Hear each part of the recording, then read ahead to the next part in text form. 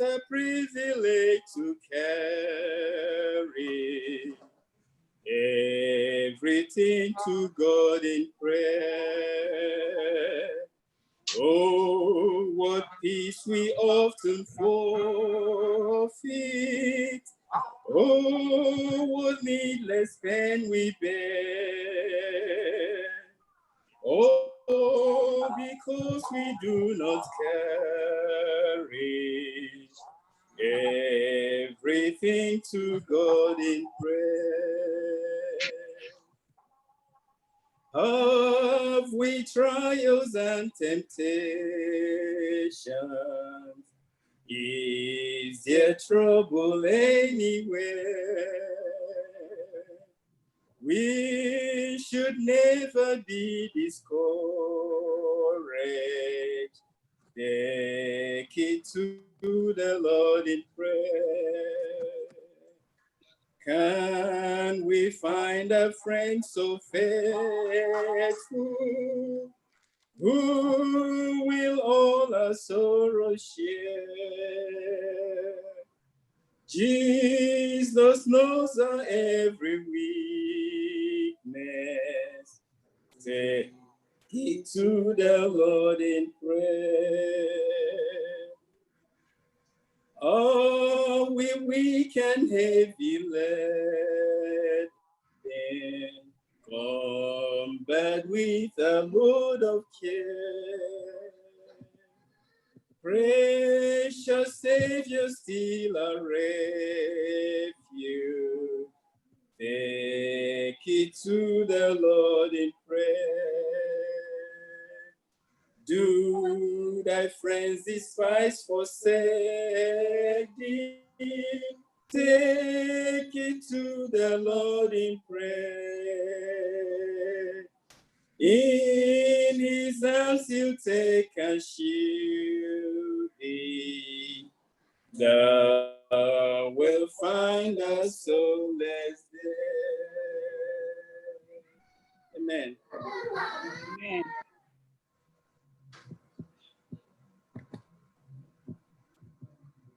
Do you hear in prayer?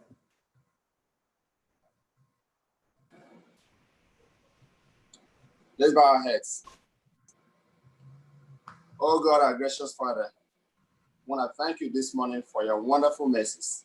I want to thank you for abundance of mercies which you've given to us, for your grace which you've given to us that we don't even deserve. King of glory, all your children have gathered this morning to talk about you, to study your lesson. We ask this morning that our lesson today will be studied according to your wish. That this morning, we all will be in tune to be able to study your word. Not only are we going to study your word this morning, may we also be doers of your word.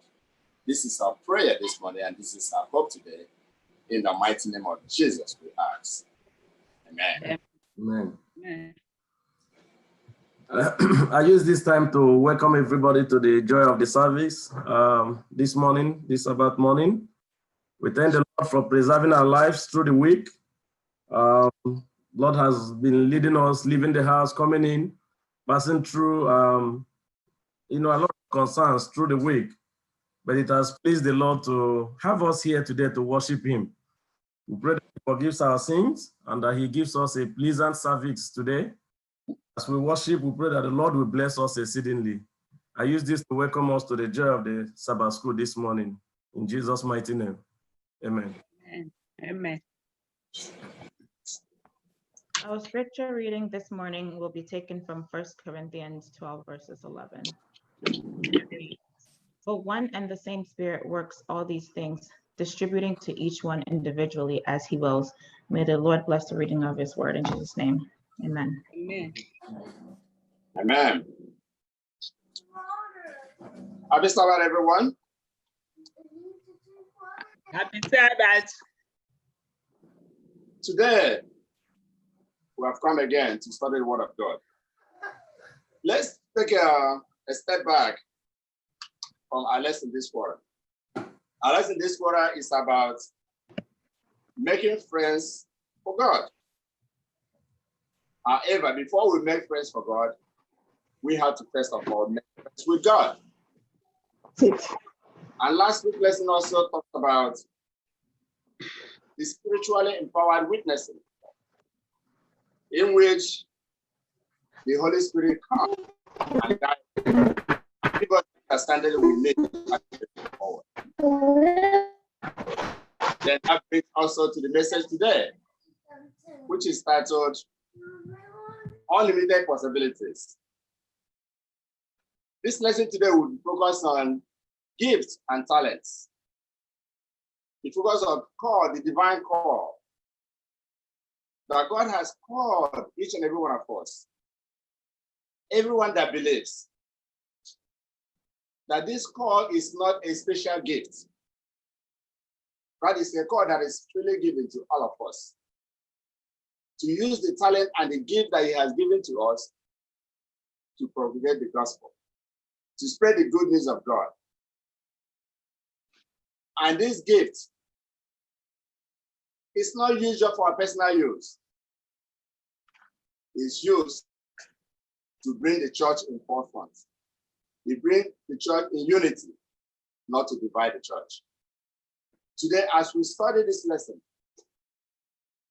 we will learn how we can discover our gifts and talents. We will also learn who gives all these gifts and talents, and the purpose of whichever gift that is given to you. Today, our own brother, an elder, Ugochukwu will be leading out. As he moderates this lesson today, I want to ask each and everyone to pay attention. Maybe today you're going to discover your own gift.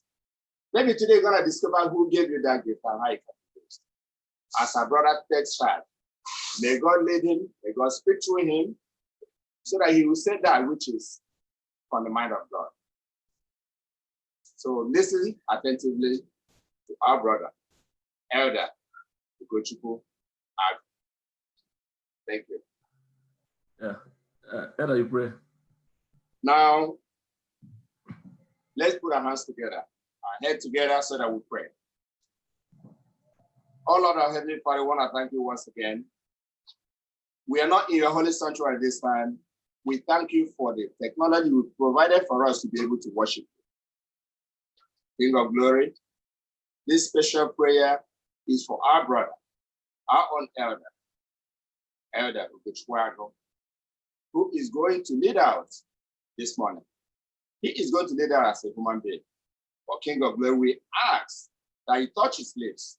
We ask that you guide him with the Holy Spirit, who will be able to give him the understanding and protection and the guidance that he needs to spread this gospel today. And all of us who are listening today, may it also be a blessing to each and every one of us and also our family, so that we can move this gospel forward to all the world, so that everybody will come to understanding of it. May this be our prayer this morning. May this be our hope today. In the mighty name of Jesus. I'll say amen. Amen.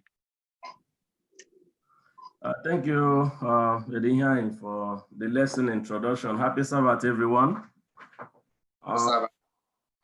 We study every weekend. I will employ us to get our Bibles. We are going to do a lot of reading. That's the only way we will understand the embedded in the lesson of the day. We have a very important lesson today, very good one as well, just like we'll be having in other days when we'll be talking about the spirit of witnessing. Today we have the unlimited possibilities, just as Edihan has introduced it as the caption of the lesson we have. And there are two things very important in the lesson today, very, very important. One is the spiritual gifts, and is the gift of the Holy Spirit. Very outstanding in our lesson today. One is the spiritual gift, and another is the gift of the Holy Spirit. From where we took our memory test from 1 Corinthians chapter 12, verse 11, it says, "But one and the same Spirit works all these things, distributing to each one individually as he wills. But one and the same Spirit works all these things, distributing to everyone as he wills. And when we make mention of the Holy Spirit, I don't know if anybody has John chapter 14, verses 1 through 18. The Spirit is mentioned. I just want us to start from there. What comes to mind? There are specific things expected or God wants why the Holy Spirit is mentioned. And I just want you to see what the Holy Spirit does for us. John chapter 14, verses 15 through 18. If you have it, you can read, please.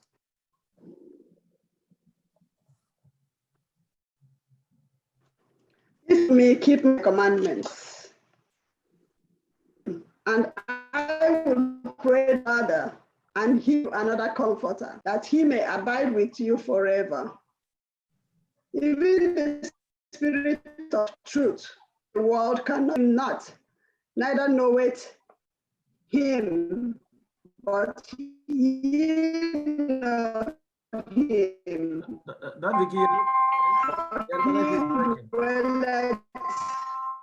internet is breaking. You and shall be in you.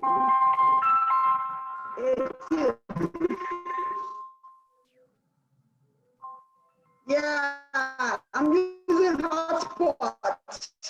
Yeah, I'm using hotspot. Listen, go on.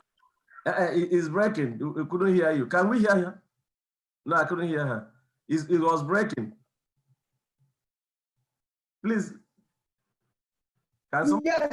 Okay. I'm using, I don't have internet in my. Oh, so sorry. Let me read. Okay. If you love me, keep my commandments, and I will ask the Father, and he will give you another advocate to help you and be with you forever. The Spirit of truth. The world cannot accept him because it neither sees him nor knows him, but you know him, for he lives with you and will be in you. 18. I will not leave you as orphans. I will come to you. So from where we read, in just one word, the Holy Spirit, what's the work of the Holy Spirit? Telling us the truth. The Holy Spirit will tell us the truth. And what again? Holy Spirit will guide. The Holy Spirit will guide us through all truth. And then there's just one word I'm looking for. Holy Spirit will give us understanding. The Holy Spirit will give us understanding. There's one more, if we remember. Dwell on us. The Holy Spirit will dwell on us. I'm still looking for that one word. The Holy Spirit will give us comfort. The Holy Spirit will give us comfort. The Holy Spirit will be our comforter. He said he's going to send us the Holy Spirit to be our helper, to be our comforter. And then as a Seventh-day Adventist, you want to ask yourself, why is the Holy Spirit a very significant part of the preparation for the mission that we've been given? Why is the gift of the Holy Spirit very significant in that? And if you have the book of Acts of Apostles, chapter 1, verse 4 and 8, if you have the book of Acts, chapter 1, you read verse 4, and then you read verse 8. We want to know, why is the Holy Spirit a very significant part in preparation to fulfill this task, this requirement, this witnessing that the Lord has given us? Why is it important? Please, if you see it, you can read. And while staying with them, he ordered them not to depart from Jerusalem, but to wait for the promise of the Father, which he said, you heard from me. 8. For you will receive power when the Holy Spirit has come upon you, and you will be my witness in Jerusalem and in all Judea and Samaria and to the end of the earth. So God himself is love, and he is giving us a commission to reach out to others. And we cannot do it by ourselves. It's not something we can do by our own strength. But he's promising us that I am the one tasking you on this mission, and I am going to give you the Holy Spirit. And that Holy Spirit will help you to shine this truth. The Holy Spirit will qualify you for this task. Even if you are qualified or not, when you have that Holy Spirit in you, is going to qualify you for that task. And once it qualifies you for the task, in the lesson, if we read the lesson very well, we are called so many names. One, you will be the ambassador for Christ. What are in the lesson? The priesthood. We will be the holy priesthood. When the Holy Spirit shines that light in you, you'll be the royal priesthood, you will be the ambassador of Christ, and by so doing, you go out and witness to the Lord in order to execute that task through which He has given us. But on Sunday lesson is trying to tell us that we have different gifts, different talents, but they are all united in one. And the lesson is trying to make us know that the Lord is aware that we have our different personalities. We have different temperaments. We have different gifts, but from all those differences. Do we allow those differences to separate us, or do we allow those differences to unite us, to strengthen us in the mission?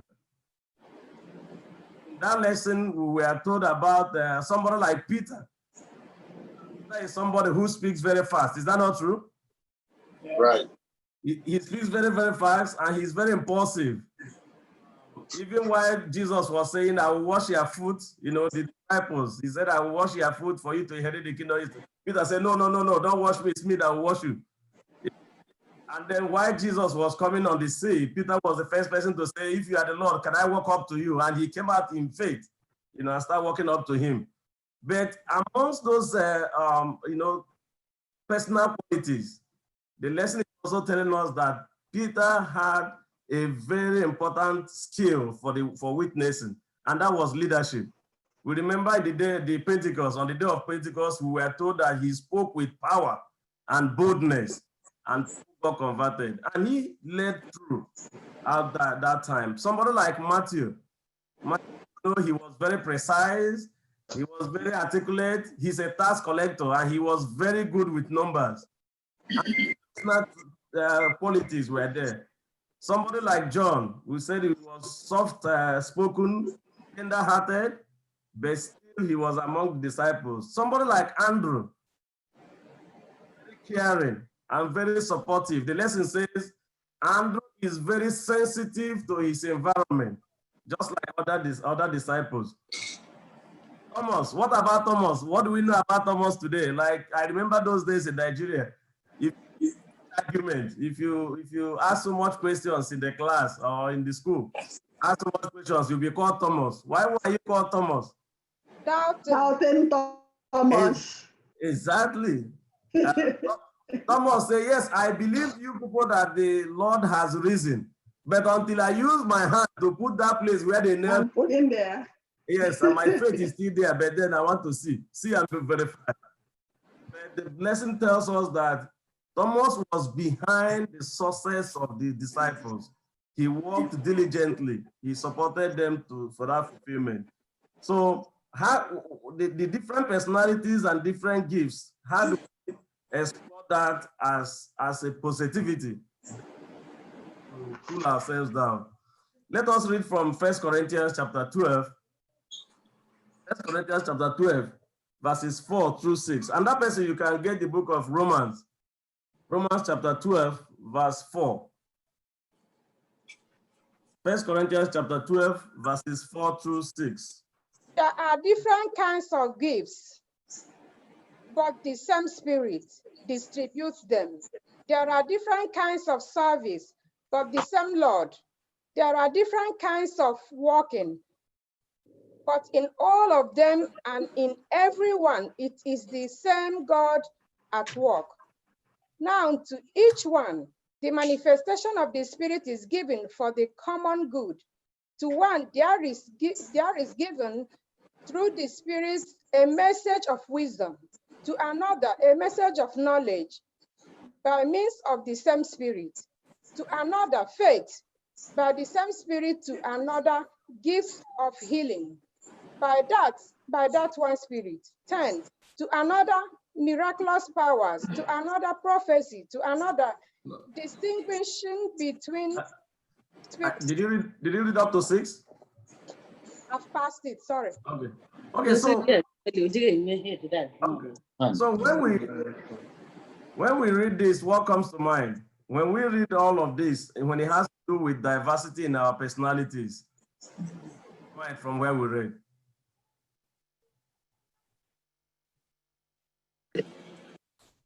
It means that we have to be able to accept each other's talents. And we have different personalities, like the lesson rightly said. That we should be able to accommodate others. We should also be able to be very sensitive when we say things, because it might affect others. We want to be together, not divided, but the unity one. Do we have other ones? Each person has a gift and you should be able to value my own gift in as much as I will value yours. Okay. Good.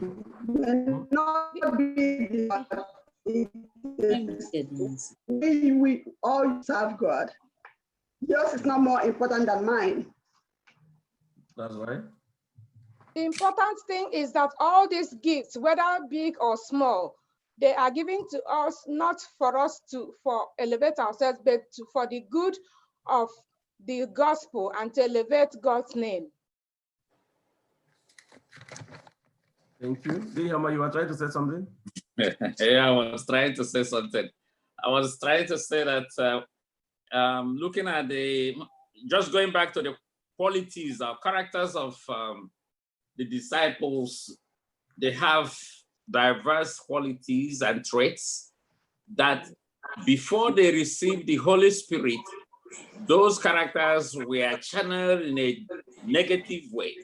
But when they received the Holy Spirit packaged those characters to positive ways for witnessing.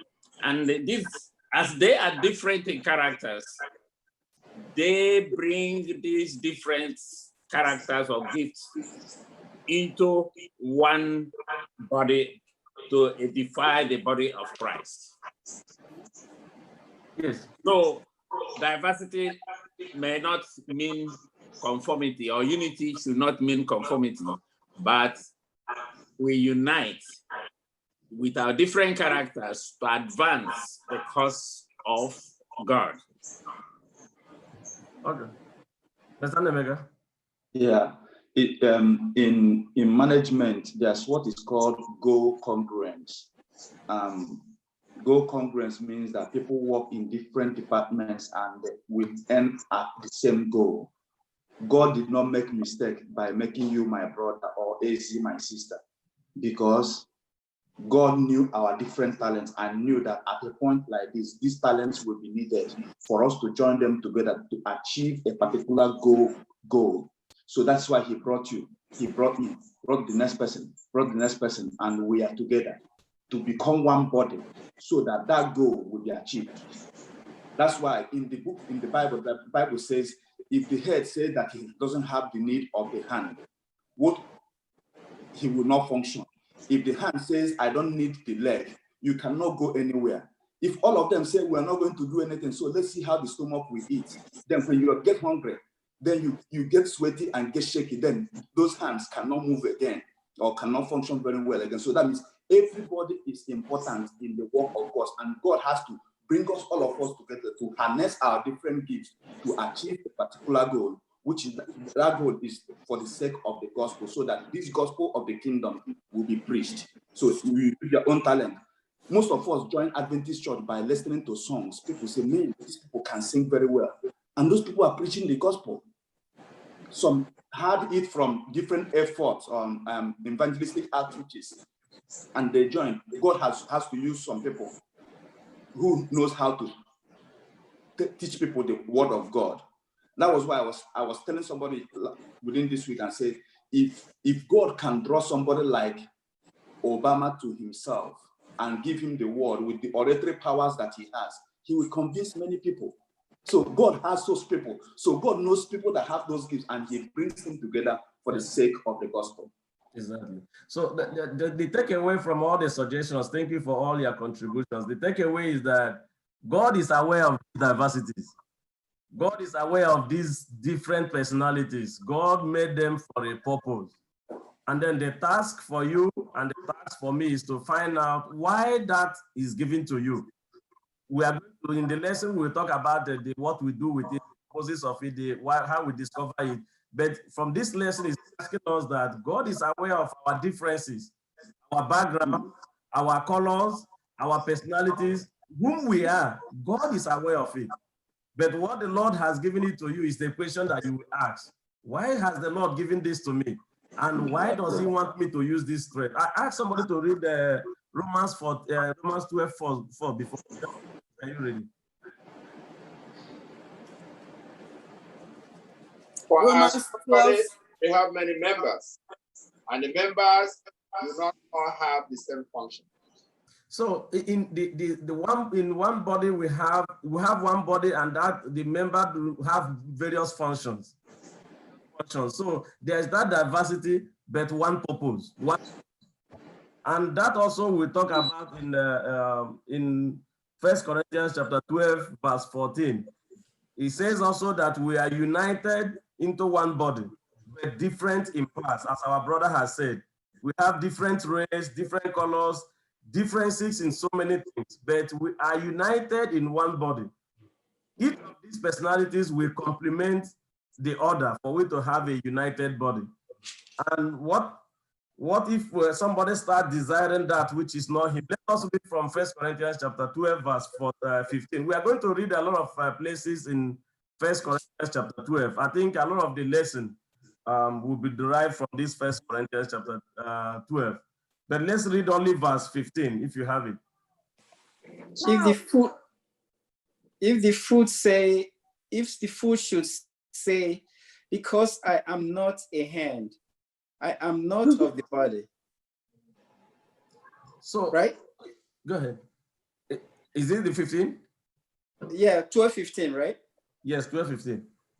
If the foot should say, because I am not a hand, I am not of the body, is it therefore not of the body?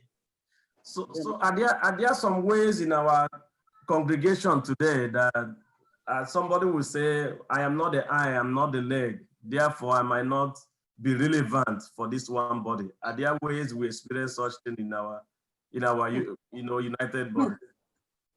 Yes. How do we experience such? I think in the church, some people count themselves out, even before an attempt is made. But from what we are studying today, it looks like we actually need to conscientiously seek, that talent that we have. There are many talents that are hidden in the church. It's just that they have already counted themselves out and say, well, I cannot do it. I cannot sing. I cannot preach. I cannot do this. And people will just come to the church and sit down. But I think it actually depends on you actually praying and asking God to show you that gift. There are many hidden gifts that we have, but we need to play a role in finding and asking God to actually have us express that gift. In verse 20 to 22, just as you have just rightly said, there's something very essential that we want to learn from that verse 20 to 22 about some people that have lesser gifts to others. Are there some lesser gifts?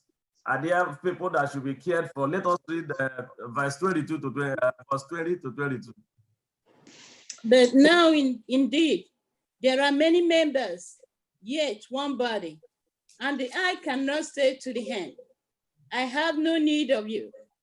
Nor again the head to the feet, I have no need of you. No much rather those members of the body which seem to be weaker are necessary. So that's verse what? Verse 22? That's 22. Beautiful. So just before we read 23 to 25, are there ways that we do cut off? From Deity God's suggestion, yes.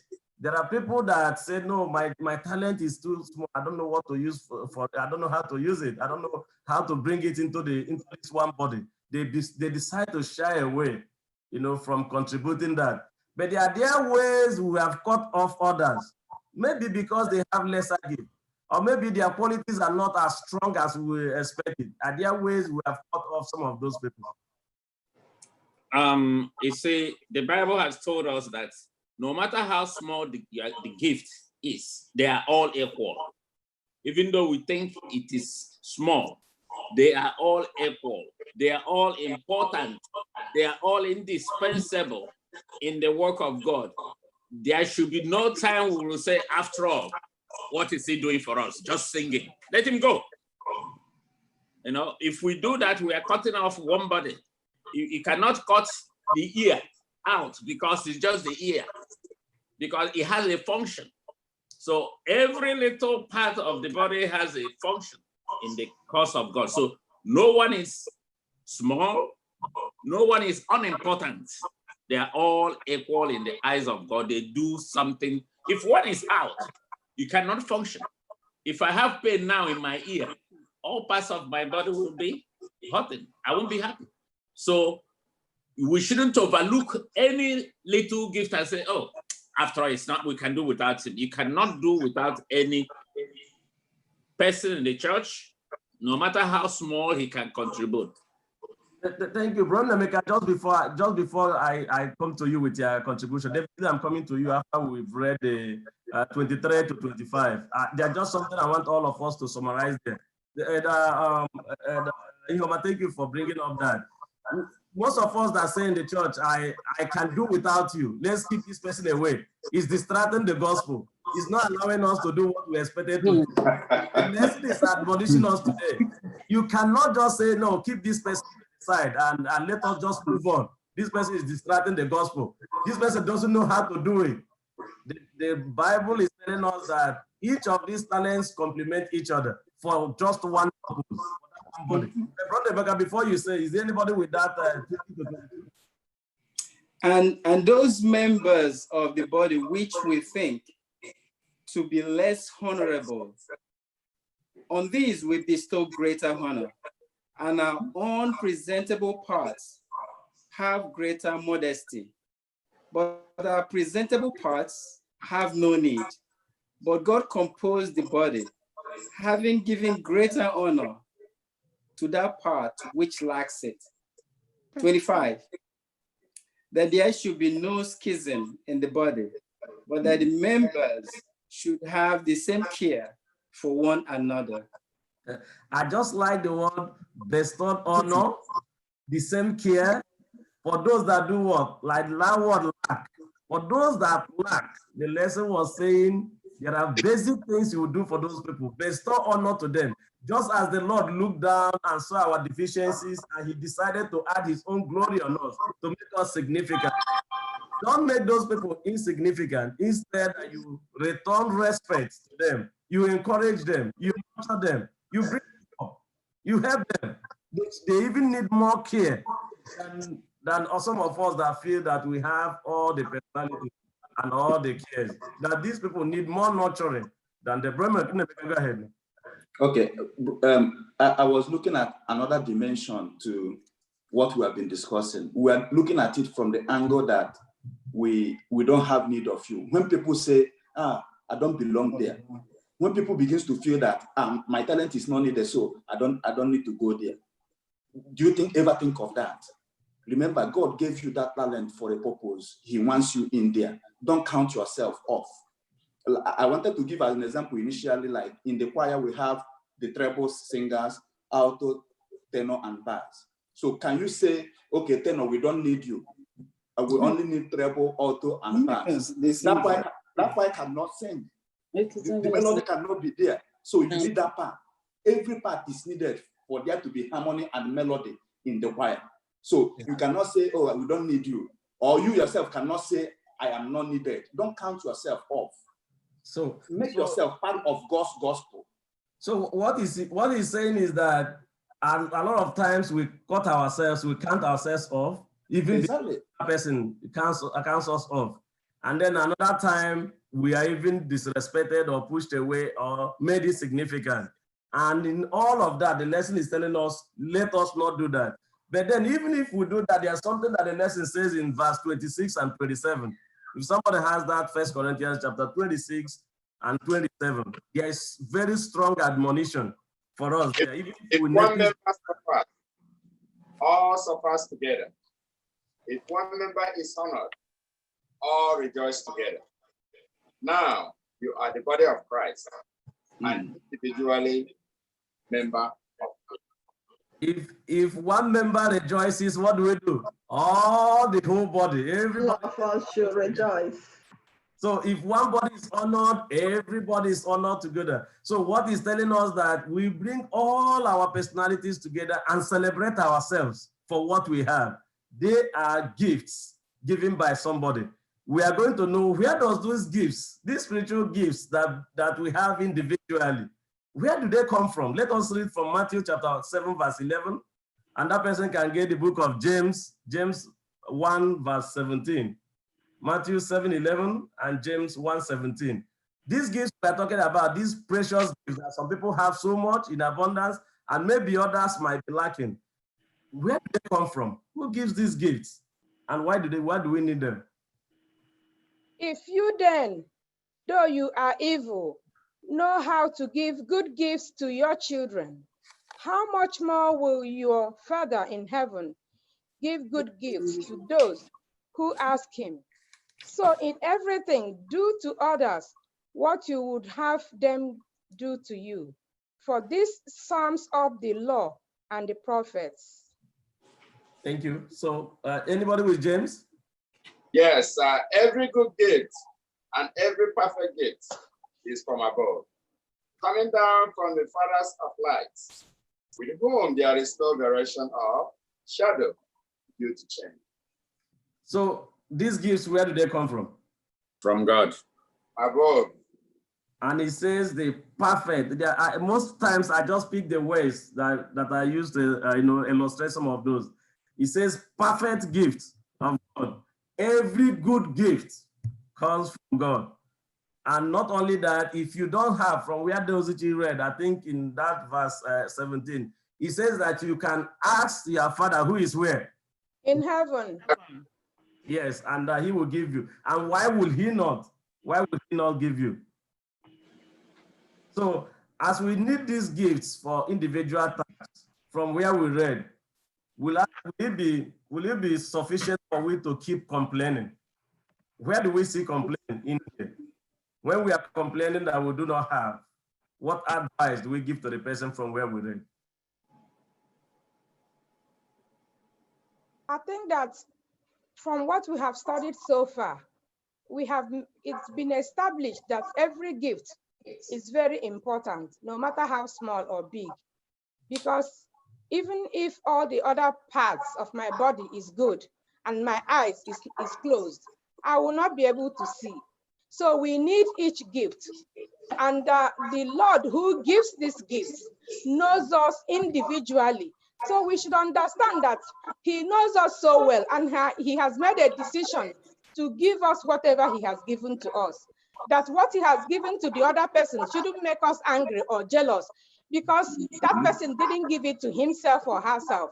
It is God who is doing the gifting. He knows what you can handle and what you cannot handle. So whatever little you're given, use it to the best of your ability. Whatever you have been given, use it to the best of your ability, and there's no room for jealousy, no room for anger, but ask of the Lord who gives willingly. Brother, go ahead. Okay. These gifts are not given for a show. God don't give gifts for a show. He gives it for a purpose. He don't just give you so that you can come show up that I know how to sing. Let me show them that I know how to sing. No, or show them that I know how to preach. He gives those gifts for a purpose. If when you envy a gift and you say you are asking God for that gift, why are you asking God for that gift?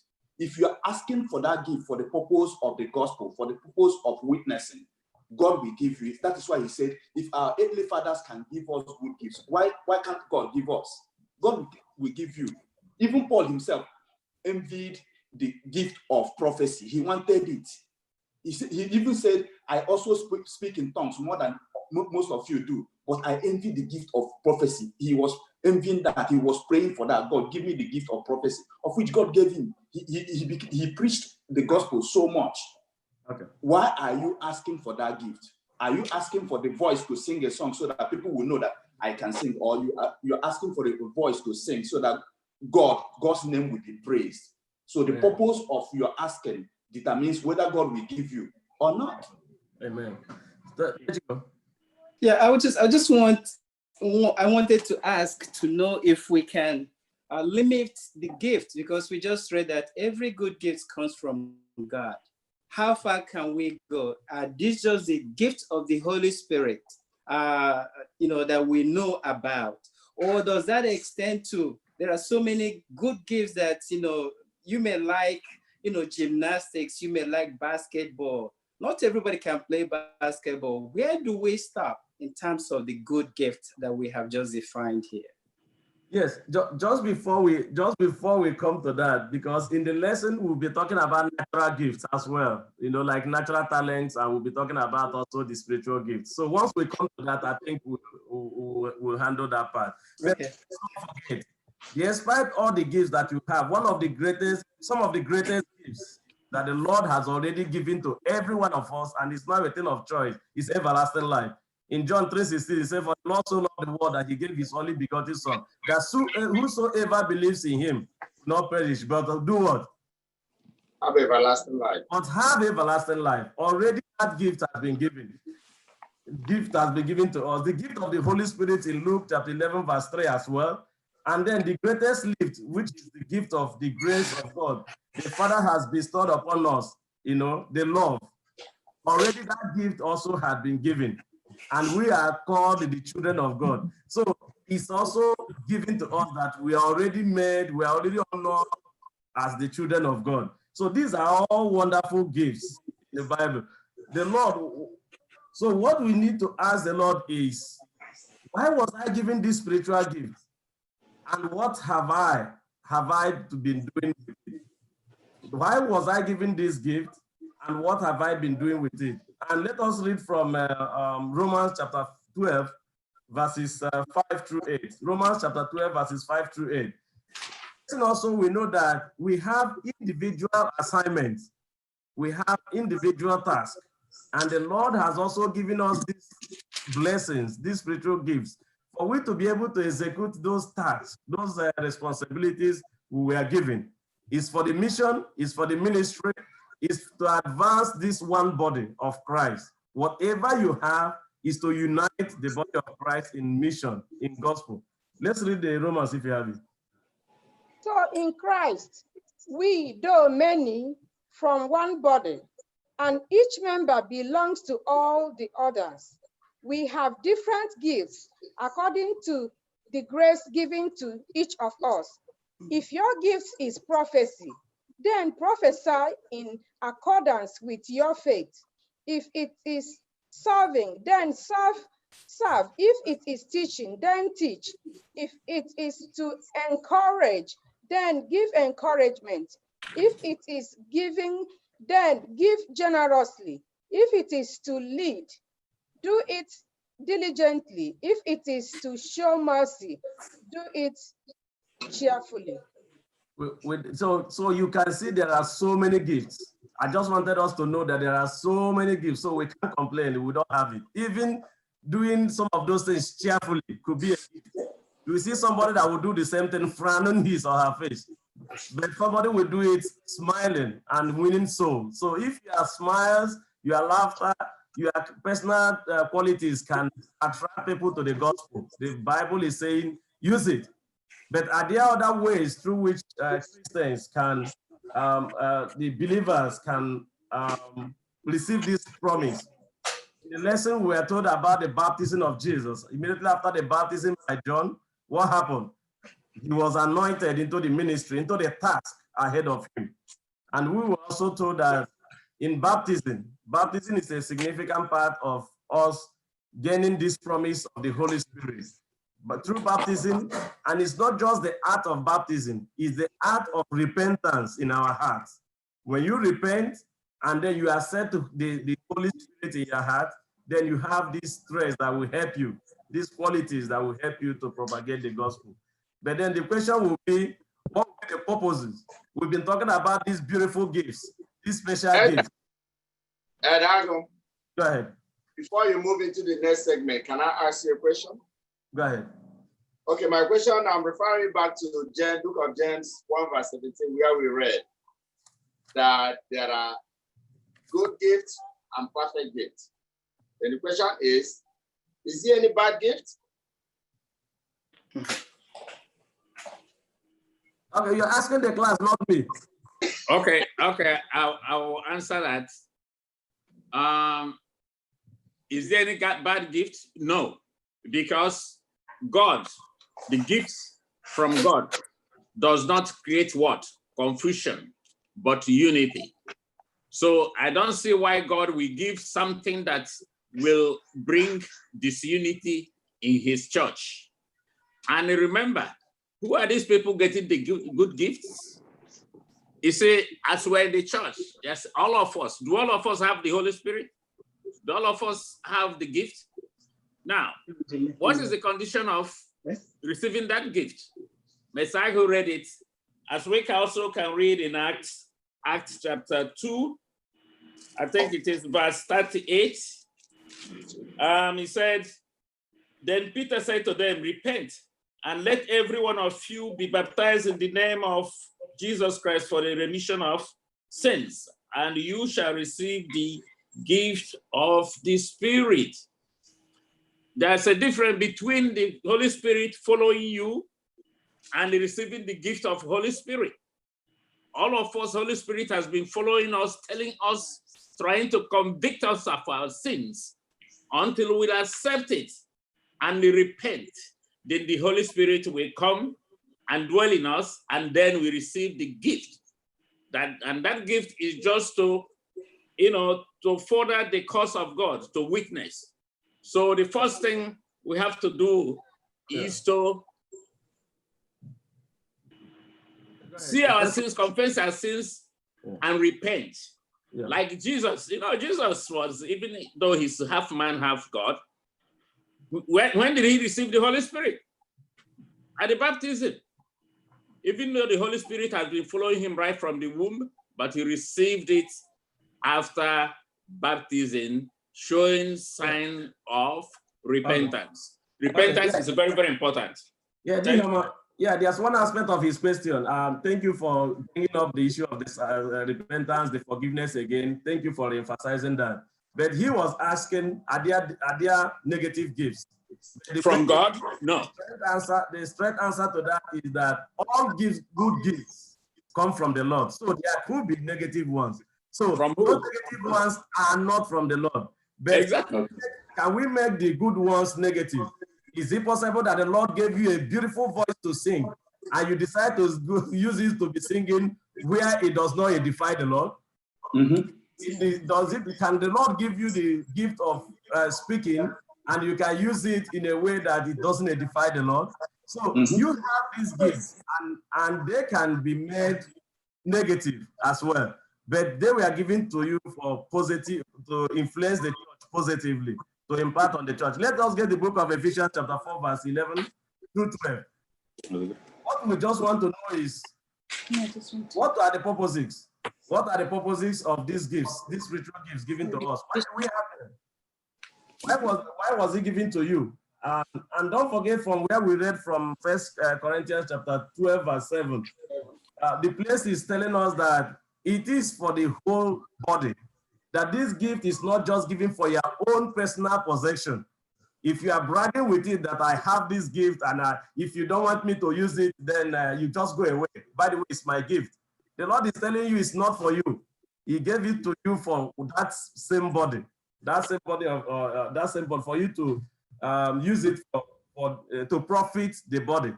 But if you have Ephesians chapter 11, verse 15, you can read. Verse 15? Yes, 11.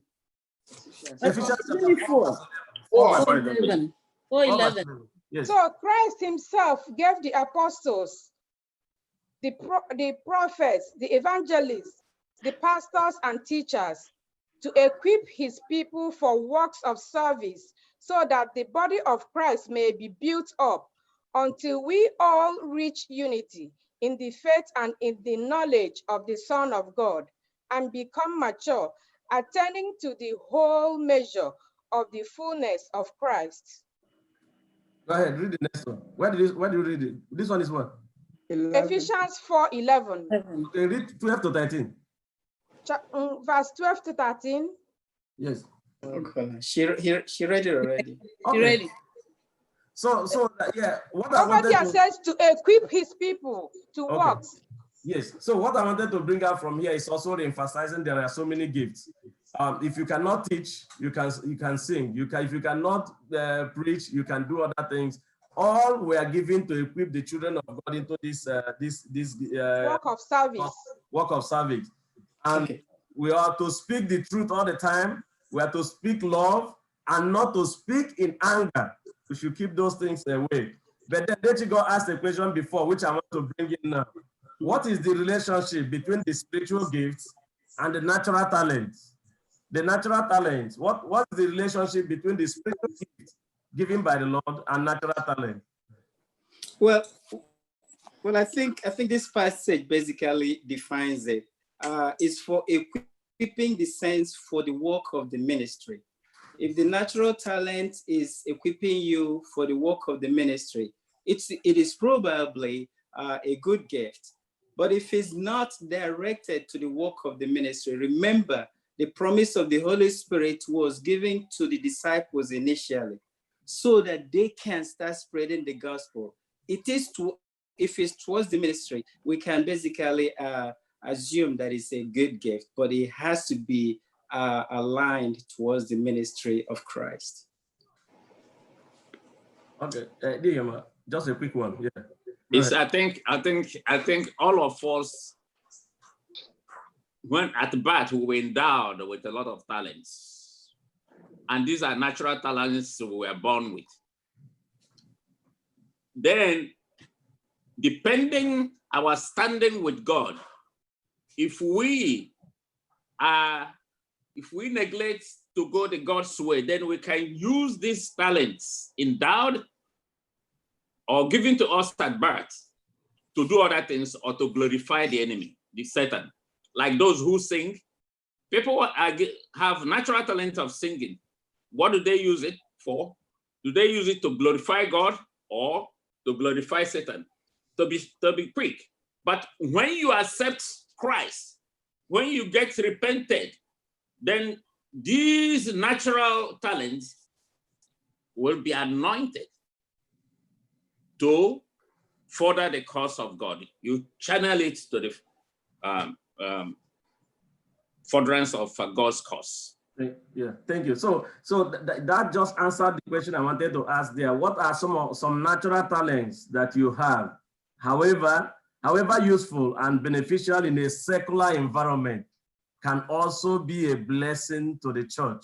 Those natural talents that you have, no matter how beneficial they are to you in the outside world, in the secular society, maybe those gifts, you inherited them or you developed them yourself. It's not like you were born with it, but over time, like piano, it's just like you are a pianist, you can play piano. You were never born with it. You spent all your time, when myself I'll be playing football, then you use your time to go and learn the piano. But now that you have perfected in doing it, what do you use it for? Do you say, okay, you guys didn't pay me, I will not use it for you. By the way, I spent my money to go and learn the piano. Now I cannot play it in the church. The lesson is telling us that those gifts, whether you learned it or is a spiritual gift, can also be used in the gospel. But then we want to discover the gifts. How do we discover some of those gifts? I just want us to read from 2 Corinthians chapter 1, verses 20 to 22. How do we discover the gifts? Could it be that I have a spiritual gift and I don't know? It may just be possible that I don't know that I have it. And even if I don't have it, can I just keep quiet if I am so challenged in the spirit and I want to evangelize, I want to witness for the Lord, I want to do something in the church, but I don't have the gift? What do I do? I just sit down and I do nothing. That place has something for us. Please, if you get it, you read. And then if another person can please quickly get 1 John chapter 5, verse 14. First John 5, verse 14. Please, if you have 2 Corinthians, you can read. For all the promises of God in him are yes, and in him, amen, to the glory of God through us. So, you read to 22, yes. Okay. Now he was established. No, now he who establishes us with you in Christ and has anointed us in God, who also has sealed us and given us the Spirit in our hearts as a guarantee. So he's telling us that something is here. Let us, before we explain this and before we ask questions, if you have 1 John 5 verse 14, please can you read 1 John 5 14? 1 John 5 verse 14 says, and this is the confidence that we have in him, that if we ask anything according to his will, he heareth us. So I'm just trying to combine two places. This is the confidence, I as a Christian, this is the confidence that I have in him, that everything I ask, that what will happen? That he will give it to us. That everything you have, he will give it to you. And then in 2 Corinthians, he's trying to portray that God is somebody who says yes, so many yes to our request. So what do we do when we do not have some of those gifts? From where we read, if you feel that there's a gift you do not have, what do? You ask. Ask God. Ask. So how do we ask? Pray. NSA. Prayer. James 1. You pray earnestly. I have a question. And have faith. Yeah, before the question. Okay. So how do we ask? If we study deep into the lesson is telling us that even when we ask, we decide to learn, participate in that activity. You decide also to listen. And those are all aspects of asking. If you are asking that the Lord will bless you with a gift to sing, like myself, I can sing very, very well. It's just that I've not shown you people that. You know you done. Amen, my brother. So if I'm asking the Lord every day on my knees, because that the Lord is the one who I'm asking him to please bless me with the gift of singing, and I don't come closer to the choir. I dislike the people who sing in the choir. I will not get closer to the choir master to help me to know my voice. My mind is even the words that I can't even know which one is the auto and treble. How will you even be able to sing? You are just praying every day, but you don't know whether this key is high or whether this key is low. You can't. So the lesson is telling us to get closer. If you get closer to some of those, you'll be able to do that. And then there are so many promises in the Bible that encourages us to ask.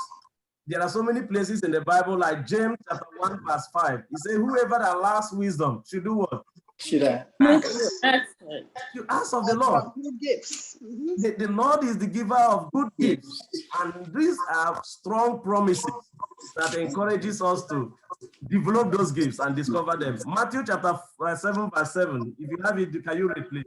Matthew 7, 7. Yeah, just before you ask. Okay. Will be given to you. Seek, and you will find. Knock, and it will be open to you. No, can you read that again? Ask, it shall be given to you. Seek, and you find. Knock, it will be open to you. So by the time you ask, by the time you seek, and by the time you knock, that gift will come to you. And there's just one place I want us to read before Bro Prince asks your question. Jeremiah 33 verse 3. We have Jeremiah 33 verse 3. If you have it, please. And while they're bringing it, I will say get involved in church activities. By doing that, you discover what you're good at. That's right. That participation is very important. You can't just lean by the side. Participate, discover, participate in the church activities. You'll be able to discover your gift. But Jeremiah, if you have Jeremiah 33 verse 3, please, can you read for me? Jeremiah, Come to me. Oh. Jeremiah 33 verse 3 says, Call upon me and I will answer thee and show thee great and mighty things which thou knowest not. So if you feel that it's too difficult for you, if you feel that it's mighty, the Lord is a mighty God. He said, call unto me and I will show you great and mighty things which you do not know. So if you are in doubt whether you have that spiritual gift, if you are in doubt whether you have it, the Bible says you call on to the person that gives it, and that he will help you to discover whether you have it or not. Call on to me, and I will help you to discover those hidden gifts, those precious gifts in their life. Yeah, Bro Prince, you have a question. Question is, are the only way gift? Is there anyone who does not have a gift? I just want to get that clear. Are the only way gift? Is there anybody who does not have a gift given to him or her? The gift, is it the spiritual gifts or natural talent? No, the spiritual gift of what you have been blessed with to do, like Otaideka, Uri, or something else, or preaching out there, reaching out to someone. And it's only way a gift. So he's asking, do you think that anybody that lacks all the gift, that doesn't have the gift? I will answer it this way. As soon as you give your life to Christ, empty your heart for the Holy Spirit to work in you, our Heavenly Father will give you spiritual gifts. And also, even those talents, inborn talents you are carrying with, God will change it to become a spiritual gift for you to use it to work for you. So from spiritual, repentance is very, very important for the reception of Holy Spirit in your life. Then you get the spiritual gift. Can I say something? So if it happens that I have not given my life to God, or I didn't repent how to say, but I believe I have a gift, and I use my gift. Does it mean that I have not, because I've not really given my life to God, does not mean that I don't have that gift? I don't know my gift. Okay. Okay, can I say something? Go ahead. All right, what I want to say, I want to chete what happened to Paul when he was going to Damascus. Paul was gifted a Christian to persecute Christians. Then, when God wanted to use him to convert so many people, consecrated him, and he became a converter of Christians. So these are two different things. We are given different gifts. Yes. At times we do not, we don't know until when something happens. Then when you expose yourself to certain situations, now people can see the gift you are given. And when you consecrate yourself to God, then it will highly be elevated and you can use it for God. But do we all have gifts?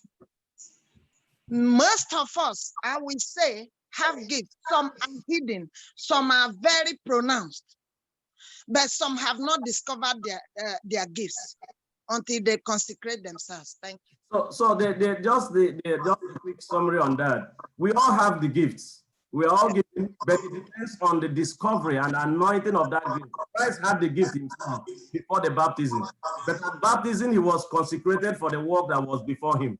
You have the gift, you've not discovered it, but then does not mean that you were not given. Every one of us was given a gift for the work of Christ. But have you used it? Have you discovered your own? Is a different question. So that answers the question. We are all given. You can sometimes you go to the road, you see some people that are singing and doing some other things which does not edify the Lord. Does not mean that they don't have the gift. They have the gift. Everybody was given the gift, but the Holy Spirit will shine light in you such that you use that gift to the edification of the gospel. But finally, before we conclude on that, we need to talk about how we grow our gifts. Are there ways that you may not be growing the gift? That is the parable of the talent. You know, when the master was going, the master gave some people 3 gifts, 5, and gave another person 2, and gave another person 1. The first person used it and multiply his. Another servant used the two, multiply it, and one hid his own on the ground and said, I'm not going to do anything. He just gave me only one. So what do we pick from there? What lesson do we learn from there? The lesson is that what did you do with the gift that you were given? Do you know that you can grow the gift you were given? That when the Lord gave you that little one and you decided to grow it, you decided to utilize it, and then the Lord will now know that you have a need for another one. You can grow the gift, and the Lord can also multiply the gifts that He has given you. Let us just read from the book of Matthew. I'll come back to you. Matthew 25, verse 29. Matthew 25, verse 29. So that we can know what we can do with our talent. If you have this talent that the Lord, that these spiritual gifts, what do we do with them? Matthew 25, verse 29. Matthew 25, verse 29. Unto everyone that has shall be given, and he shall have abundance. But from him that has not shall be taken away, even that which he has. So my question would be, can our spiritual gifts be taken away from us? Or they are permanently with us? From the place she read now, can our spiritual gifts be taken away? Can our gifts be taken away, or they are permanently with us, whether we use it or not? If we don't use it, they can be taken away, not utilized. If you have a talent, use it for the Lord. If you do not, you must surely lose it. If you have a talent, use it for the Lord. Please, immediately after the Sabbath school, I will call you to sing that song again. I to draw the Sabbath school backward. I had wanted to add something when Prince asked, do we all have a spiritual gift? So what I wanted to add there is that some of us, most of the time, our spiritual gifts, yes, we all have spiritual gifts that we have all answered. But you see, some people's gifts are more pronounced. Having a spiritual gift does not mean, oh, you must be teaching in the church or talking in the church all the time, or singing, or being seen, being visible. There are people that have already made drama, hasn't with they don't have backstage. There are people that have like spiritual gifts that are not that pronounced, but they are doing much work at the back. They are doing other work of God. God is using them, either maybe helping the poor. So, various kinds of things God are using people to do. So if you're not given the gift to come out to talk in public or advertise yourself as much as possible, that does not mean your gift is not edifying to the glory of God. Just appreciate whatever gift, whether it is silent in a way or whether it is pronounced. God has given you a gift and use it to the glory of God. That's what I want to say. Yeah, so she just added from what we said before. Everyone has this gift and use it for the Lord. And just a quick summary before we close. It says God wants us. I have a question. Yeah, I'll come back to your question. God wants us to use our spiritual gifts in service of our Master in building the body of Christ.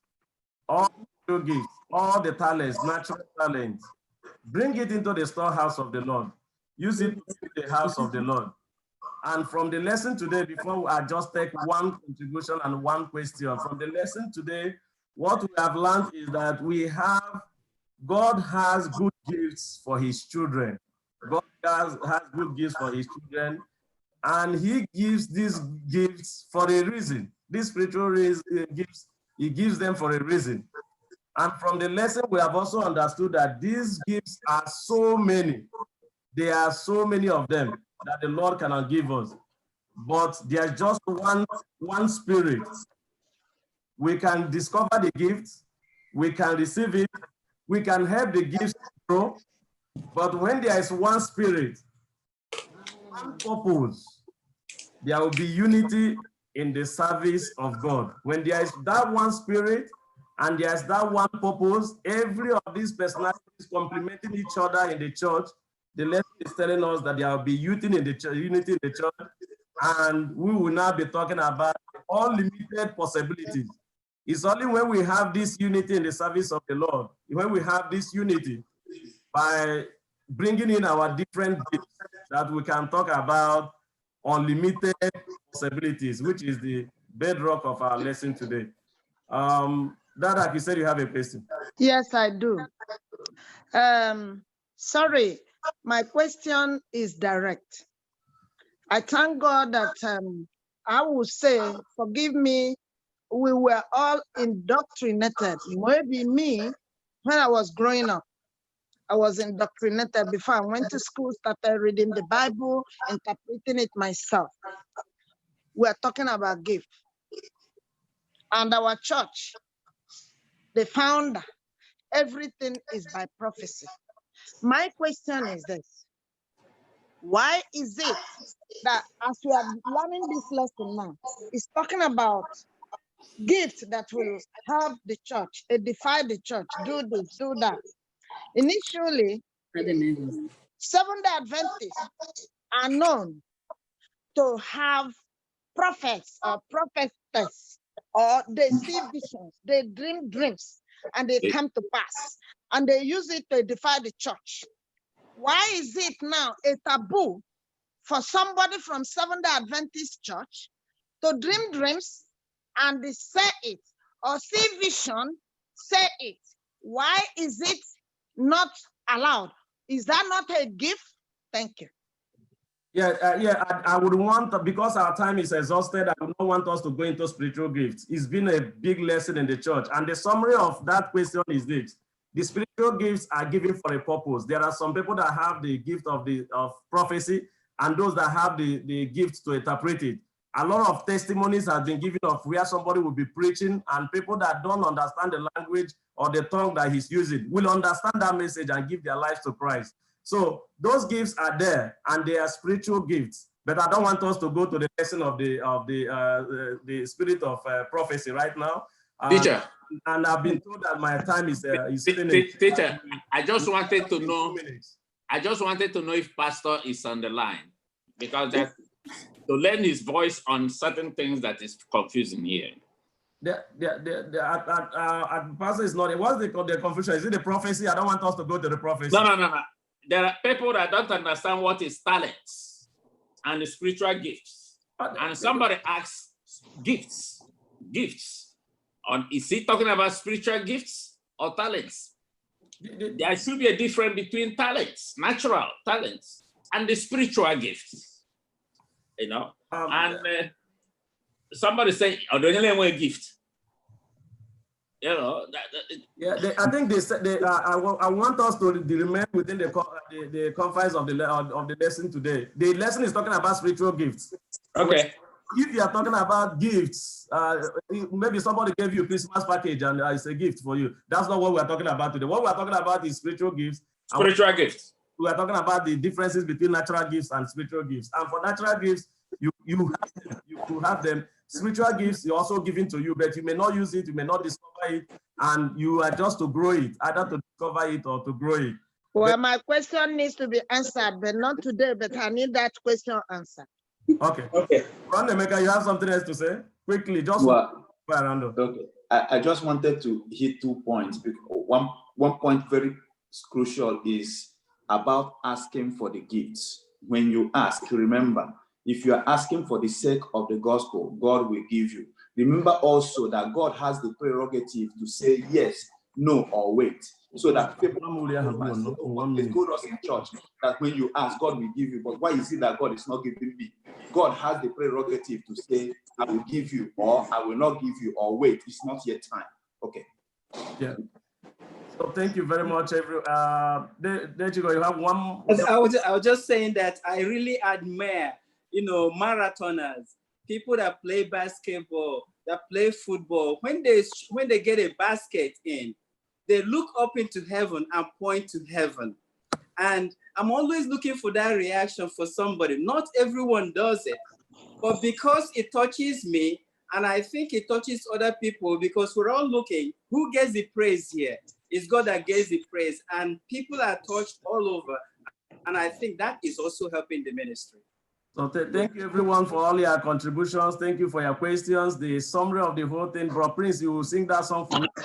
If you have a The whole thing is just talent, that use you it must for use the that Lord. talent for the house of the Lord. You must use it for the house of the Lord to build that one body, for ministry, for witnessing, and we will unlock the unlimited possibilities that. Amen.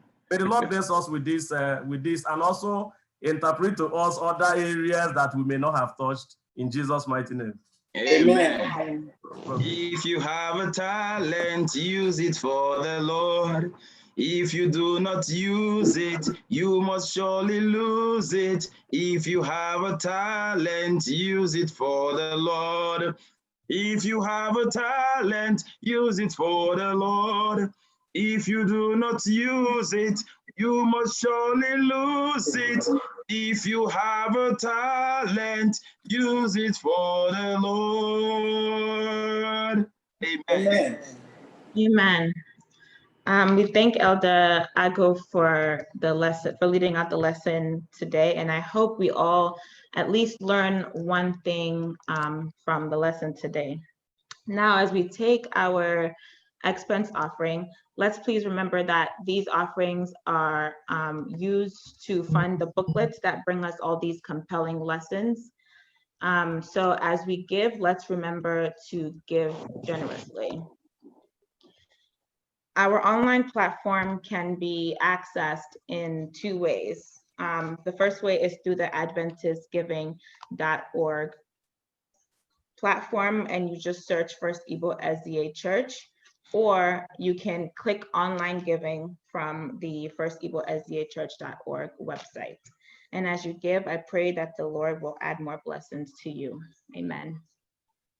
Amen.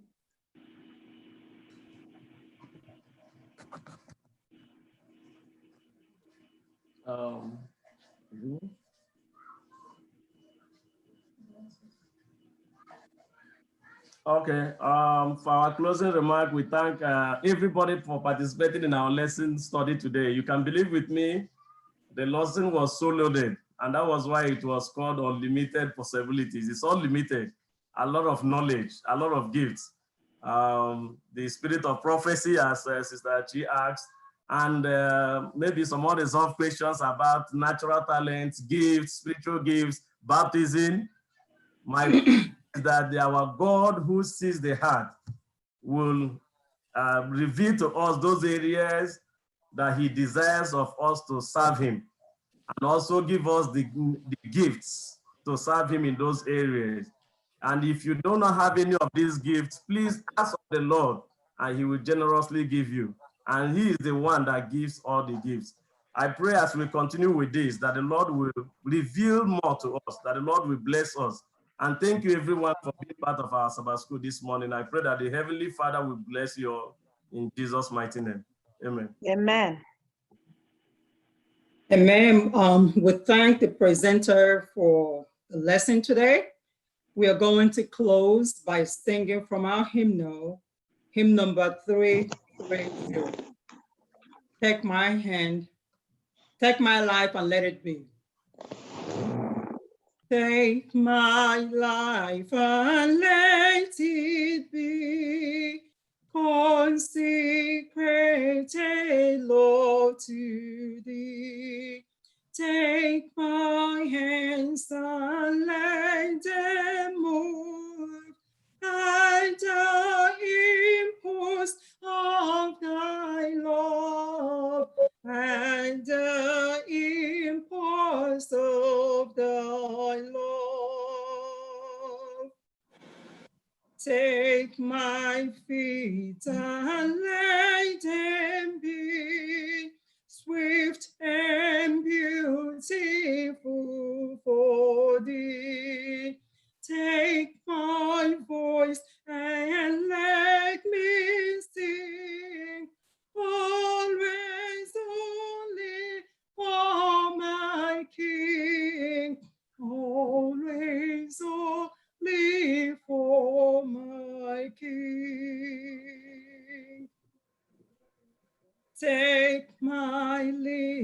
and let them be filled with messages from thee.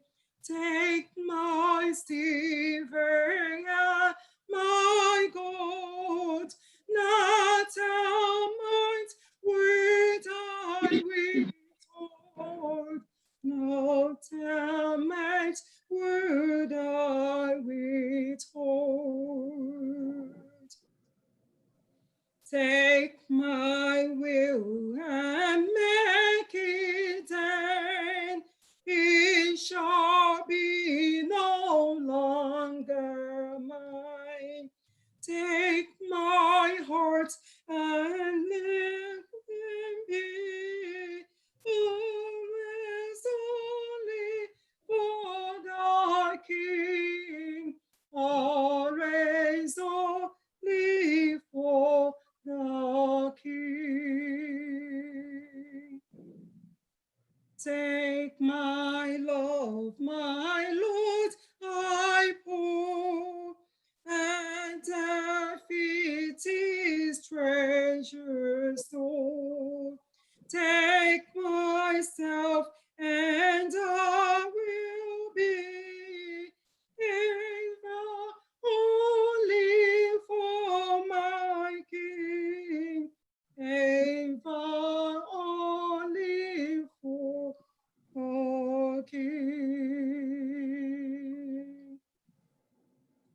Amen. Oh God, our gracious Father, take our life and let it be. Let it be for the goodness of your word. Let it be to serve you. Let it be to propagate the gospel.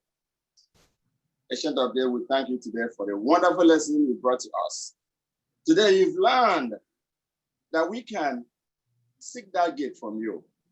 We've learned if we don't have wisdom, we come to you and get wisdom. We've learned if you don't have any gift, we should come to you and get that gift. We thank you today for the blessings of the Sabbath. We ask, King of Glory, that all we've studied today will be used to move your gospel forward. Bless each and every one of us today who has come. Guide us. Protect us with your Holy Spirit, whose function is to guide and to lead and to bring understanding, so that our services to you will be unlimited and endless. May this be our prayer, King of Glory. May this be our hope as we wait quietly for the second coming of Christ. Thank you, Lord. Thank you. In the mighty name of Jesus, we ask. Amen. Amen.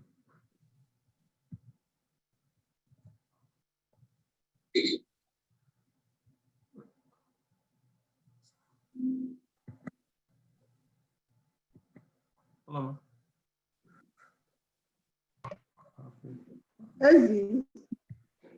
This Sabbath,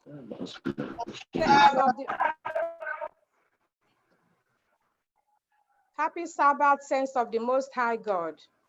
Happy Sabbath. At this time, we are going to welcome each other. We are all, I know, grateful to the Most High God, who has been with us all this while. About 6 months ago, the world was hit by a global pandemic, and the churches were shut down, including ours.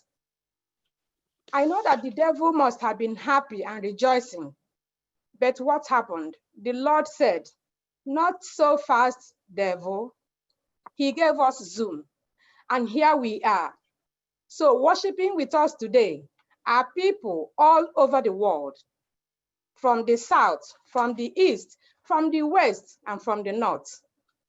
And as you worship with us today, I pray that the God Almighty, who has made it possible for you to be in our midst today, will bless you real good and abundantly.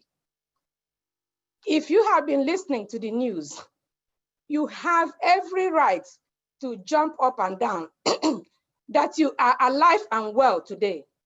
So many things happened this past week. but the Lord saw it fit to have you and me be alive, worshiping him. Feel comfortable, relax, rejoice exceedingly in the Lord, and be glad and give him glory for the privilege of worship today. So may the Lord really bless us all as we worship in the mighty name of Jesus. Amen. Amen. For today, we only have one announcement, and that is that we will be having church board meeting tonight by 7 p.m. So all board members, please remember to call in by 7 p.m. for our church board meeting. That is all the announcements that we have, but if we have any others, the first elder or pastor will bring that to you. Thank you.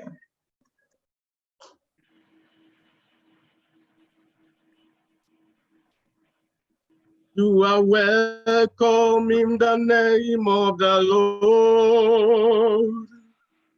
You are welcome in the name of the Lord. Hallelujah.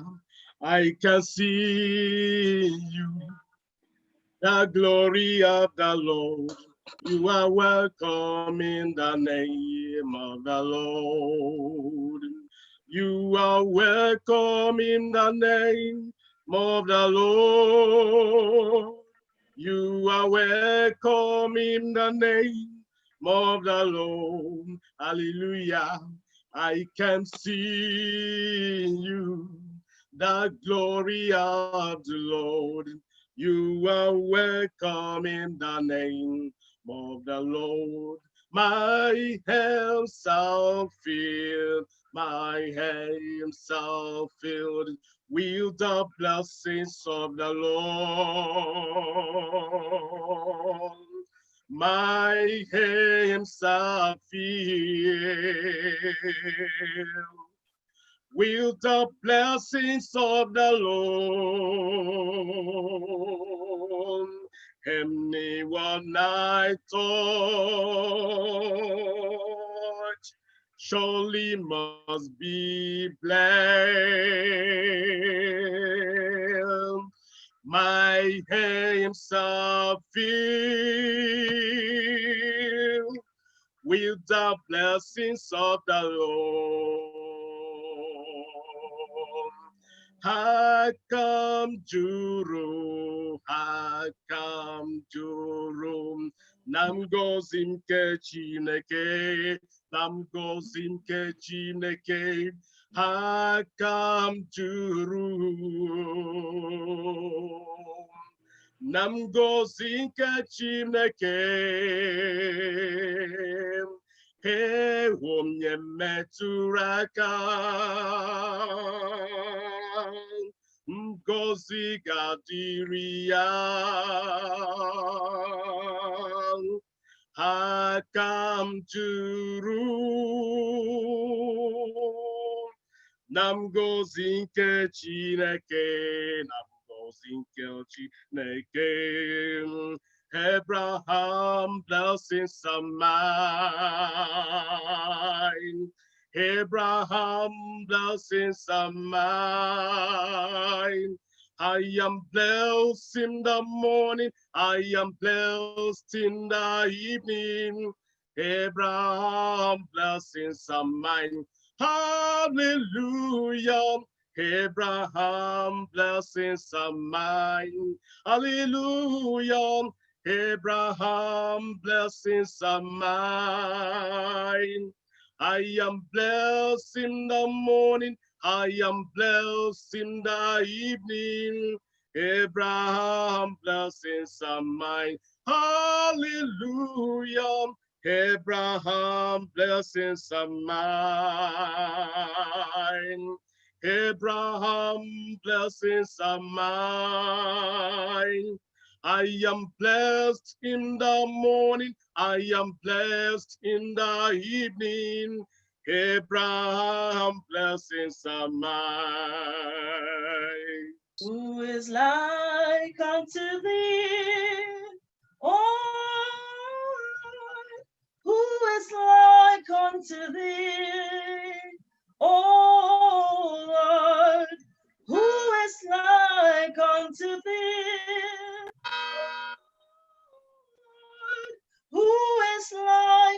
unto thee, O Lord, among the gods, who is like thee, glorious in holiness, fearful in praises, always doing wonders, hallelujah. Who is like unto thee, Lord, who is like unto thee, O Lord, among the gods, who is like thee, glorious in holiness, fearful in praises, doing wonders, hallelujah. Oh Lord, my God, how excellent is your name. Oh Lord, my God, how wonderful is your name. Oh Lord, my God, how excellent is your name. Oh Lord, my God, how excellent is your name. Oh Lord, my God, how excellent is your name in all the earth. How wonderful is your name. What almighty God we serve. What almighty God we serve. Heaven and earth adore him, angels bow before him. What a mighty God we serve. Hallelujah. What a mighty God we serve. What a mighty God we serve. Heaven and earth adore him, angels bow before him. What a mighty God we serve. Dig them on your Jesus, dig them, oh, dig them on your Jesus, dig them. Also give him Mary, and give you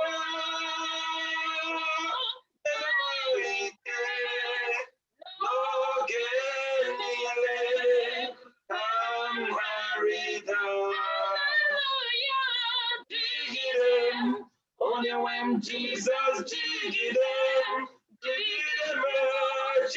them, only when Jesus, dig them, also give him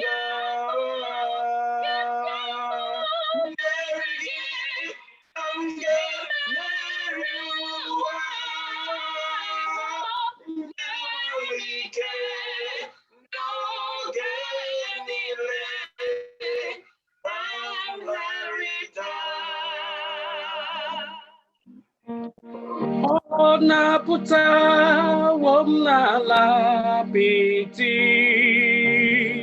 o mewam uzone lo kenkume o diewo abo nonomta o otuto hallelujah Iamachuku ona puikoya ihunanya ya karira jomile omewuba ona bohuta o kwesịrị otuto hallelujah ọ na-apụta ụgbọ m n'ala biti aka guzo n'elu oke nkume, o tinyewo abụtọ n'ọnụ m taa, okpu otuto, hallelujah. Jesus is a winner man.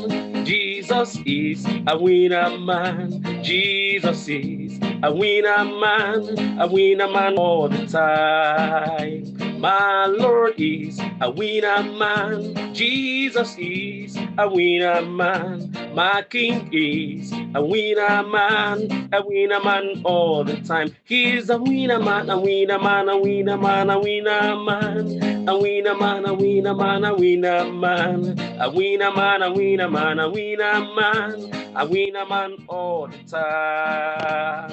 Anya mapwa ahụhụ ọlụ ebube gị Chineke, imela onye nwe m, imela.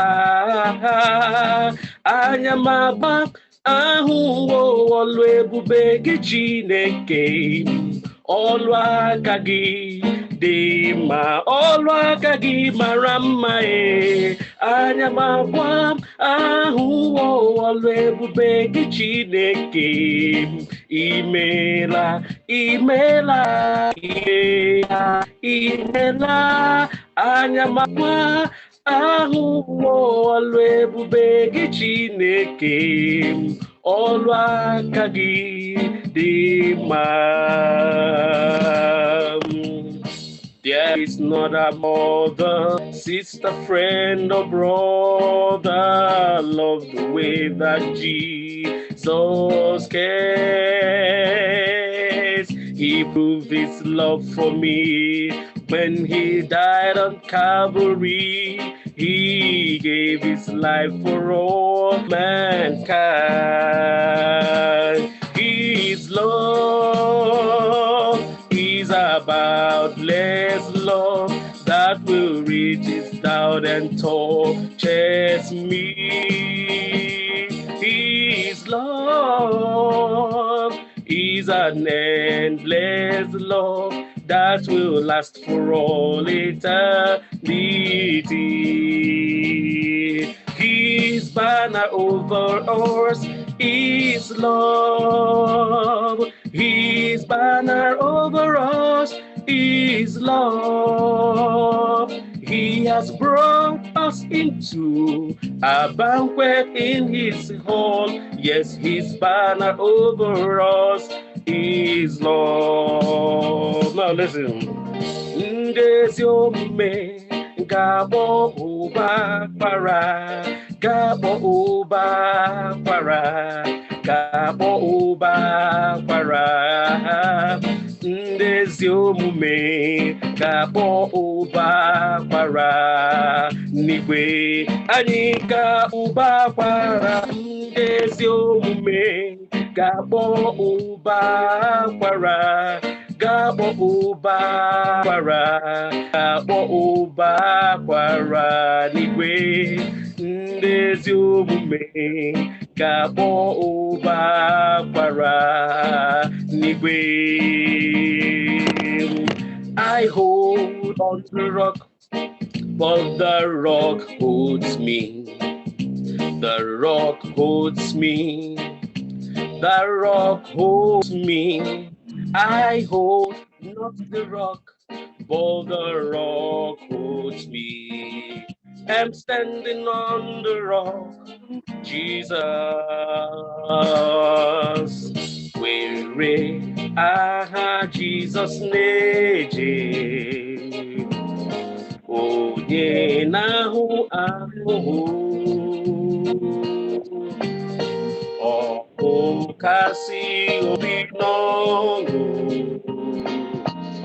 ebe ọbụla ị na-eje, nwanne m were ya na-eje, were aha Jizọs na-eje, onye na-ahụ ahụhụ, ọ bụ nkasi obi n'ọṅụ, ebe ọbụla ị na-eje, were aha Jizọs na-eje, onye na-ahụ ahụhụ, ọ bụ nkasi obi na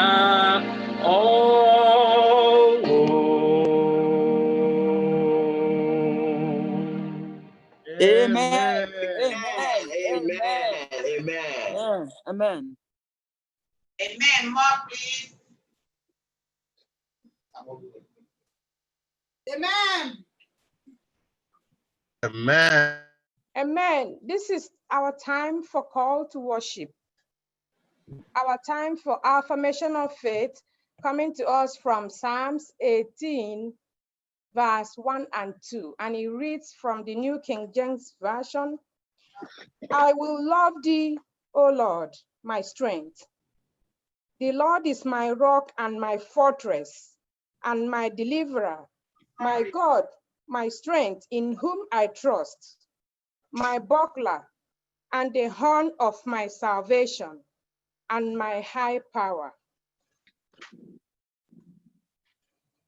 Then our call to worship is coming from Psalm 95, 6 and 7.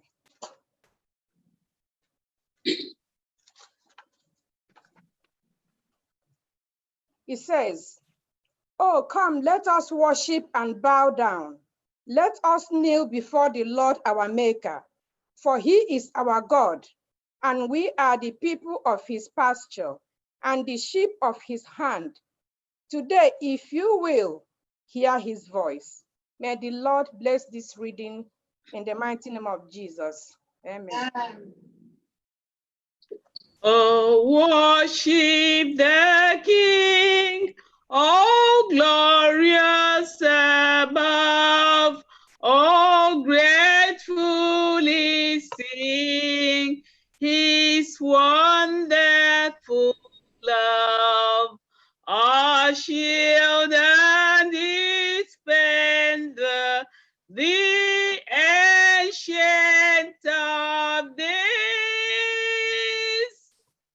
Pavilion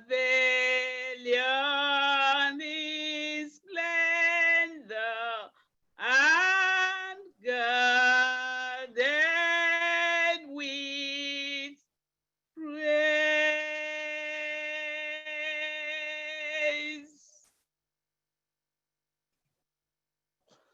Our Father and our God, we thank you very much for this opportunity to hear from you as we proceed in this divine hour of worship.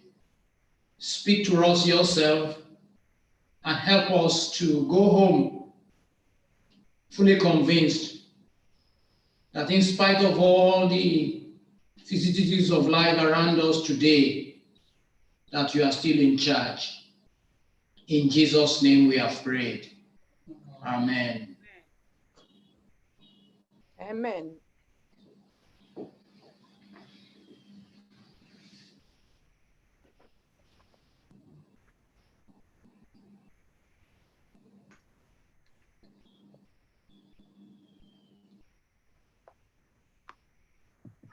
What is it?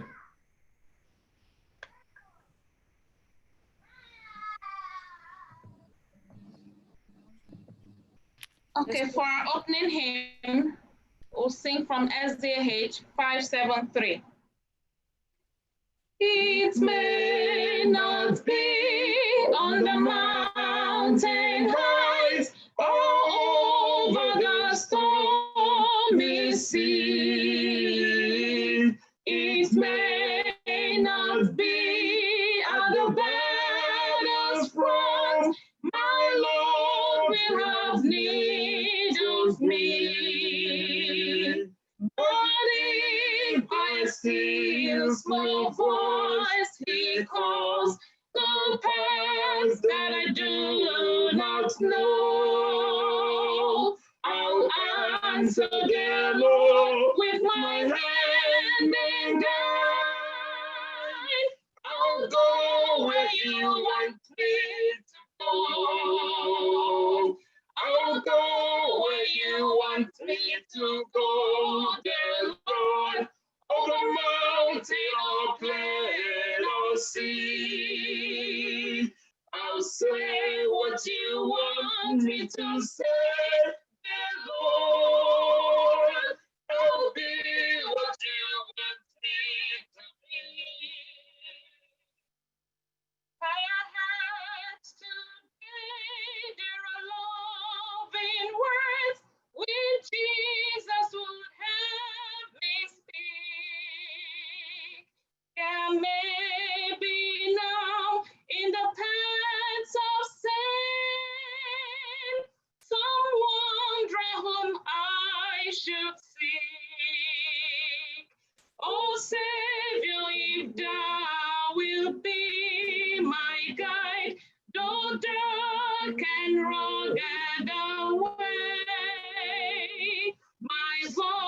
shall echo the message sweet. I'll say what you want me to say. I'll go where you want me to go, dear Lord. Over mountain or plain or sea, I'll say what you want me to say, dear Lord. I'll be what you want me to be.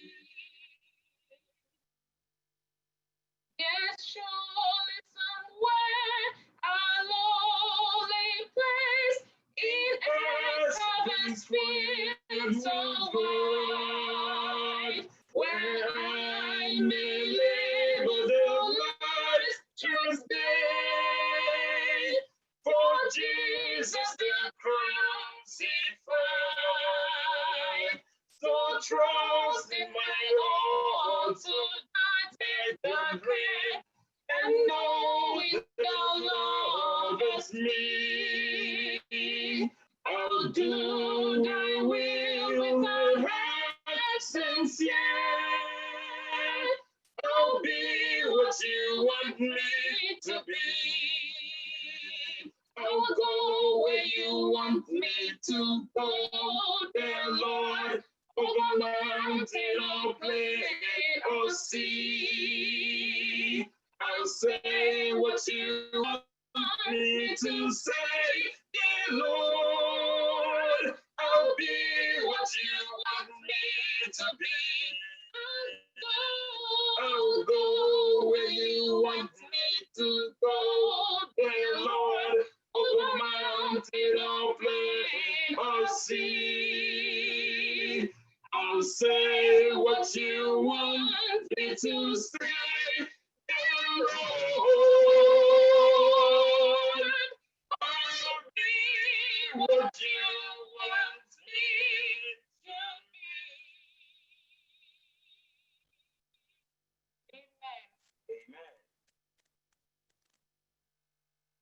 Amen. The scripture reading will be taken from Mark chapter 7, verse 17 to 22, King James Version. And it reads, "And when he was gone forth into the way, there came one running and kneeled to him and asked him, Good master, what shall I do that I may inherit eternal life? And Jesus said unto him, Why callest thou me good? There is none good but one, that is God.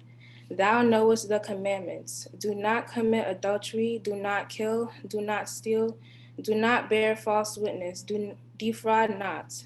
Honor thy father and mother. And he answered unto him, Master, all these I have observed from my youth.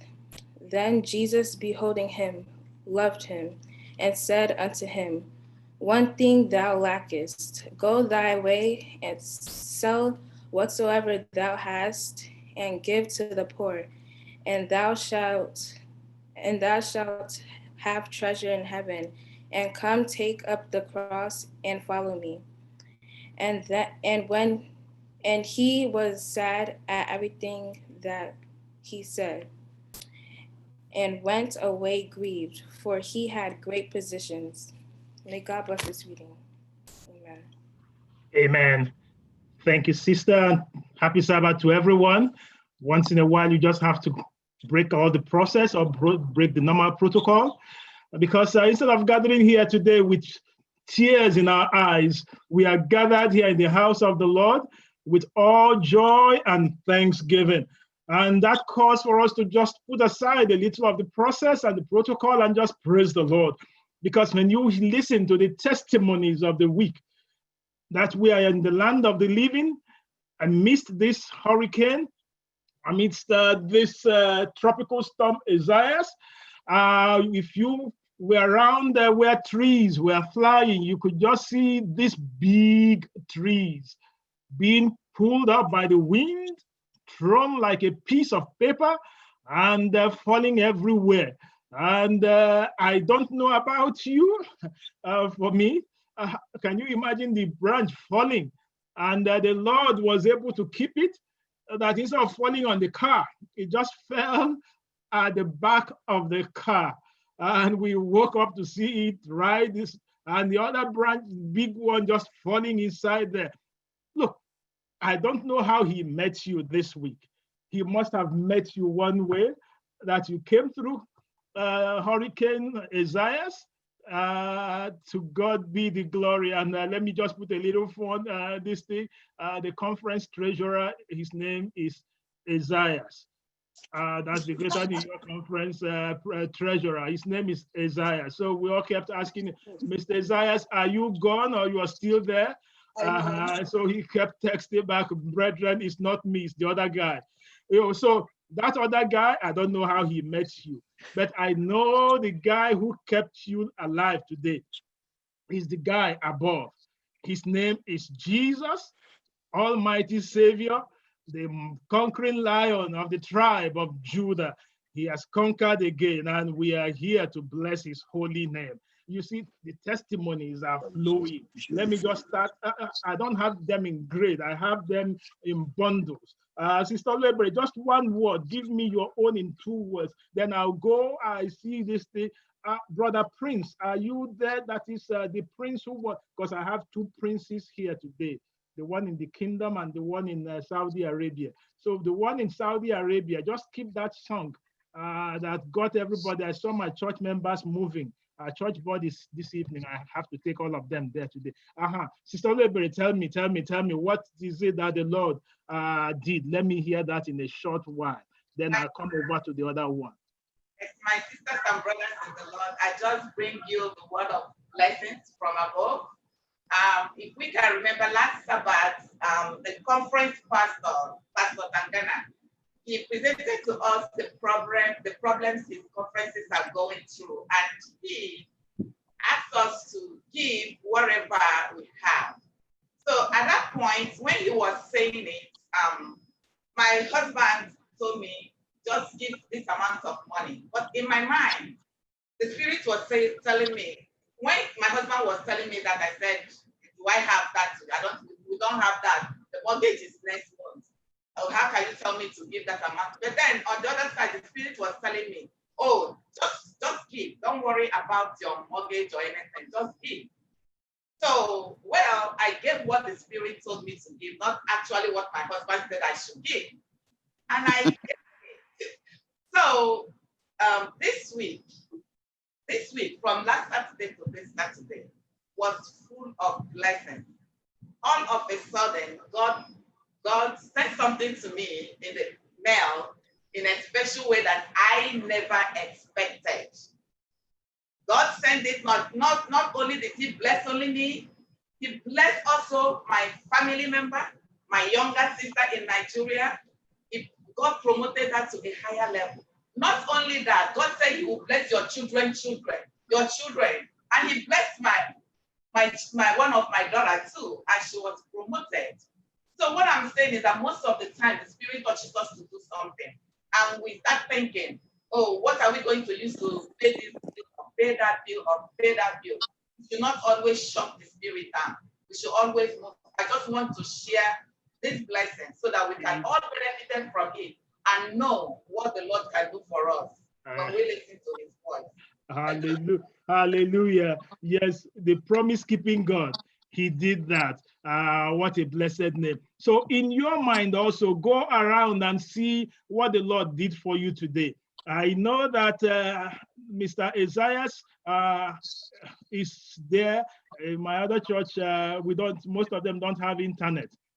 So you can see electricity. Some are without internet, some are without electricity. Whatever it is that the enemy has come this way, thank God. You are in the land of the living. But I have another one. I have another one that today's worship, you can see the way I'm smiling, that is not this thing. Ugo, roll me that PowerPoint. Let me see what happened on that PowerPoint. Let me just see what happened on that PowerPoint. Yes, roll me there. Yes.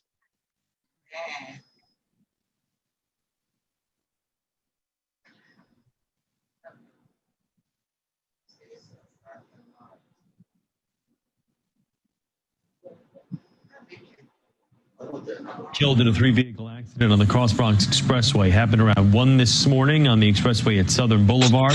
One of the vehicles involved is a tractor trailer. A woman was pronounced dead on arrival at an area hospital. There is no word on what caused the accident or if others suffered injuries. All lanes are closed now in both directions.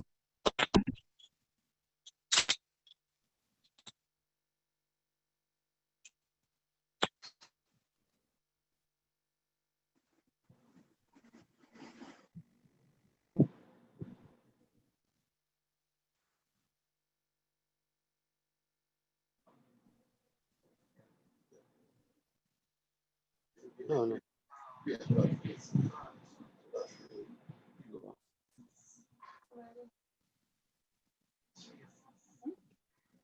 What is that? Yeah, Tim Long, I made it.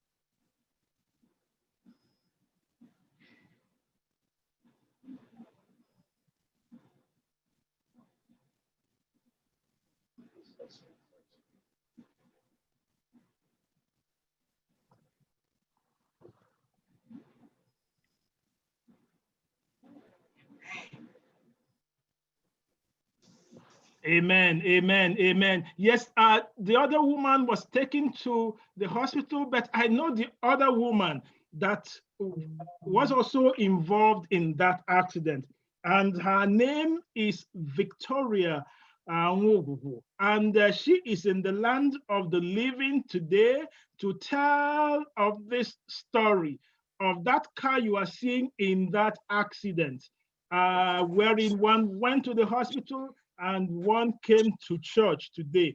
Sister Victoria that came to church from that accident, are you here? Can I see you? I can't. Can you find me, Sister Victoria? Are you here? I am here, Pastor. Where are you? Like, why is it I'm not seeing you? Yeah, I don't have internet. It got interrupted, so I'm just using my phone. I don't know if you can see me. No, we can hear you. Don't worry. We know you are in the land of the living, speaking to us. Go ahead. Yes, speak. Don't worry. Oh, you can. What did I do? So you can't see me? We can't see you. Just go ahead and testify. We Just can see you. I don't know. Yeah, just tell the story. I think your camera is off. Either the phone camera. Are you using phone or you're using computer? No, I'm using my phone. Oh. But it shows the video. Oh, video stop. I don't know. Yeah, check if your hand is covering the camera or something. The camera But is. I can see myself though. I don't know. Sister, go ahead. Okay, we can. Okay, Okay, nice. move your finger. You are trying It's to. good now. It's good now. Oh, you can see me now. Yes, we can see you now. Go ahead. Yeah, we always say to God be the glory for great things he has done. And the Lord is our shepherd. He says, even though we walk through the valley of shadow of death, that we should fear no evil, because he is with us. And he promised that he will deliver to the uttermost to those that come to him, to God through Jesus Christ, because he is there to intercede for us. And because he lives, we should not fear tomorrow. I would have been dead on the 8th, August 5th, Wednesday morning by, say, between 12:13 to 12:17 a.m. on the Cross Bronx Expressway, just after Sheridan, under an overpass, in an underpass. There was a disabled car on the right-hand side. It was a 3-lane, one-way expressway. So I slowed down a little bit to join the expressway, not knowing what was to befall me. The car you saw, that is my car. I was in the car. I had a big boom on the right side. I held onto my steering like this. I said, Jesus, help me, Jesus. I just tried to steady the car so that I don't fall into whatever was happening there. Not knowing that it was really coming to me. It hit me hard on the passenger side, the back door. I didn't know it was the back door anyway. It was the news and the pictures that showed me exactly what happened. And before I knew it, I swerved. I didn't know, but I know the steering was turning. It's like in a movie, boom, boom. I said, Jesus, Jesus, Jesus, is this how I'm going to die? Jesus, I just stunned. Then the car stopped. And this big trailer was on the driver's side, between my back and the front. So I said, Jesus Christ, and it was swaying like the trailer will fall over me.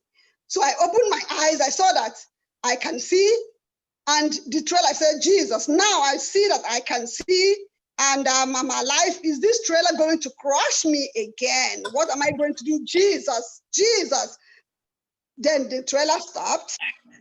The oncoming cars were coming in front of me. Remember, that's a 3-lane expressway going one way, so northbound. And that time the truck hit me. I was going north. It turned me to south where I was coming from. Then, as if that wasn't enough, the other cars were just passing us like nothing happened. They wanted to get over because of the traffic. So I said, now the trailer has stopped. Now my car has stopped. The oncoming cars will crush me. But behold, they did not. Let me make long story short. When I was sitting in the car, I moved my left hand. It was so heavy. I said, oh, did it break? But it didn't break. My legs could move. I just engaged my car in the park and sat down, removed my glasses. I could move my neck. I said, okay, Jesus, I'm alive. Thank you. Then I picked up my phone. Let me call 911 before my car catches fire. And that will be, again, another destruction. I called 911, told them exactly what happened. I called my husband, and I was still there with the cars, and soon emergency services arrived. But there was a woman that was crying in a loud voice, in a painful agony. I didn't know what was happening. I was still in the car with this trailer on my right side, on the driver's side, which would have crushed me, split me into two, done all kinds of.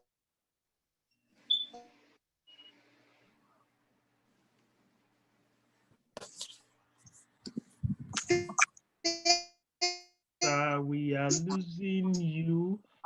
All right. Okay, your bandwidth is very, very low. Yes. And you're not here. Yes, sister. Okay, God saved my life, and I have nothing to give him. Silver or gold, I do not have. I promise that by his grace, I will give my life to him as long as I live. Jesus is a deliverer. Amen. Jesus is our Savior. Amen. Jesus is a God who watches over us. Please call upon him in your time of trouble. He will deliver. Amen. Amen. Amen. Amen. Amen. Yes. Yes, sister, to God be the glory. The enemy tried to make sure you will not give this testimony. You are in the land of the living, so don't mind computer. I don't have internet. I know you don't have internet, but brethren, you see, the sister said it one way yesterday, and that is why. She said, I cried unto the Lord, and it appears my cry made the enemy scared, and he ran in 7 directions. Call on him on that hour, he will deliver. Yes, and the Lord will continue to deliver each one of us, even if we walk through the valley of the shadow of death, we shall fear no evil, for he is with us. Brother Prince, just give me that sound again. Just let's praise the Lord, and then we'll go into prayer session. Just go ahead. Just onye na-edum n'azụ m, mama imela. Ọ dịghị ihe m nwere nke m pụrụ iji ekele gị nara ekele na bụ ke m jiri bịa Jehova Chineke m onye na-edu m n'azụ m mma mma imeela ọ dịghị ego m nwere nke m pụrụ iji kelee gị nara ekele na bụ ke m jiri bịa nara ekele na bụ otito nara Jehova ịbụ onye na-edu m n'azụ m na-echebe m n'ụzọ m dum nara ekele na bụ ke m jiri bịa ọ na-apụta ụwọ m n'ala apịtị o mewo ka m guzo n'elu oke nkume o dị egwu abụ ụtọ n'ọnụ taa ọ bụ otuto aleluya ịma mma Chukwu ọnụ apụ ịkọ ya ịhụnanya ya karịrị anyị na nghọta udo nke ọ na-enye ụwa pụghị inye ya o kwesịrị otuto haleluya ọ na-apụta awọ m na apịtị o mewo ka m guzo n'elu oke nkume o tinyewo abụ ụtọ n'ọnụ m taa abụ otuto aleluya mgbe m rụsịrị ọlụ m aga m ala n'ala kacha mma aga m ala n'ala kachasị mgbe m rụsịrị ọlụ m mgbe m rụsịrị ọlụ m aga m ala n'ala kacha mma aga m ala n'ala kachasị mma m rụsịrị ọlụ ebo ndị kwere ekwe bụ ndị meriri ụwa aga m ala n'ala kachasị mgbe m rụsịrị ọrụ m oke nkume nke m nwere chimadịghị ehi ụra oke nkume nke m nwere chimadịghị ọ dịghị ụra ọ dịghị ehi ụra ụra oke nkume nke m nwere chima adịghị ehi ụra ọ dịghị ehi ụra ọ dịghị ehi ụra chima adịghị ehi ụra oke nkume nke m nwere chima adịghị ehi ụra there's not a friend like the only Jesus no not one no not one none else can heal all our diseases. No, not one. No, not one. Jesus knows all about our troubles. He will guide till the day is gone. There's not a friend like the lonely Jesus. No, not one, no, no, not one. Go be talking, oh, Tony, na Jehovah Bunam, na Jehovah Bunam, na Jehovah Bunam. Go be talking, oh, Tony, na Jehovah Bunam, na Jehovah Bunam, na Jehovah. Ọ ga-eme ka ihe gara gị nke ọma ọ na-emekwa ka ị nwee ogologo ndụ na-arụ ike ka obi ụtọ n'ihi na Jehova bụ nna na Jehova bụ nna na Jehova Jehovah Bunna. His banner over us is love. His banner over us is love. He has brought us into a banquet in his hall. Yes, his banner over us is love. Mgbe m ruru n'igwe, aga m ahụ onye nzọpụta. M ga-ekele ya n'ihe ahụ mere.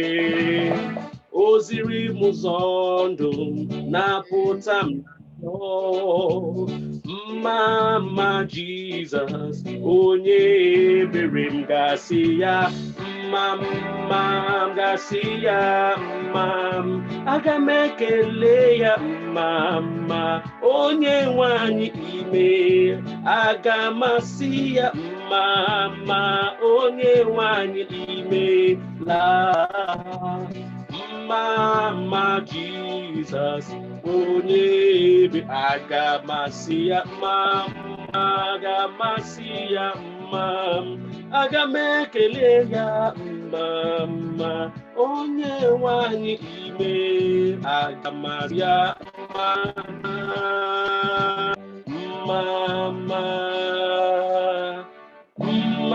mma Jesus, onye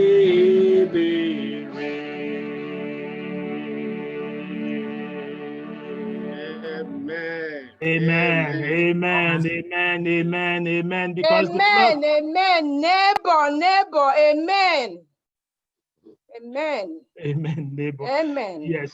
Amen. Amen, my neighbor. The Lord just spoiled the Lord just spoiled the program. He spoiled the show for the enemy because he wanted us to have the other one, other type of program. But today it is the day of Mama Jesus. That's what it's all about. So we're going to go in. I don't know your thanksgiving. I don't know your praises. I don't know how he touched you. Pastor, can I say something? Yes, one sentence, Lord. One sentence. Yes, sir. Yeah. Yes. We are grateful because God came on a rescue mission. Amen. God did not want to have a recovery mission. Amen. If he had given us a recovery mission, we would have taken it, we would have accepted it, but he preferred to come on a rescue mission. Amen. And my prayer is that God will come on a rescue mission to all of us. Amen. And not a recovery mission. Amen. In Jesus' name. Amen. Yeah, this is just with time we're going to really go into in depth in that. So we're going to go into prayer. We will not have that intercessory prayer song. Deacon Matthew, you will pray. I mean, Deacon, O'Hara, I'm sorry. Maxwell O'Hara. Go ahead and pray, then I'll make the concluding prayer. So, saints of God, let's go into prayer at this time.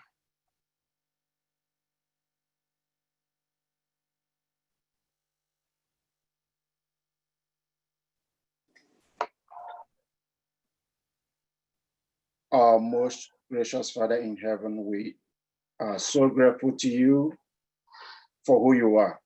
Yes.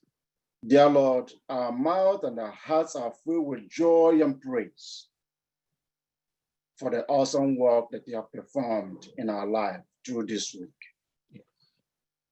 We are not better than others.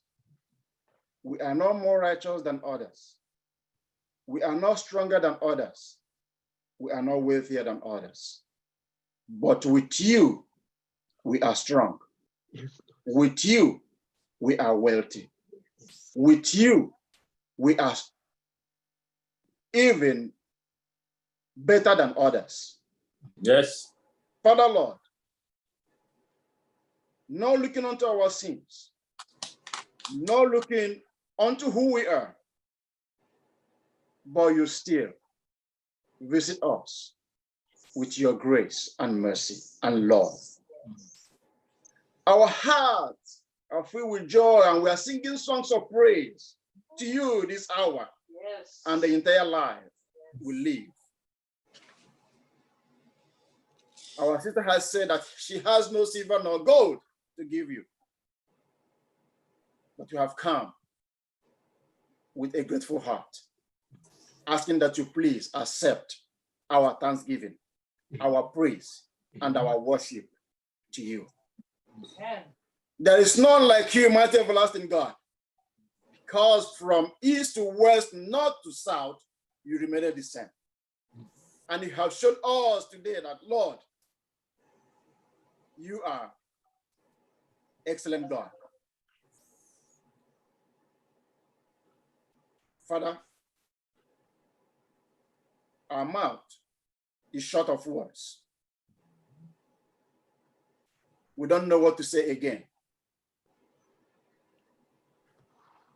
But we are giving ourselves to you. Yes.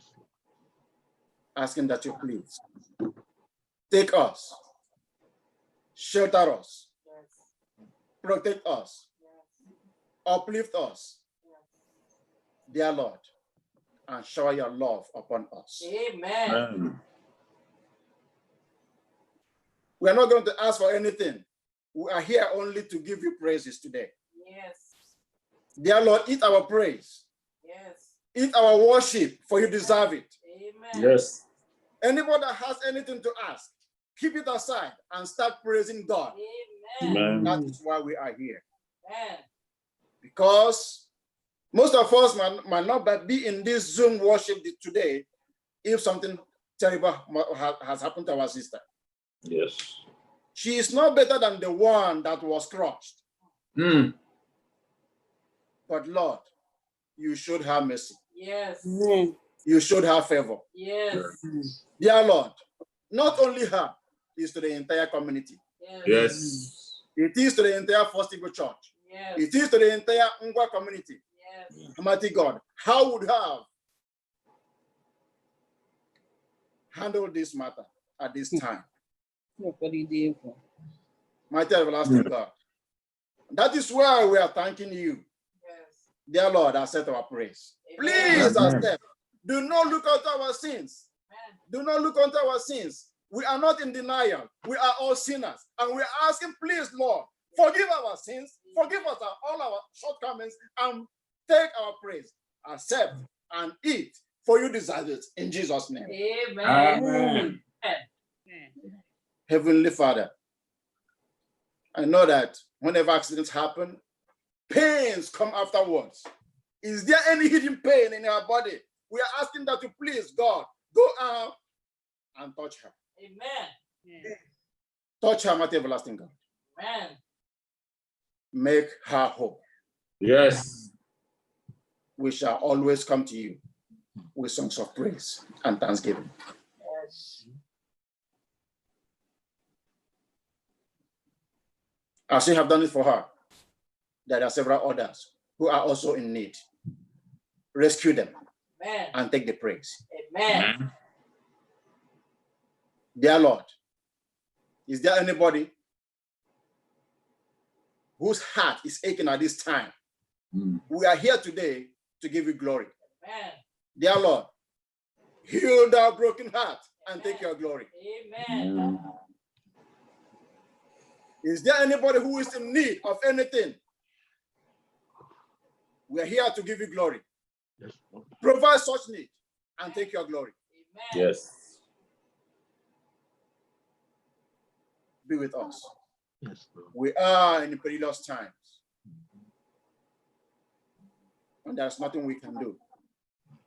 All our hope, all our trust, all our expectations are towards you. And you have been showing us that, yes, you are truly God. Yes. And we are thanking you. Yes. Take glory. Amen. Be thou magnified. Amen. Excellent God. Amen. Heavenly Father, as we worship you today, mighty everlasting God, bless your children with the blessing of the Father. Amen. In all that we do today, mighty everlasting God, may you bring glory, honor, adoration unto your holy name. Amen. But at the end, we shall all rejoice. Amen. And all the glory shall be ascribed unto you. Amen. May this and more experience be, and may this and more, mighty God, be our experience today, forever and ever. In Jesus' name we pray. Amen. Fathers, we have come with thanksgiving. I pray that this thanksgiving will be the portion of everyone present here today in Jesus' name. Amen. Father, that your children, as they lift their hands to you now, please, you know what they stand in need of. Do they need deliverance just as you delivered your daughter? Deliver them. Amen. Father, what is it they stand in need of in their homes as they lift their hands unto you? Supply that need at this time in Jesus' name. Amen. Whatever thing the enemy is trying to steal from them, just as he wanted to steal the life of your daughter, I pray that he will not succeed in stealing, rather that you will restore whatever he has stolen already or wants to steal. So God of restoration, restore into their lives in multiple fold in Jesus' name. Amen. Father, we bless your name, and may our praises continue to ascend to your throne. Thank you that we can testify today. May this testimony be on our lips, may it be permanent, and may it continue to flow in the life of everyone present here, online, wherever they may be at the sound of my voice, that you will continue to bless each one today, now and forever, in Jesus' mighty name. And let everyone say, Amen. Amen.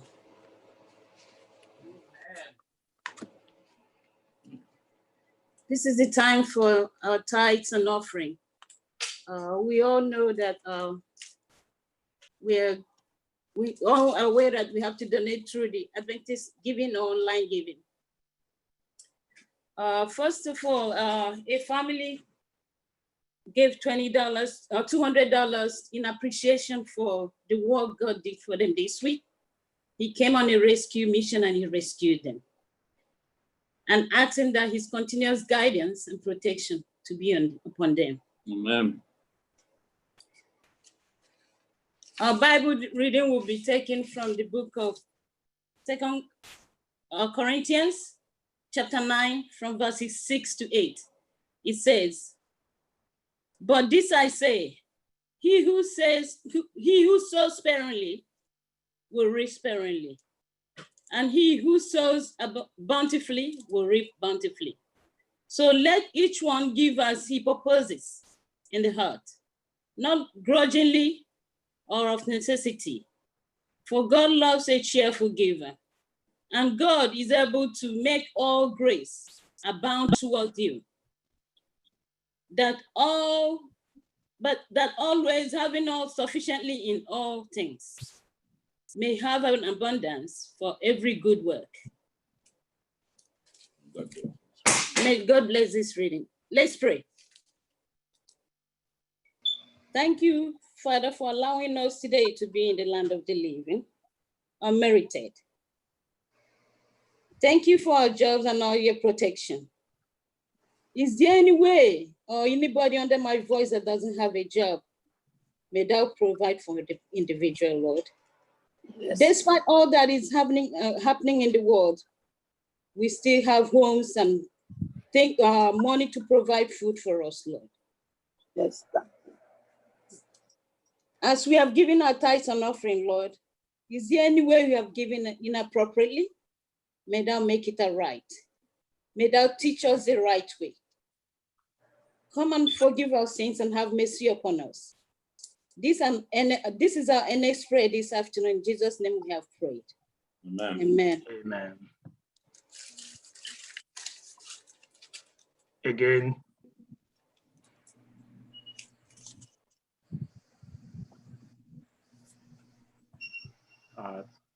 yes, thanks for sharing that. This is how we are to give using the Adventist line on giving. You can do that, or you go to First Igbo website and click on the website. There on the menu screen, you will also see online giving. click on that and you will be able to also see the tithe envelope. Use that and then fill in your giving. And in giving that, you will also be able to give to other ministries of the church. For online givers and guests, please do not say, because I'm not part of your church, I will not be able to give. Whatever you donate to the church is tax deductible. So click on that, donate. We have our building, which we're still sustaining. So please, or you have your Thanksgiving. This is the time now to give your Thanksgiving. I need to emphasize that. Please donate your Thanksgiving. Do not just talk about it. Express it. Appreciate the Lord for what he has done, and he will continue to bless you. So go on the website and you will be able to donate your tithe, your Thanksgiving, your whatever offering you have for the Lord, and he will continue to bless you in Jesus' name. Amen. Again, I welcome you and I say the Lord will continue to bless you. Our speaker for the hour is the humble, simple servant of the Lord, who the Lord has called at such a time as this to be the Vice Chancellor of Babcock University. When he stands to speak, you will see truly that simplicity and humility of ministry. He's a man that the Lord has used in various ways. He has traveled far and wide, served the church in various areas in East Africa, in Central Africa, and at Babcock, served in the ministry. And but one thing that struck me the most about this, if you notice on the flyer, you will not notice calling him the professor. He said, do not do that, because I am a servant of the Most High God. As a servant, call me a pastor. That is what I am and who I am. So preaching to us today is Pastor Ademola Tayo, the Babcock University president. And Pastor Tayo is here with his wife, Oluwatoyin Tayo, also a professor there in Babcock University. But they will, both of them would just want that simplicity, because they say we are before the Father, and here we are all children of God, no professor. So what a humility. And that I pray to be in each one of us, that before the Father is not the title. The most important title is to be called a child of God. And that is who is speaking to us today, Pastor Ademola Tayo, blessed with that beautiful wife, Toyin. I don't know whether Toyin is here. Sorry, I have to, I told him yesterday, sometimes I will go unofficial and call them the way we will call one another. Okay, Sister Toyin is not here. All right, let me go ahead. And then they are blessed with two wonderful daughters. One is in Birmingham doing LLM in law, and the other one is still with them at home. After the choir must have finished singing, the next voice we'll be hearing will be that of the servant of the Most High God, the everlasting Father, the King of Kings, who has called each one of us. So the next voice will be that of Pastor Ademola Tayo, the president of Babcock University. Pastor Tayo, you are welcome. I will not say any other story, but we thank the Lord that he has called you and he's using you, and you'll continue after. During the fellowship, that's the Zoom potluck, We also have a time to ask questions about what is happening at Babcock University. After the choir, Pastor Tayo, the Lord, we pray for you that the Lord will use you mightily, that the Lord will speak through you and make you a channel of blessing to someone out there today. Saints of God, welcome. I welcome Pastor Tayo to our platform, our pulpit today, in Jesus' name. Amen.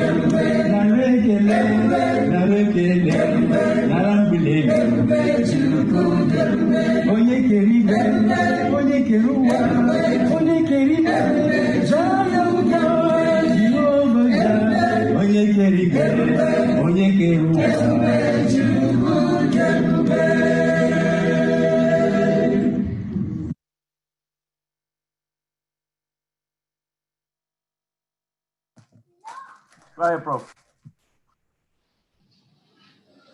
Happy Sabbath to you all. I bring you greetings from Babcock University, Nigeria.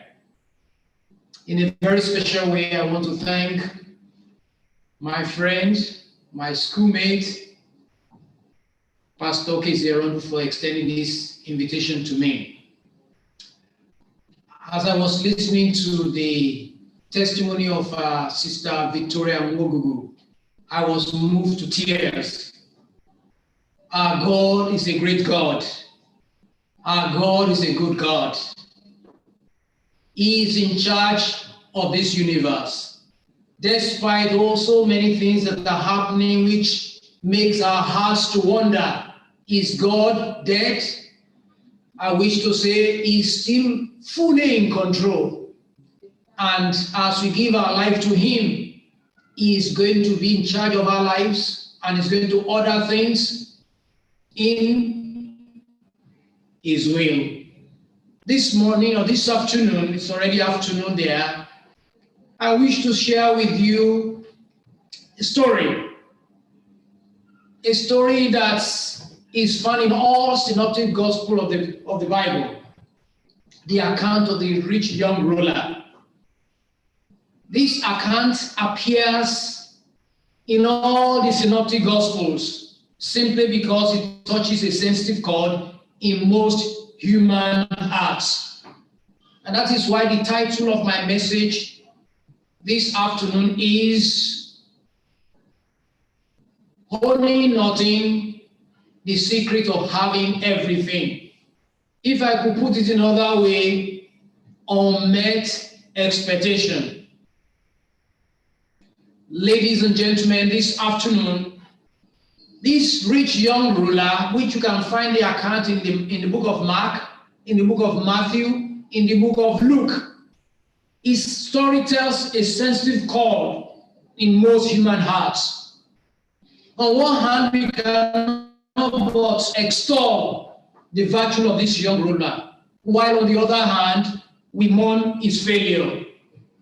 This young and rich ruler has so many laudable qualities. The first thing we cannot but see in all the three synoptic gospels is his zeal for things of the Spirit. This young ruler ran to meet Jesus Christ. Ladies and gentlemen, he broke norms, he broke conventions, he broke ancient rabbinical rule of ethic, and he ran in pursuit of Jesus. He had unmet expectation.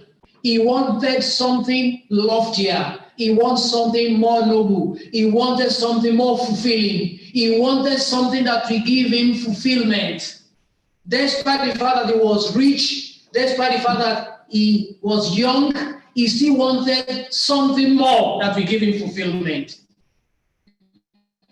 Ladies and gentlemen, according to the rule, and I quote, a respectable man must never walk with his hand because he must not appear to be arrogant.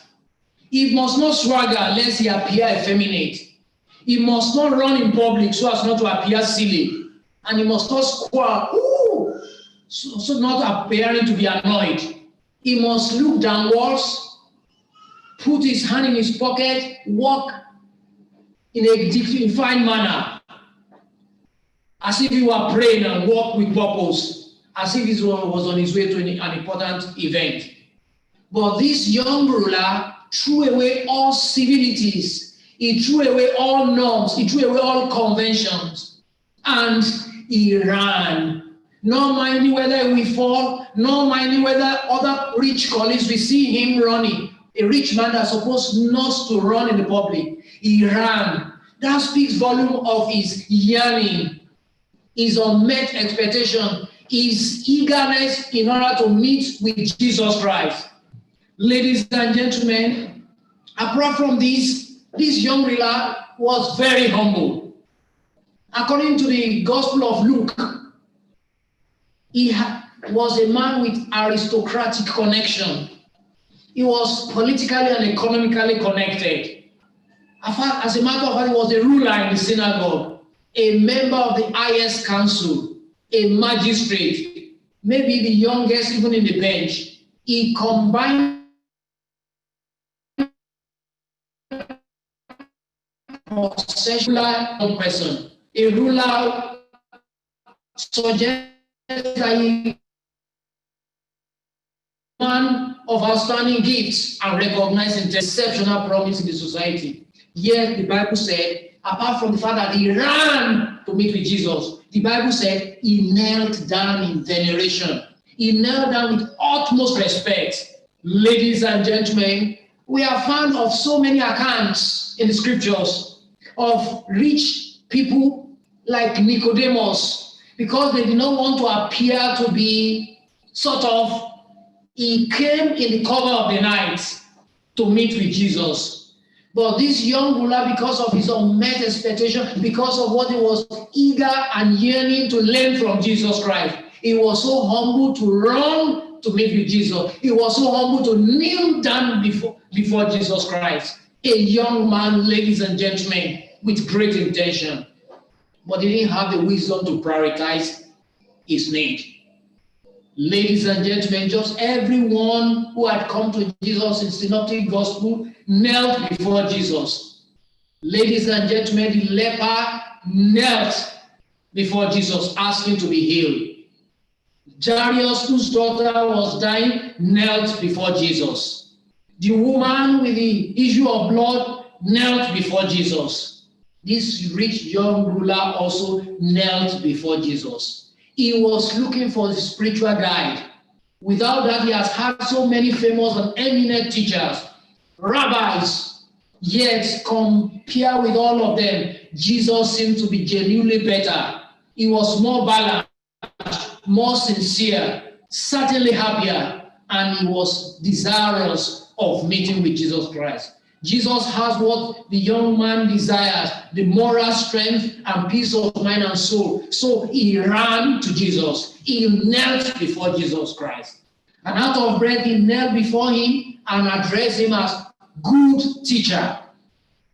Jesus retorted and asked him, young man, why do you call me good? No one is good except God alone. Jesus posed this to him, hoping that this will deter this young man who was looking for him, who was searching for him, who was trying as much as possible to get something which he lacked. Ladies and gentlemen, in the first century, rabbis wouldn't allow anyone to call them good because this adjective was so preserved for God alone. So when the young man came up and called Jesus good teacher, he was sort of referring to him as God. However, as the story goes on, we see that he won't submit to Jesus. He acknowledged Jesus as his God, but he was not willing to obey him all the way. He was not willing to go all the way, go all the hog with Jesus Christ. To put it another way, he wanted to accept Jesus as his Savior, but not as his Lord. He wanted to be saved from his sin, but he didn't want to submit to the Lordship of the Lord Jesus Christ. He didn't want to give Jesus full control. He didn't want Jesus to bear sway fully in his life. Ladies and gentlemen, this afternoon, this young man was not put off when Jesus told him, why do you call me good?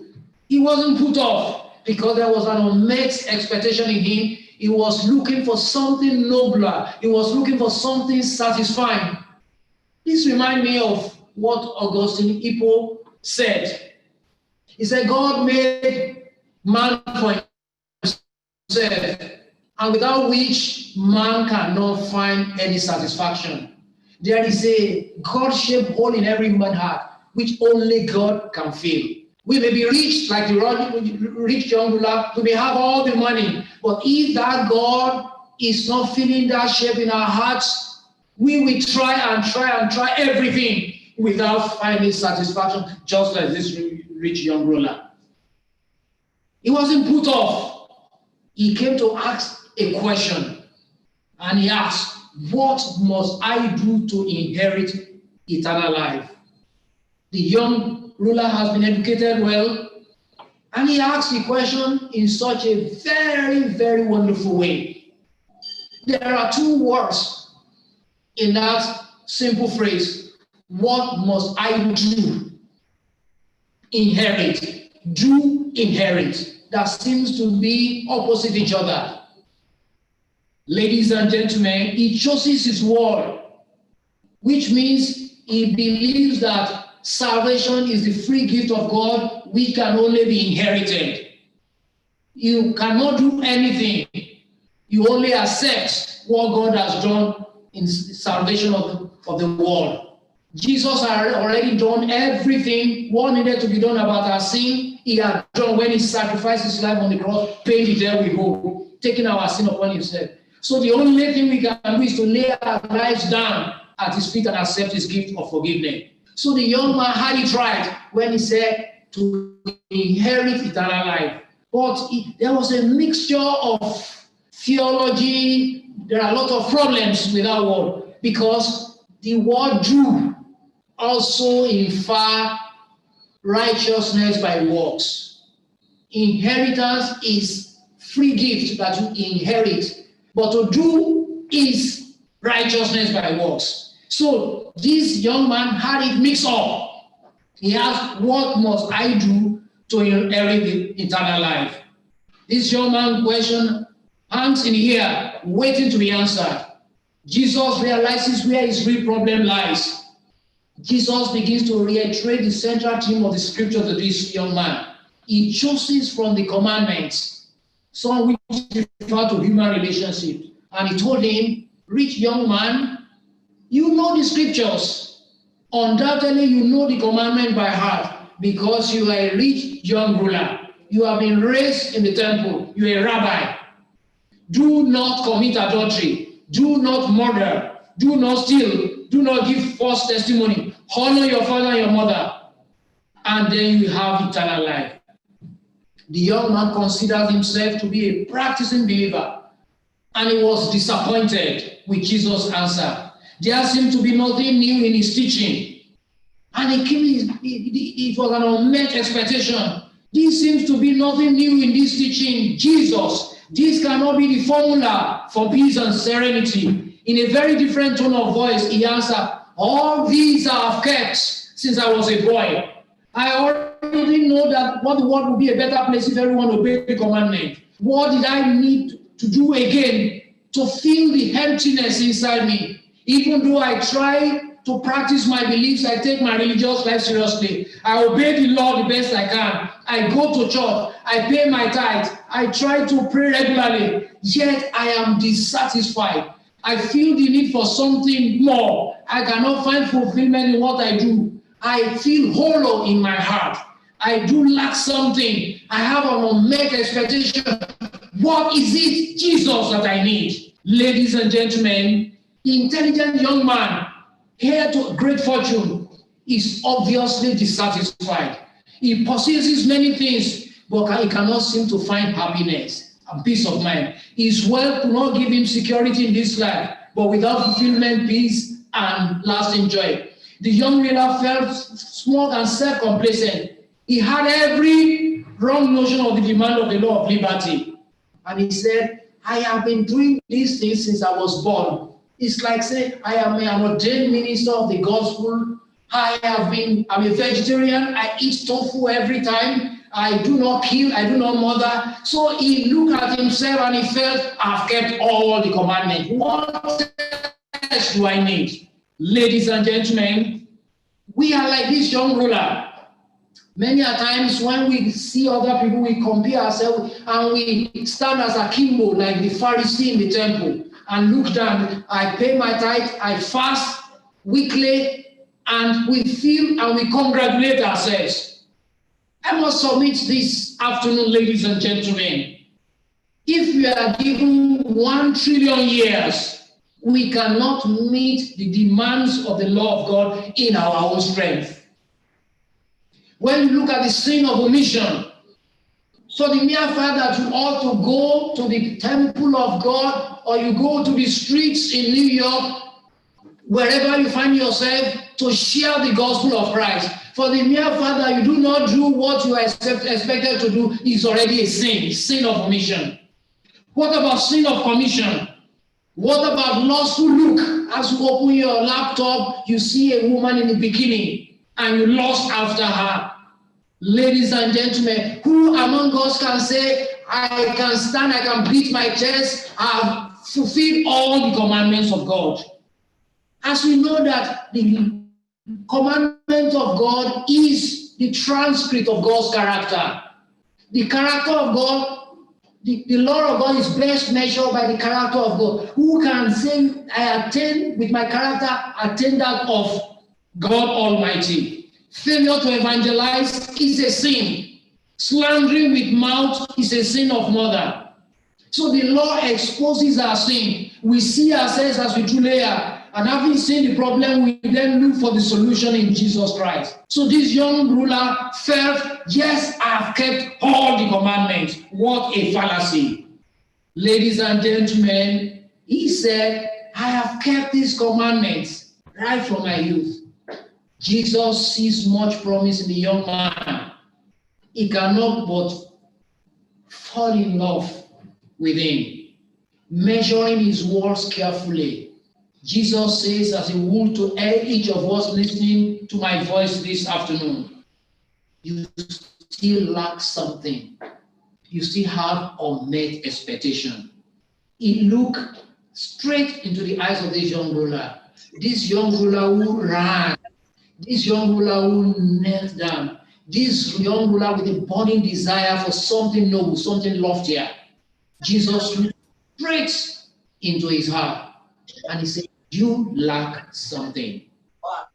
This morning, or this afternoon, are there some under the sound of my voice? You still lack something. Despite your nice look, despite your well-packed hair, despite your good job, despite your big house, despite your fat accounts, you still lack something. You have not given everything to him. You have not let him to be the total Lord and Master of your heart. This young man's heart misses a beat as he waits for the long-awaited answer.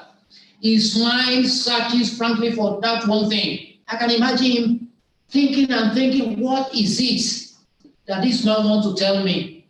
I've done everything possible. I've been giving alms to the poor. I've been fasting. I'm a rabbi. I know the commandment by heart. I've been reading the Old Testament. I've been obeying the commandment. I don't get somebody else's wife. I obey my father. He was expecting, what is it that I ought to do, that I should have that peace and contentment that Jesus has. Certainly did not expect the sentence to end with what seemed to be the hardest instruction in all the gospel. Ladies and gentlemen, Jesus went to the point and he said, go and sell everything you have and give to the poor, and you will have treasure in heaven. Ladies and gentlemen, the Bible says in verse 22 of the passage we read that the eyes of this young ruler fell because he was confronted with his sin. Ladies and gentlemen, today we live in a world of materialism. I remember some years back, I had the opportunity of traveling to Sweden as a graduate student to Canvas to get enough money to pay my school fees. And one day with my motorcycle, I was out of Stockholm to a remote place, and I saw a big house, bigger than any of the houses I've ever seen before. And as I rang the bell, a lady just came in, middle-aged lady came in, and I said, hey, yeah, Heta, Steve, coming from Nigeria. I used my crooked Swedish just to entice her to listen to me. And we became friends. I was trying to, and I said, oh, this is a big house. This is blowing my mind. Wow. How many of you living here? He said, oh, Stephen, I live here. My husband lives here, and we have a dog. I looked at her and I said, this big house, there are so many rooms here. Nobody living there. He said, it's just crazy. This one, we have a summer house somewhere there. We have a boat somewhere there. And we also go every time to Spain for holidays. We keep on acquiring and acquiring, but we seem not to be fully satisfied. We are looking for something because we still need something to conquer more and more. And every time we conquer more, we still have hollow in our hearts. Ladies and gentlemen, the experience of this young couple outside of Stockholm in Sweden really depict the experience of this young ruler. He had everything you can think of. Intelligent, young, noble, powerful in the society, but he lacked something so important. And he came to Jesus for fulfillment. What a surprising paradox. He was trying to say the right things. He was trying with the fact that he was choosing to put his faith in his money and himself rather than God. What a surprising paradox. In order to fill the emptiness of this rich young ruler, Jesus said, you must rid yourself of all your plenty. Hard words, but logical ones. If what you have does not make you happy, then leave it for something better. Ladies and gentlemen, this afternoon, we recognize ourselves in this young man. Too often, our hands are filled with material things, while our hearts are spiritually poor. We too come to Jesus in search of an abundant life. Ladies and gentlemen, if you do not hear me this afternoon, hear me, all members of Igbo Church in New York. It is not possession that keep people out of heaven. It is being possessed by our possession. I say it again. It is not possession that keep people out of heaven. It is being possessed by our possession. Many a times we are possessed by our possession. We hold so tightly our possession that we are not able to go the next mile with Jesus Christ. This afternoon, let me share with you the story of Jim Elliot. I'm sure many of us, we have read about the story of Jim Elliot, the husband of Elizabeth Elliot, who wrote so many books that have blessed the world. It was on Tuesday, January 3rd, 1956, Jim Elliot and 4 other missionaries landed on a small strip of land in the jungles of Ecuador in Latin America from their homes in the USA, leaving their families to bring the gospel of Jesus to the unreached people of Ecuador. It was indeed a dangerous adventure because everyone that had gone there before never came back alive. For years, they had been dreaming of and planning for this moment. Their heart was set on reaching the unreached people of India with the good news of Jesus Christ. The Aucas in Ecuador, they were notoriously dangerous tribe. No one had reached them before. Some an exchange gift, but always the Aucas will attack them. For 3 months, these missionaries have been regularly flying over the area, dropping gifts and shouting greetings. So when they landed at the end of the day, they built a hut and waited for this tribe to come, members of this tribe to come to find them. They knew the dangers. Even the wives of these missionaries had discussed the possibility of becoming widows. Elizabeth Elliot, who died not too long ago, a very famous writer, the wife of Jim Elliot, says they simply went because they knew they belonged to God, because he was their creator and their redeemer. They had no choice but to willingly obey him, and they meant obeying his command to take the good news to every nation. They didn't want to hold on to anything so dear in this world. They wanted to give everything to him who gave everything to them. So on Friday, January 6, 3 Auca Indians from Ecuador, 1 man and 2 women, approached these missionaries in the place where they had their hut. They exchanged greetings. The missionaries showed them rubber bands and yo-yos and balloons, and the man was taken up in the plane. And they will fly around and I will say, we are your friend. Hello, come, we love you, trying to entice so that they'll be able to warm themselves to the heart of this dangerous tribe. On Sunday, January 8th, they were due to radio at 4:30 a.m.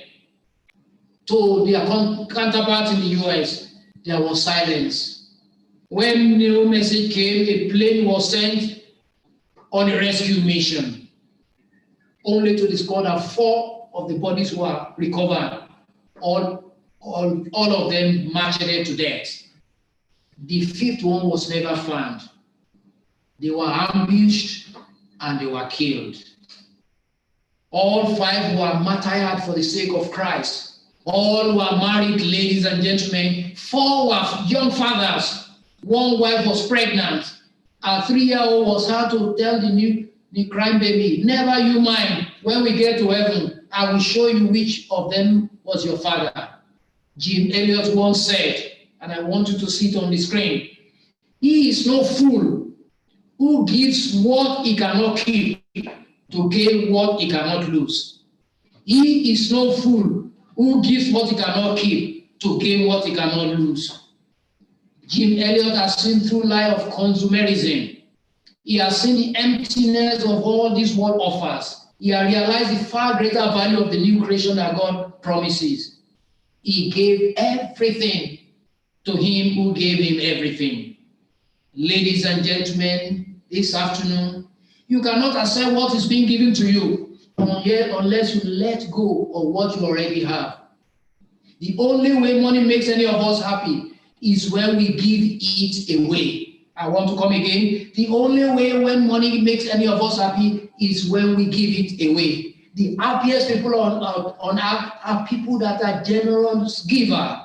The road to victory from addiction is to let go of the friends' interest develop in order to find the interest, friends, that we need. Jesus knows that happiness cannot be found in selfishness. If we continue to be the axis around which our world turns, then we can never be completely satisfied.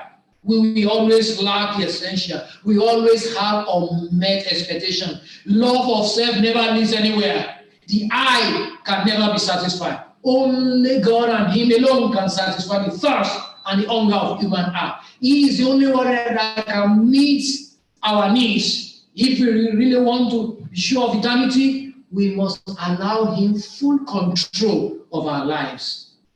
Ladies and gentlemen, Jesus touched God in the heart of his ruler. Go and sell all that you have and follow me. He did not want, he was stuck with his gold. He was stuck with his credit card. He was stuck with all the possessions, and he could not let it go for him to follow Jesus Christ. Ladies and gentlemen, we live in a world today, even the poor people are materialistic. Not only the rich people are materialistic today, not the Americans are materialistic today, Nigerians are materialistic, because all of us, the cares for more and more and more and more and more has consumed so many of us that we do not want even to give in. We want everything. Ladies and gentlemen, this afternoon, let me share with you an illustration of an experience that happened in Alaska. The screen, it will come up in the screen just now. During the great Alaskan rush to find gold, some men went deep into Alaska's interior. They never returned. If you look at the screen, you will find 2 skeletons sitting on a chair, and in front of them you find a lot of gold. After a great period of time, these 2 people were traveling deep into the interior of Alaska looking for gold, and they found these 2 men's huts. As they entered, they found 2 skeletons seated at a table with large quantities of gold sitting on top of the table all around them. On the table was a note describing their successful hunt for gold, so much so that they had ignored the early warnings of the upcoming winter. The more they dig to mine gold, the more they want more. They continue to look for more and more and more at the expense of their life. Unfortunately, a blizzard came in and they were trapped as they were looking for gold. They died of cold and no food. They have found their gold, as you can find in front of them, but they have lost their lives. They have lost track of their priorities. They almost had everything in terms of the gold, but they left this life empty-handed. Ladies and gentlemen, this young ruler wanted satisfaction. He had unmet expectation. He wanted something fulfilling. But where he could get it from Jesus, he did not want to let go of what he had in order to be able to get something more fulfilling. He had been concerned to keep the commandments, but he was even more concerned to keep his money and credit cards. He bent his knee but he will not bend his will. He bowed his head, but he will not bow his heart. He yielded obedience to Jesus, but he refused obedience. He wanted heavenly treasure, but he will not give up earthly possessions. He knew what he wanted, but he will not give up what he needed. Ladies and gentlemen, he knew what he wanted, but he will not want to give up what he needed. All his potential was changed to a current account and some property titles. The wealth of today prohibits him from inheriting eternal life. His actions show that though he called himself a young man, as he appears to be, his wealth has made him so old in thought that he was incapable of beginning with Jesus a trip of a lifetime. Nor was he rich as he believes, because what he has is not enough to give him happiness. All the wealth of the world cannot give him the one thing which can keep him sound and healthy forever. Ladies and gentlemen, owning nothing, the secret of having everything. Unmet expectation. As I close this afternoon, let me share with you a touching story of David Livingstone. I happened to travel to Zimbabwe some years ago, and I had a singular privilege of getting to the tomb of David Livingstone, where the heart, the Africans requested to have the heart of David Livingstone buried in the soil of Lake Victoria. I was there. And I was so moved when I got to the burial site that I knelt down with tears in my eyes. Lord, just give me a little bit of the heart and passion of David Livingstone. David Livingstone was born in Blantyre in Scotland in 1813. He was born into a home where his father used to put him on his knees and read to him stories of great missionary exploits, particularly that of Karl Gottslav, the Dutch missionary who doubled up as a medical missionary too. There and there in the early life of this young man, he said, I want to be like Karl. I want to be a missionary. I want to be a medical missionary. So David Livingstone one day got to his knees and said this prayer, Lord, send me anywhere, only go with me. Lay anybody on me, only sustain me. Severe any earthly tie, but the ties that bind me to your service and to your heart. And the words of God came to him loudly. Lo, I am with you always, even to the very end of the age. David Livingstone buckled up and he said, I must go.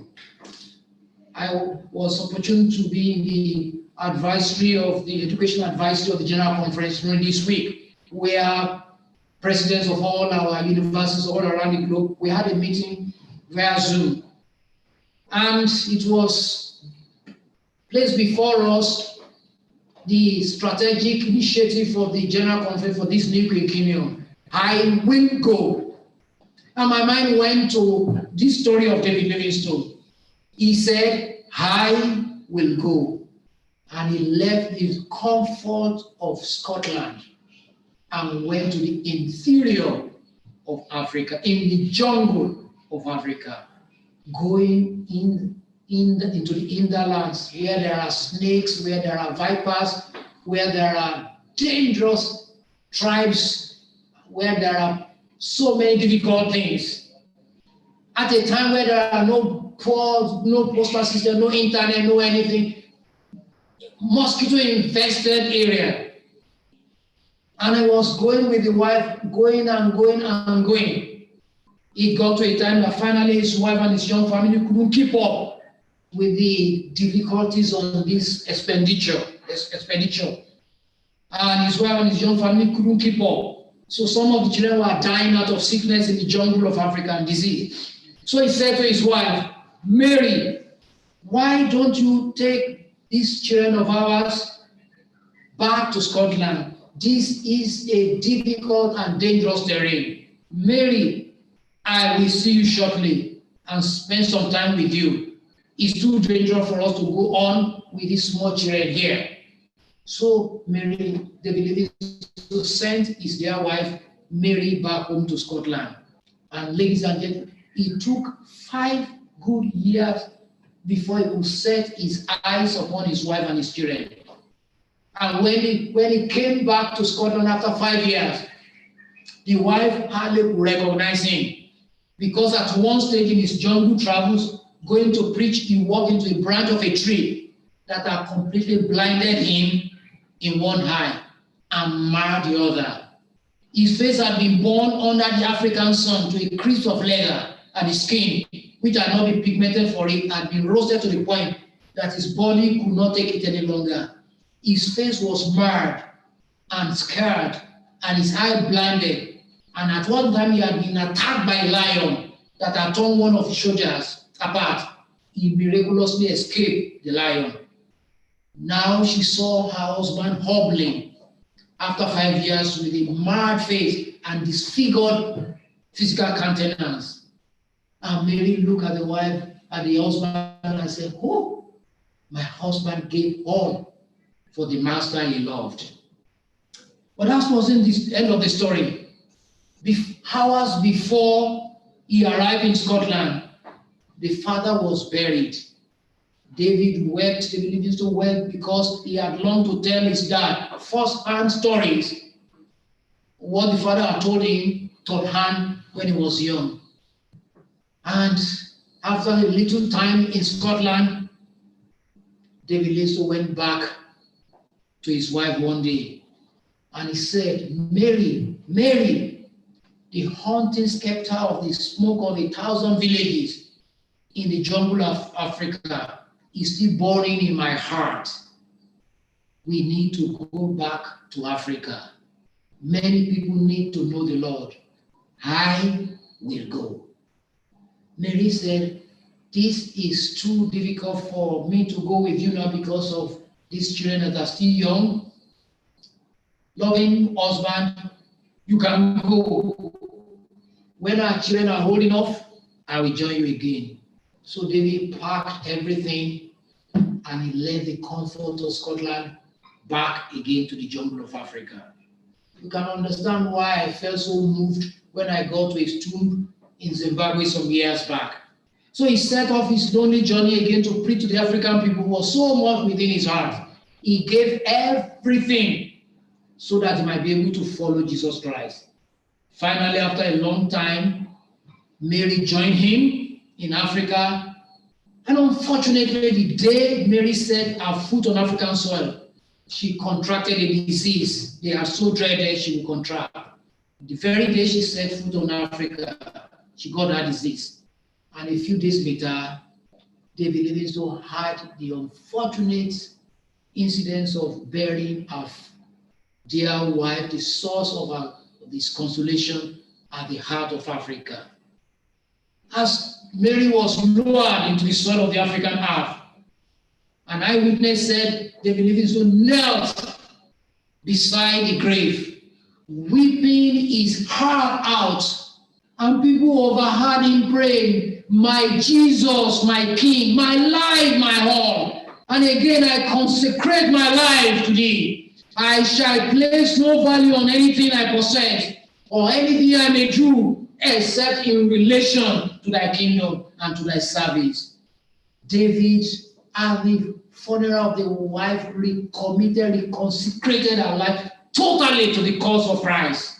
He decided not to give anything back, not to hold on to anything, but to the cause of Jesus Christ. He continued to move on, preaching the gospel everywhere. Finally, his body began to shrivel with high temperatures and pain. And it was so bad that his African brothers was carrying him at a time from village to village on a stretcher. One day, preaching from a stretcher, literally trembling, he finally looked at 2 of his African brothers and said, "I am tired. I am weary. I am lonely. I'm gone. Please take me back home to my hut. I'm very, very ill. I'm tired.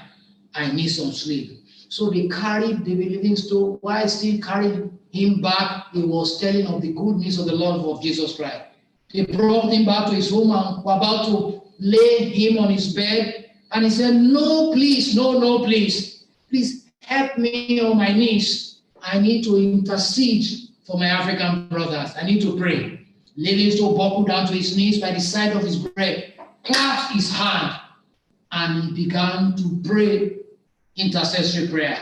His prayer was so profound that his African brothers left the room because they did not want to disturb him. And he continued to supplicate and supplicate. So after some time, some people ran as usual, seeking for the help of David Livingstone because he was a medical missionary.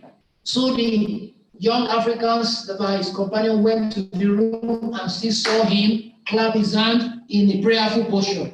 And they waited a little bit. Again, they could not hear him. And so one of them went and said, please, master, people are looking unto you. And he fell off. He was gone. Ladies and gentlemen, he died on his knees for Jesus Christ, owning nothing, the secret of having everything. Have you given your life totally to God? Are you possessed by your possession? Jesus is asking us in this generation as we look at the trend of events today in our world. Today, hurricane, tomorrow is COVID-19, is earthquake, war, pestilences. He's telling us that the hour is late, Jesus will come again. He's asking us, you need to, if you are going to be fully satisfied, if you are going to find fulfillment, if you are going to be what you are created to be, you have to give all on the altar of sacrifice slain. Is your all on the altar of sacrifice slain? I have a singing group that will drive this point home this afternoon. But my question to you, dear listener, is your all on the altar of sacrifice slain? Please sing on, my brothers and sisters.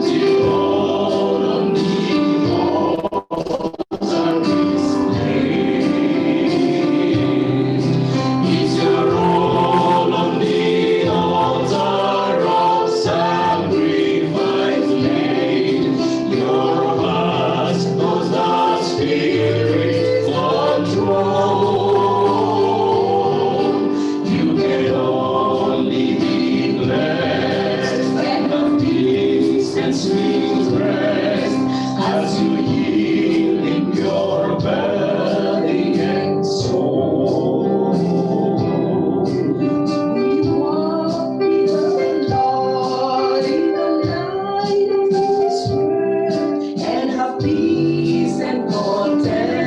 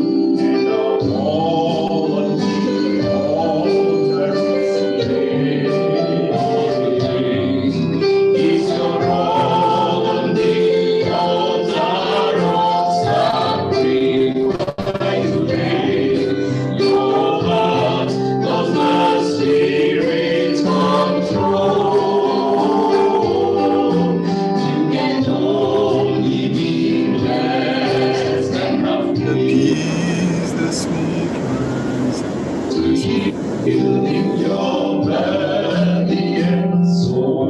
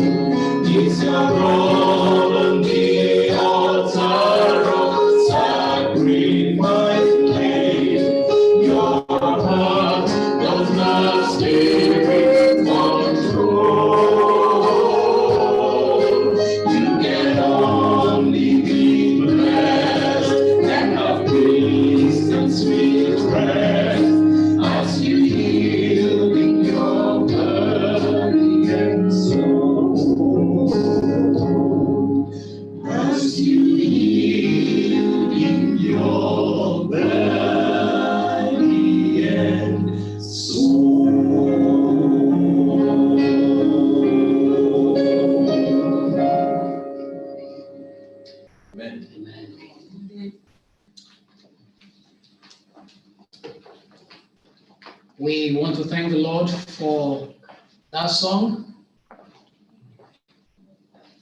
Is your all on the altar of sacrifice laid? Is he in control of your heart and your spirit? I wish to submit as I close this afternoon that you can only be blessed and you can only have peace of mind as you give your all on the altar of sacrifice laid. Amen.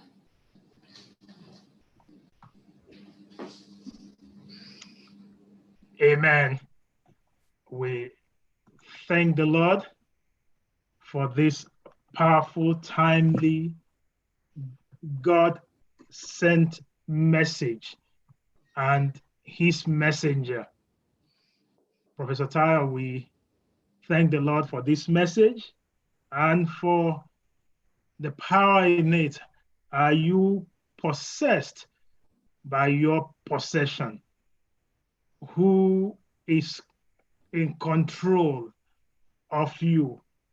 Is your all on the altar of sacrifice laid? Or you are still giving the Lord half sacrifice? That is the big question today. And I pray that the Lord will continue to bless each and every one of us through this message. And thank God for his manservant. We will go ahead and sing our closing song at this time.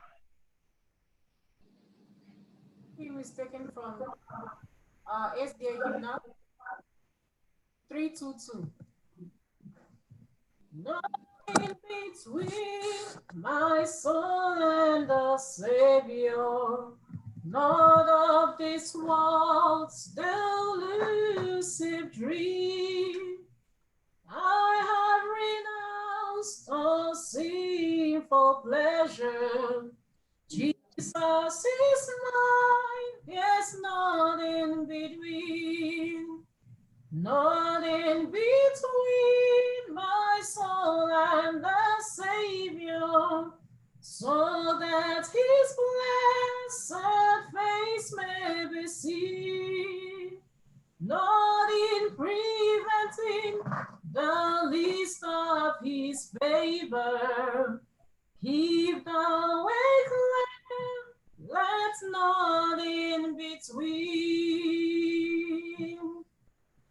not in between, like worldly pleasure, habits of life, though harmless the seed, must not my heart from him ever sever. He is my all, there's none in between, none in between my soul and the Savior, so that his blessed face may be seen, not in preventing the least of his favor. Keep the way clear, let not in between, not in between. Did you see it saying, asking you to? We had trials, the whole world against me convent, watching with prayer and much self-denial, triumph at last, with not in between, not in between, my soul and the Savior, so that his blessed face may be seen, not in preventing the least of his favor. Keep the way clear, let not in between.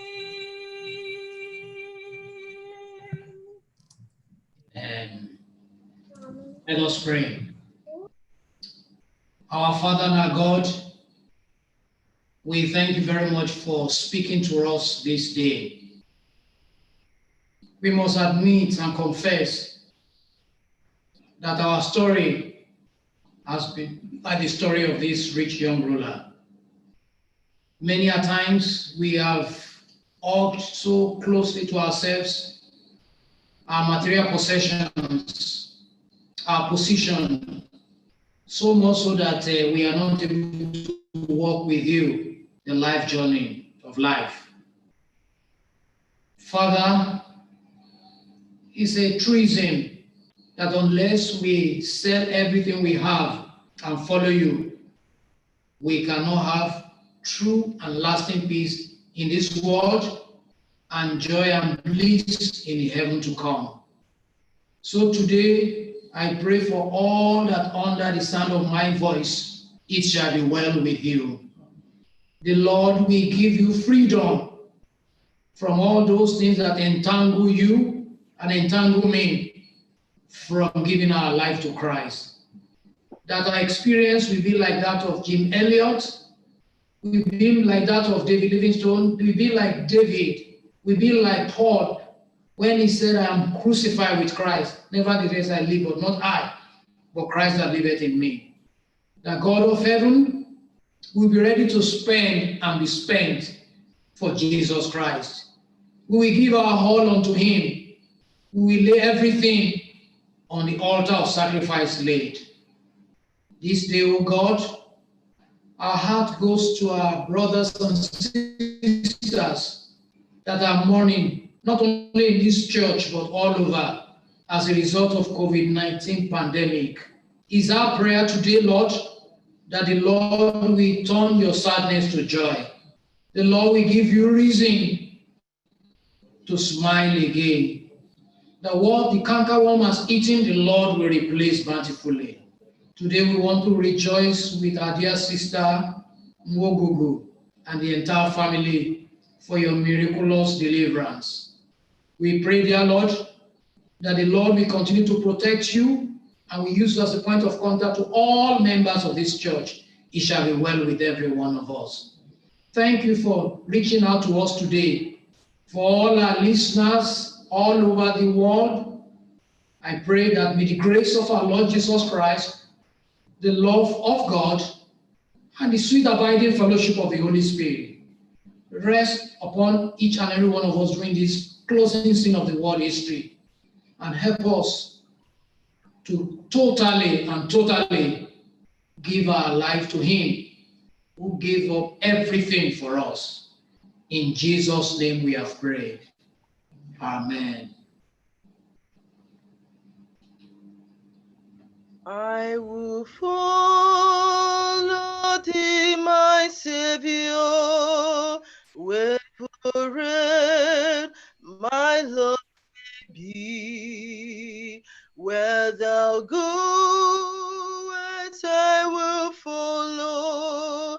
Yes, my Lord, I'll follow thee.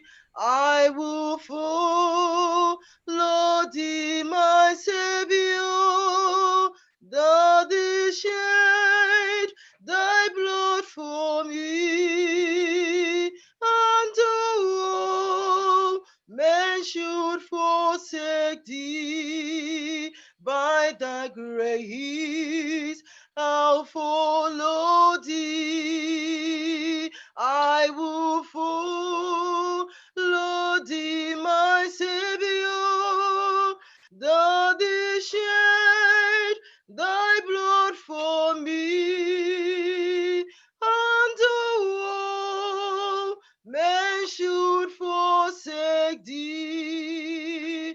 By thy grace I'll follow thee. Amen. Let's all bow our heads for a moment of meditation. And for that moment of meditation today, as you bring your praises, as you bring your thanksgiving, and as you bring your prayer request, I ask you that question now.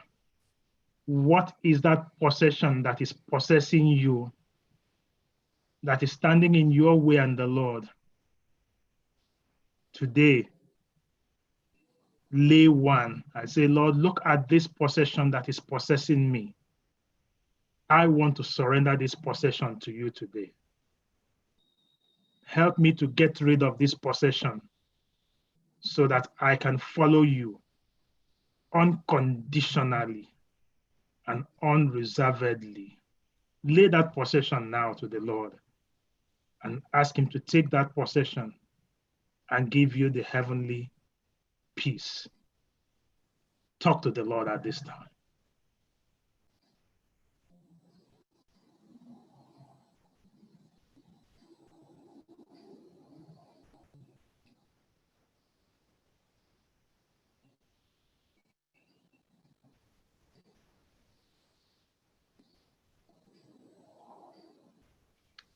Begin to round up your prayer.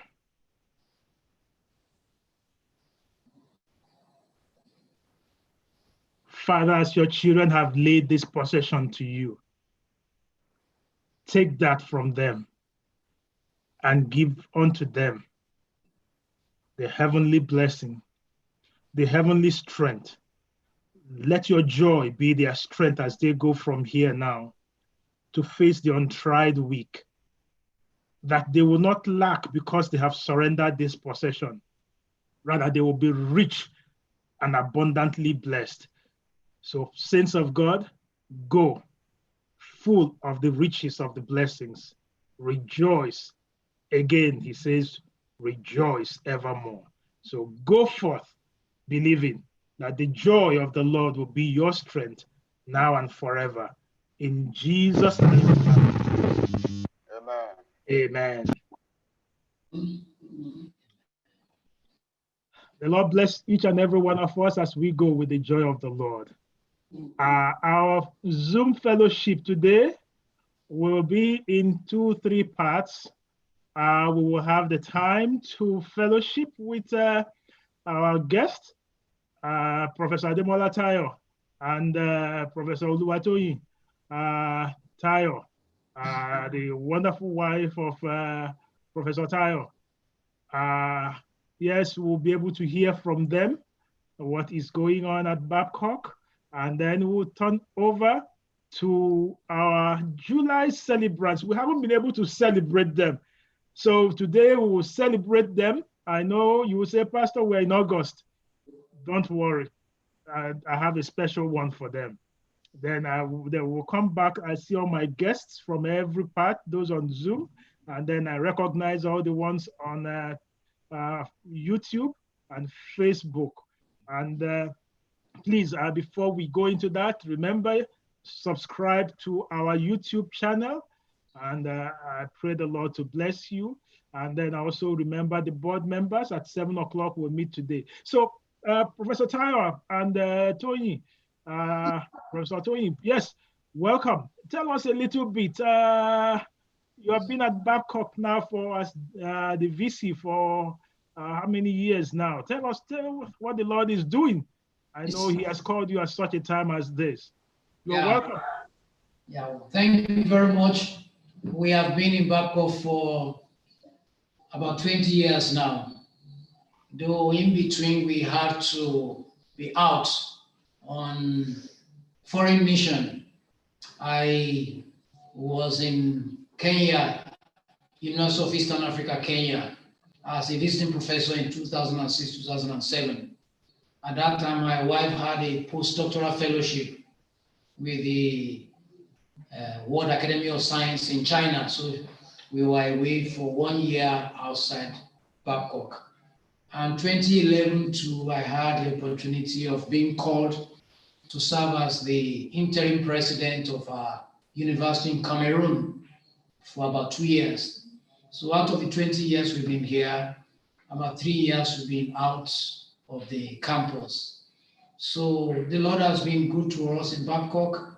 Incidentally, my wife is currently the director of research and international collaboration. She had been in that office even before I became the vice chancellor. So I think she will be in a better position to talk to this august audience about so many of the giant strides we have been able to make internationally. I want to give the floor to her. Good afternoon and happy Sabbath to you all. Good afternoon. Yes, and to you over there, good evening. So we recognize that. Good evening. It's a pleasure to fellowship with you this day, and we thank God for the blessings of the Sabbath. Just as my husband said, we've been here for about 20 years, and God has been faithful. Through that, we have mentored some students as lecturers. I have a PhD in agriculture, so I teach in the Department of Agriculture, and he was, and still is, in the Department of Education. So that's one part. And along the line, I've been head of department for agriculture, and I've been the dean of the School of Science and Technology. Now, as I said, now I presently head the Research and International Cooperation Office. That's the office that supervises research activities on campus. We try to also exhibit the research products of our lecturers, faculty. We also try to interface with institutions both in Nigeria and overseas. We have cooperation with some universities in the UK, also in the US. We're in the US, sometimes last year, we visited Loma Linda University, and I think we have signed MOU with Loma Linda right now. University of California, Riverside, which other one? Two other universities. So we are in the process, we were in the process of signing some of the MOU when this lockdown started, because today we talk about internationalization of programs, which is very important. Those in the US want to know what is happening in Africa, and those in Africa too want to know what is happening in America and other advanced countries. So there's a need for that collaboration so that we can find solutions to some of the problems, the challenges that we face. Today we are talking about COVID-19, trying to develop vaccines and all that to curb the problem. So these are things that we could do jointly because it's a problem that cuts across all over, it's global. So we have researchers who have developed products that have been patented in Nigeria, and we are in the stage of commercialization, commercializing some of those patents. We are not doing badly by the grace of God, and God has been good, as I said. Yeah. Thank you very much. Well, just in addition to that, the Vice President of Loma Linda University, the Vice President for Research, wrote me a mail about a week and a half ago to partner with Loma Linda because of our teaching hospital, Benjamin Carson Senior School of Medicine, in the area of clinical trial for COVID-19 vaccine. So right now we had a meeting with them, and we are trying to look at the protocol, whether it is in sync with what is expected of us by the federal government of Nigeria. Also, Barrow Institute in Arizona, just 3 weeks ago, we are also having a meeting with them. We're about to sign an agreement with them on neurosciences, because this Barrow Institute is a well-renowned institute in the area of neurosciences. We want to thank God for our teaching hospital. We had a partnership agreement with the Tri-State Cardiovascular Institute in Delaware in the US. Today, Babcock Teaching Hospital is one of the few functioning cardiac centers in the country today. We have had over 400 open heart surgery in recent times, of which 95% was successful. And we praise God that we've also been making giant strides in the area of agriculture, in computer science. There are some of our students in computer science. We send them to go on student exchange in Poland, and some of them today are captains of industry. In fact, they are employers of labor. In social work, students are also on exchange to Savannah State University in Georgia. Some of them will be returning the next, if not because of the COVID-19, they have finished the 1 year, they'll be returning back for their final year. So also, there are a lot of things going on in the Department of Nursing, and so many other times allow us to mention giant stride we have made. Just this last week, we hosted the current president of the 74th General Assembly of the United Nations, who happens to be a Nigerian, the current president of the General Assembly of the United Nations.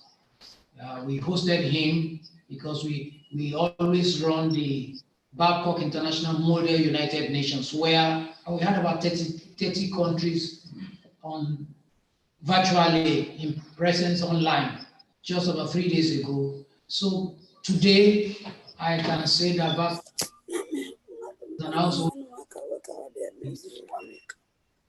and currently we have over 10,000 students on our campus. And because of this COVID-19, we switched online. We had our exams online, and we'll be having our virtual graduation on the 28th of August. So you are invited. So God has been good to us in the area of spirituality also.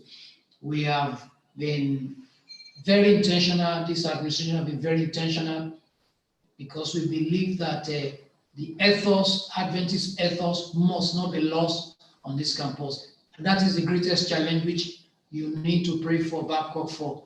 I am unapologetically committed to Seventh-day Adventist doctrine.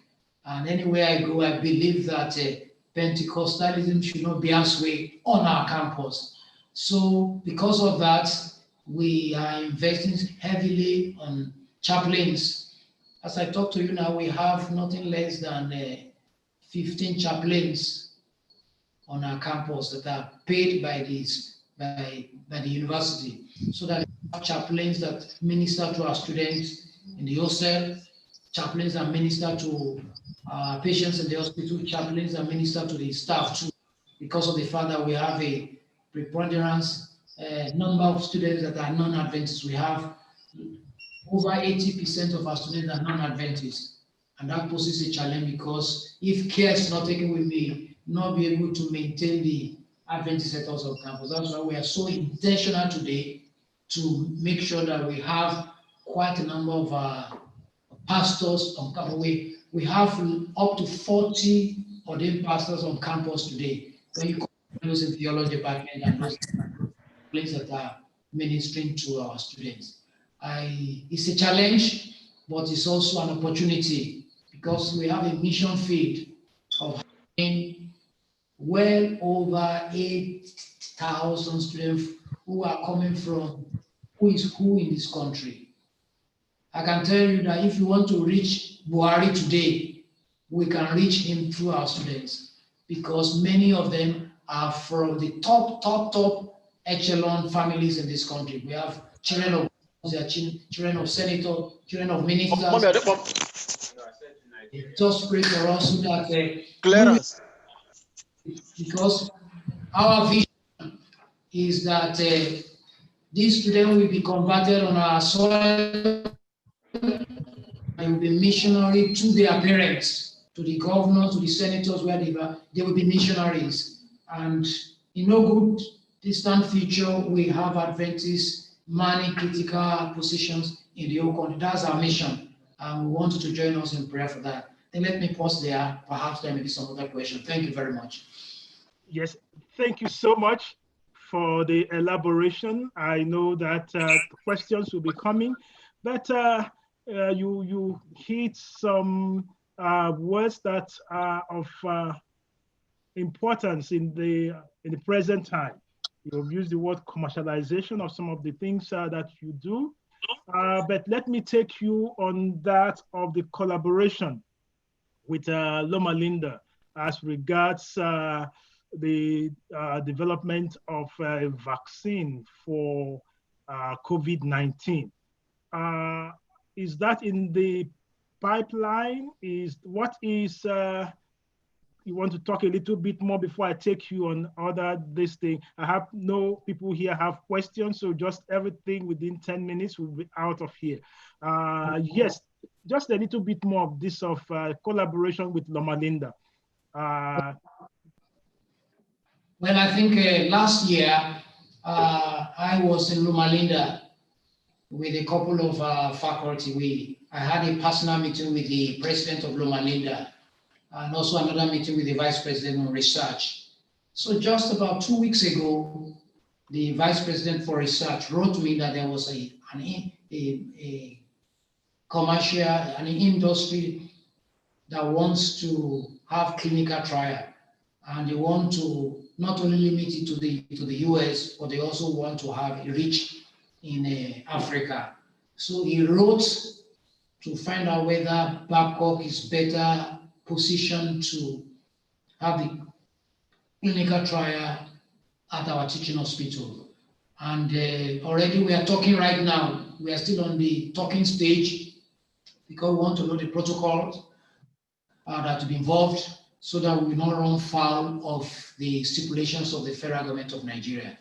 And once we are able to align the protocol regarding this clinical trial, we give it a trial. We wrote that we are positive, and we have some of our clinicians that are already conversing with Loma Linda right now. And once we reach an agreement on that, There will be an MOU that will be drawn, and then that will be done. So we are still on the talking stage. We are not yet on the implementation stage. I think you are in the know of what I'm talking about. Yes, not on the COVID-19, but we have a joint application for, joint application proposal with another colleague in Loma Linda right now. We are working on the proposal because that was one of the main points we discussed when we visited, that we'll have exchange of students, faculty from Loma Linda can visit Babcock, faculty from Babcock can visit Loma Linda. Students can also, we can have that cross exchange. Then we can apply for, grants together, write proposals together, have research collaboration generally. Yeah, so that's just one out of why the COVID-19 issue is also we are talking about that. That's also another one. As a matter of fact, we were to host one family just this summer, but unfortunately, COVID-19 truncated they were to be here and give lectures and then also take part in some of the procedure and give us what is global practices, best global practices in bedside nursing and clinical practices. So right now, our relationship with Loma Linda is upscale, and I was still in the meeting with just this week with the president of Loma Linda, because all the presidents were gathered together and we had an online meeting concerning the How We Go initiative. Thank you very much. So we'll be praying for you since it's in the talking stage. I will not press you further on that. But let me, because of time, thank you for all the enumerations of what you are doing in the hospital. Thank God for the successes of the open heart surgery. Thank you for the committed doctors, and thank you for the committed faculty members and the students. But let me ask you this of the spirituality before we forget that. Thank you that you have about 15 chaplains and trying to maintain the faith of our fathers in that place.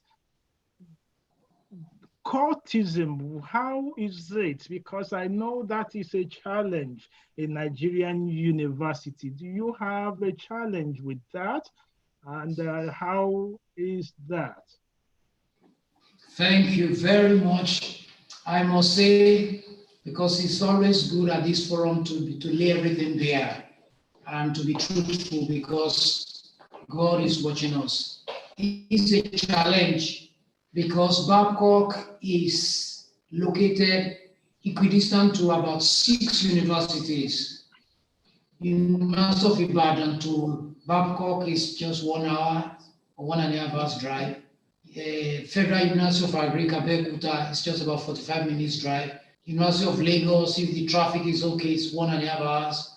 We have about 6 or 7 universities all over, and we have cult members in all these universities. So we are sort of sandwiched between. And you know, the thinking of cultists is that, oh, this is a school for the highly placed people in the society. And if we should run into problem, we have Godfather that will be able to. So they've tried several times to penetrate. And I dare say, well, because God is on this campus, is in this campus, we're always on our knees every time. And not only prayer, but we work. I can tell you that we invested millions of naira. I won't say millions of dollars now, but hundreds of thousands of dollars on our security apparatus. Virtually all our campus, we have CCTV, and we have a big room where there's a screen where you can watch. It's 24/7 watching to be sure that all the perimeter fence, the classrooms and everywhere.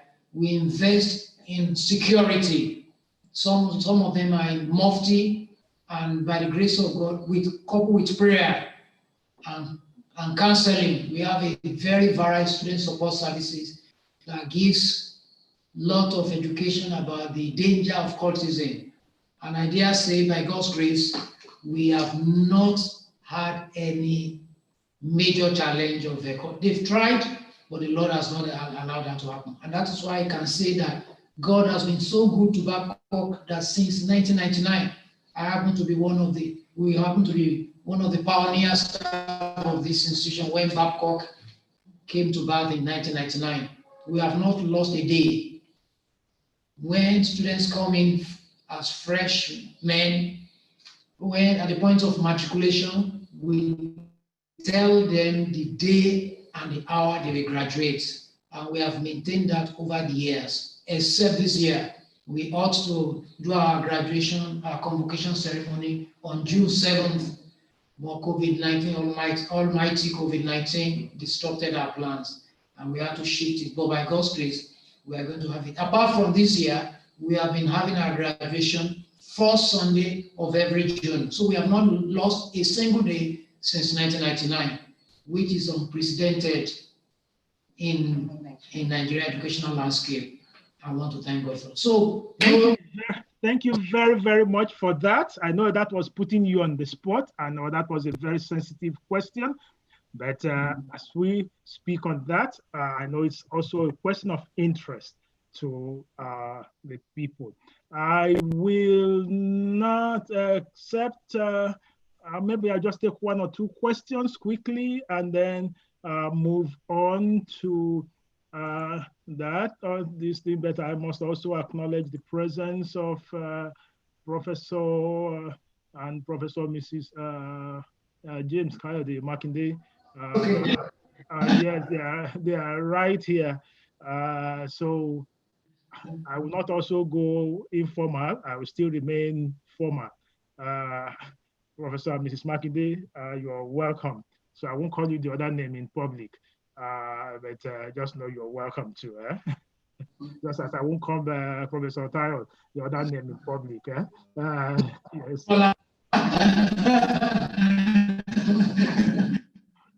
Yes. All right. So I don't know if there's any other question for us. For the prof. If not, I will quickly transition. Okay, I don't see any question on my chat box. All right, thank you very much. My prof, you are welcome. Pastor, there's somebody on screen. There's a question. I didn't see that. Did I? Okay, go ahead. Go ahead. Oh, okay, thank you. Professor Tayo, thank you very much. We thank God for people like you. Thank you. I know that education is not cheap anywhere. It's not cheap in Nigeria, it's not cheap in America. So my question is, does Babcock have any programs that are designed to assist poor, indigent Adventist children? Yes. Yes, we do have. Particularly, as I said, we have not been finding it easy, but Professor Makinde, who has been a mentor, is there, will bear with me that education, if you think education is cheap, you try ignorance. If you want to hire the best of minds, you must be ready to pay. And that's the area where people do not understand. Babcock will not at all cave into that as slander that you are making things too expensive, and then we go for teachers that are not qualified. We go for the best and we pay them competitive salary so that we'll be able to retain them. And that costs a lot of money. By the grace of God, we have, particularly right now, we have identified some programs that could be very helpful to our young people. For example, agriculture. No matter what, if you are an agriculturist, you can be on your own. So, and we discovered that's the area where we have the lowest number of students. So right now, in our budget for the last 3 years, is half tuition for those that we come in for agri.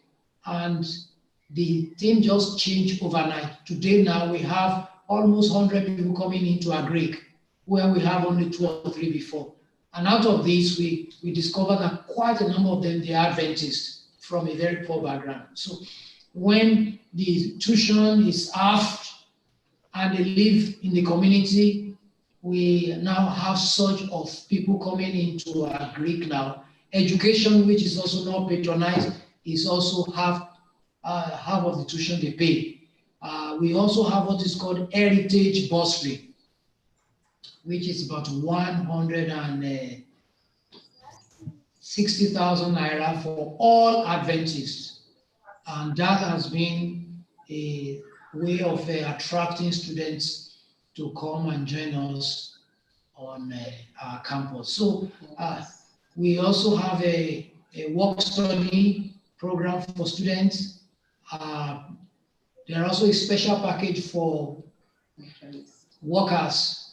If you are a Seventh-day Adventist worker, whether you're in Babcock or you're outside, we have a special package for you. So with that, some of our pastors that could not otherwise send their children to Babcock University, they were able to do that because of the fact that we have a special package for workers in the Adventist church, staff Babcock, as well as Adventists generally. But we also have a special package for some programs where there are not so many people, like our Greek education.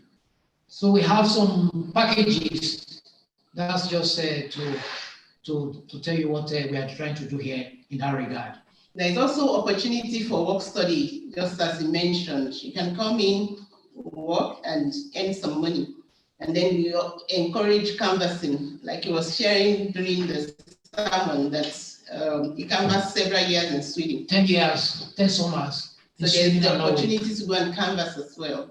Right now, we are trying to reach out to Sweden and Norway, because some of us wouldn't have been able to step out of the shore of this country if not because of that opportunity I had. I went to Sweden, canvassed 4 summers in Sweden, went to Norway, canvassed 6 years in Norway, and that was how I was able to sponsor myself through my master's and PhD program.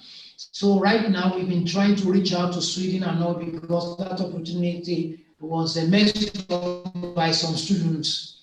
Right now we are trying to see if we can get that one open, so that, because if that should open again, many, like the time when I was going to Sweden, we had about 150 students from all over the globe going there to Sweden. I know Pastor Makinde, Pastor Ola, and quite a number of our leaders in this country had at one time or the other canvassed in Sweden and Norway. And those of us younger followed after them to canvass there too. And that was how some of us were able to go to Newport College in England, go to the Philippines, go to Andrews for further studies. And we want to see if that window can be opened again, so that our students will be able to take advantage of that and get themselves sponsored in school.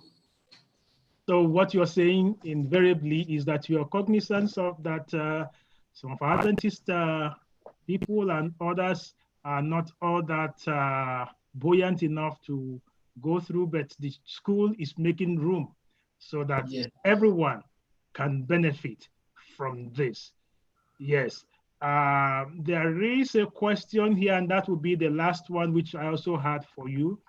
Thank you for the great work you're doing. The Clifford University, is that an island, or Babcock is also reaching out to Clifford?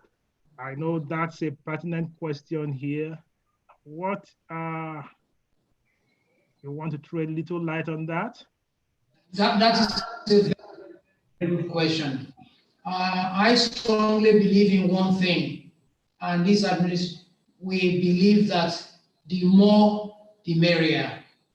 Because if we can have 6 Adventist universities on this country, it's not sufficient.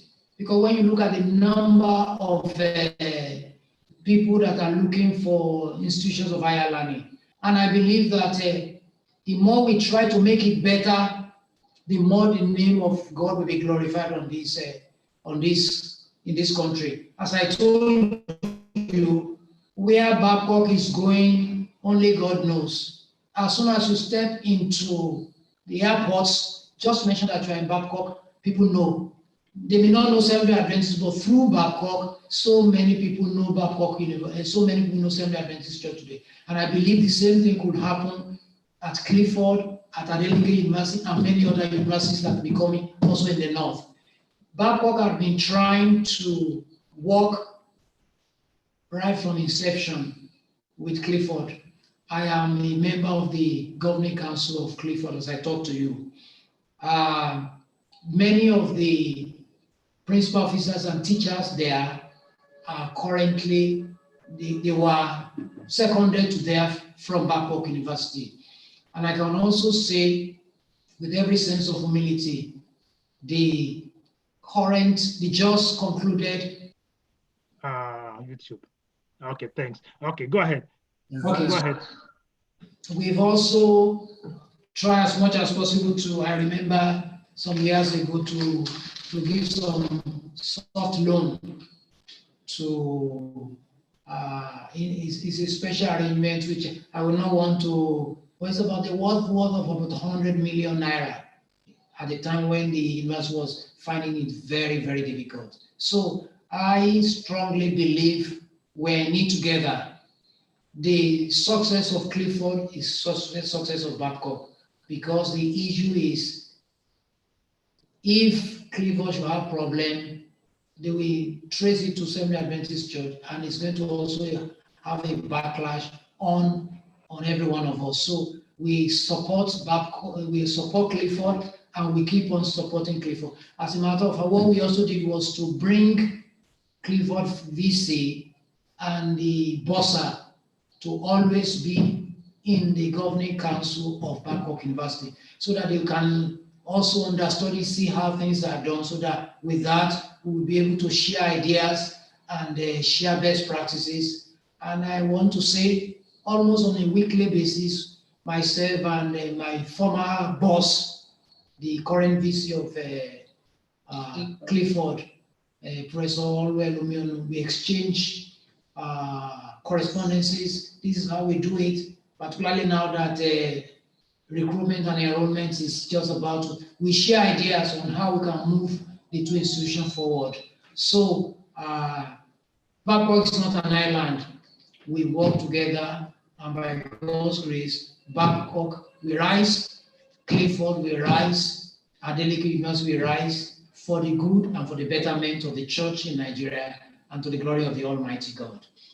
Okay, thank you very much for that. This thing, so it's not competition, rather it's collaboration, and together Yes. you are growing. And thank you for the investments, so that through that we can rejoice that not only Babcock is rising, Clifford is rising too, and the investment will not be in vain. All right, and the point you have made is that more than 30 countries are there in Babcock, so it's also a mini United Nation. So that, that gave the president of the United Nations a picture when he visited you. So we'll continue to pray for the success and pray for this your tenure, that the Lord will continue to endow you with wisdom, you and your wife, that the Lord will use both of you mightily as you step forward as Moses. She will step in there as Aaron, holding up the prophet's hand, and whatever you stand in need of, that the Lord will continue to bless, and we will continue to hear of the success story of Babcock, and what the Lord is doing through you, in you, and for you, and for us all in Babcock, to the glory of his name. Amen. So you are welcome. Feel at home. Stay with us as we switch over to the next one, which is the July celebrants. And by the way, maybe you are any of you July there? You, No. You don't, or your daughters? February and October. Oh, your October. And what about the two? Your daughters? September. Both of them are September. Oh, so both of them are September? Yes. So you do one birthday for the children. Prof, Yeah. you must have been a prof in mathematics too, so that you only do one birthday cake for the children. Eh? You are welcome. Just so feel at home. So let me just welcome those of July. Yes, yes. So let me go to my July celebrants. Yes. So let me. By the way, please, Prof, are you gone? No. No, please. Where is she? I shouldn't step away. We shouldn't step away like that without a prayer. Father in heaven, we thank you for your manservant and your maidservant that you have called at such a time as this. Thank you that you always use that spark to get the fire burning. When Babcock was started, the story of it from Babcock, Aqua, that little institution, but today has become a giant institution. That institution that started with just less than 10 or 50 of them, today is counting of thousands of students. Who is like unto you, Lord? So thank you that you can turn the ordinary to extraordinary. So this extraordinary venture now, we ask you also, Lord, not only to make it extraordinary, but also that you will empower it to continue to go forth in your name as missionaries. The students, that they will be missionaries. Just as you took that little girl in the house of the captain of Syria, that she could tell of the story of the prophet in Israel. That is what we're saying, that these students will be ambassadors who can point the high and the mighty, the lowly, everyone to Christ Jesus. That is what Christian education is all about.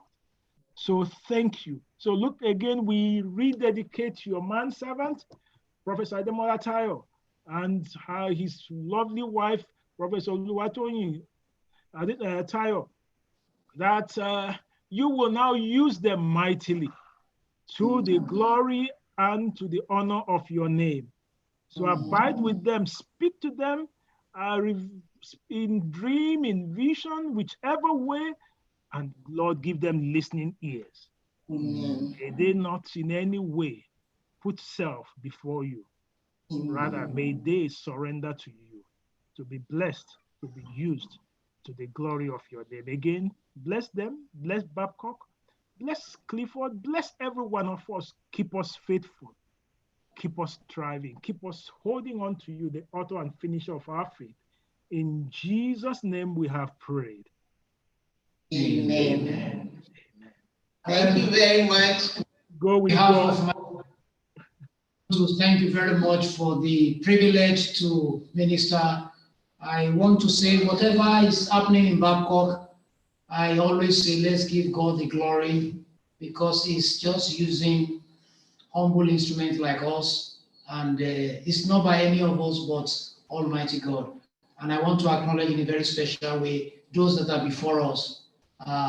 Professor Alalade did well, and Professor Makinde did exceedingly well.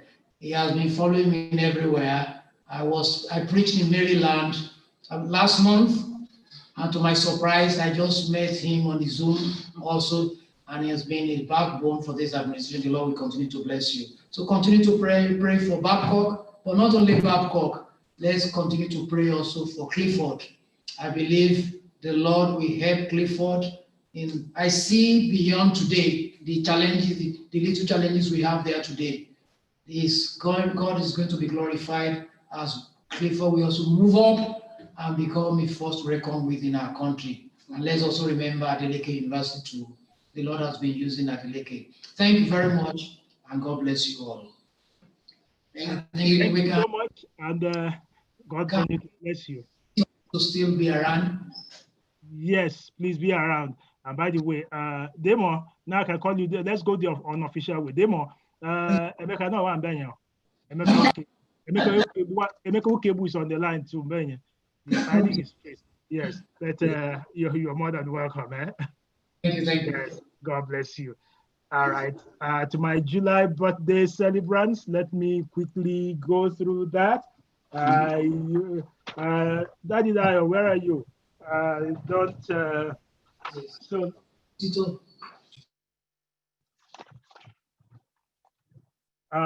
Let me quickly run through. I have for my July birthdays, Neoma Ohia, you here?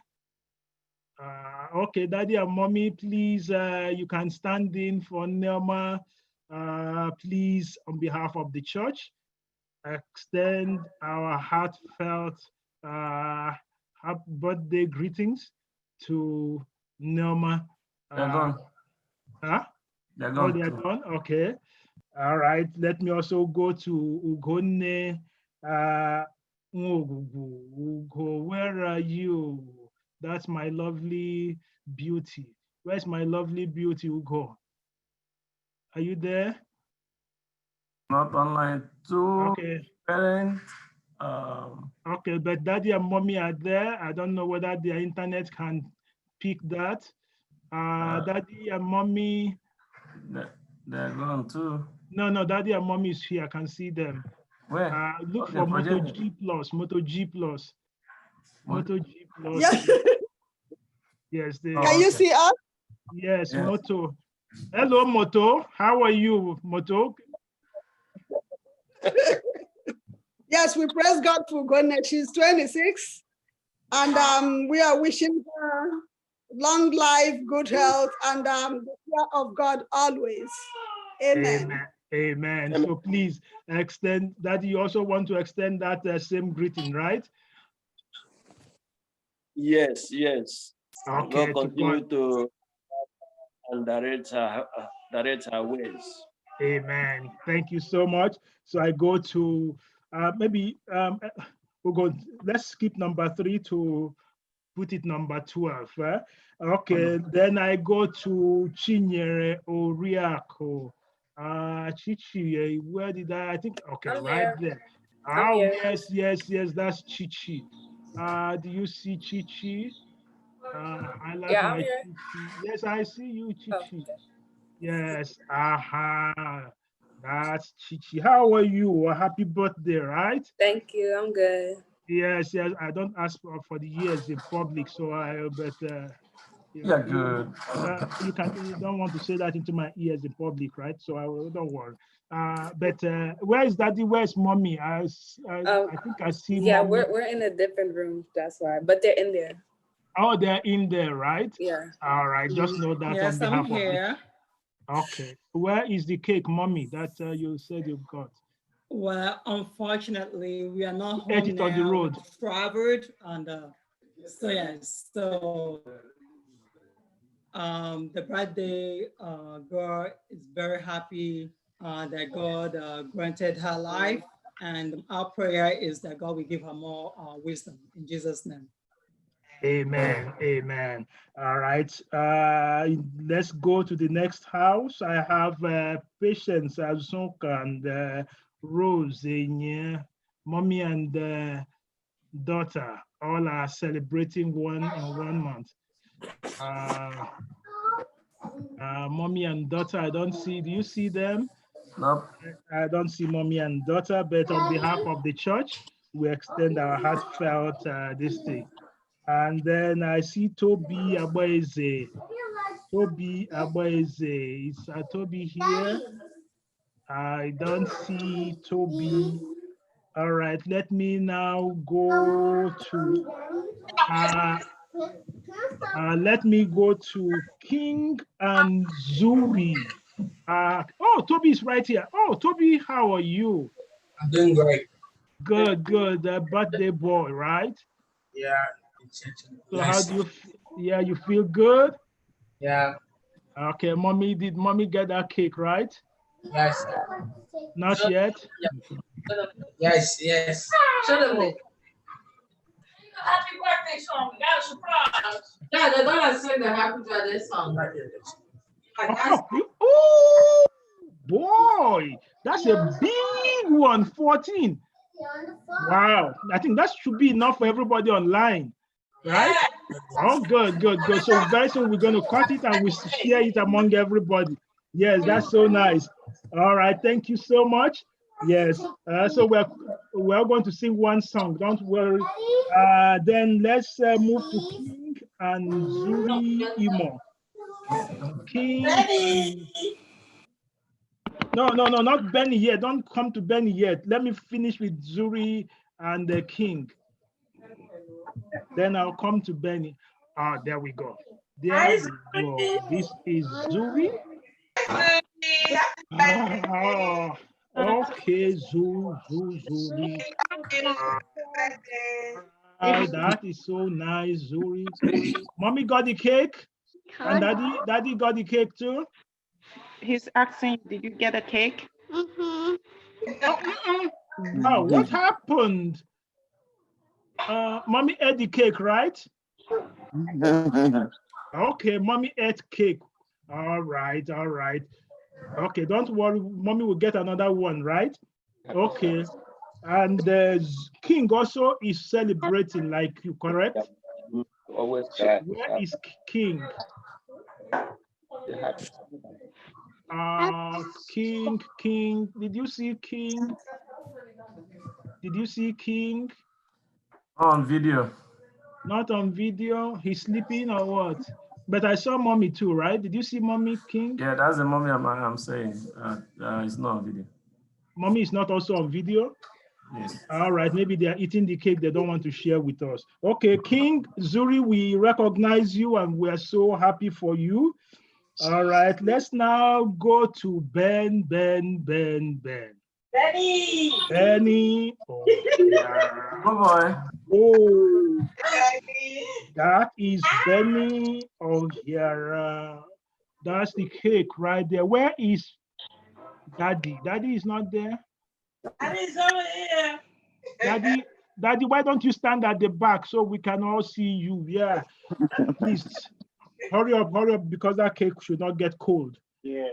Okay, yes. So nice to see you all. Yes. Hi, Benny. Ah, there we go. Now, yes. Now, let's go to Kelechukwu Umeadi.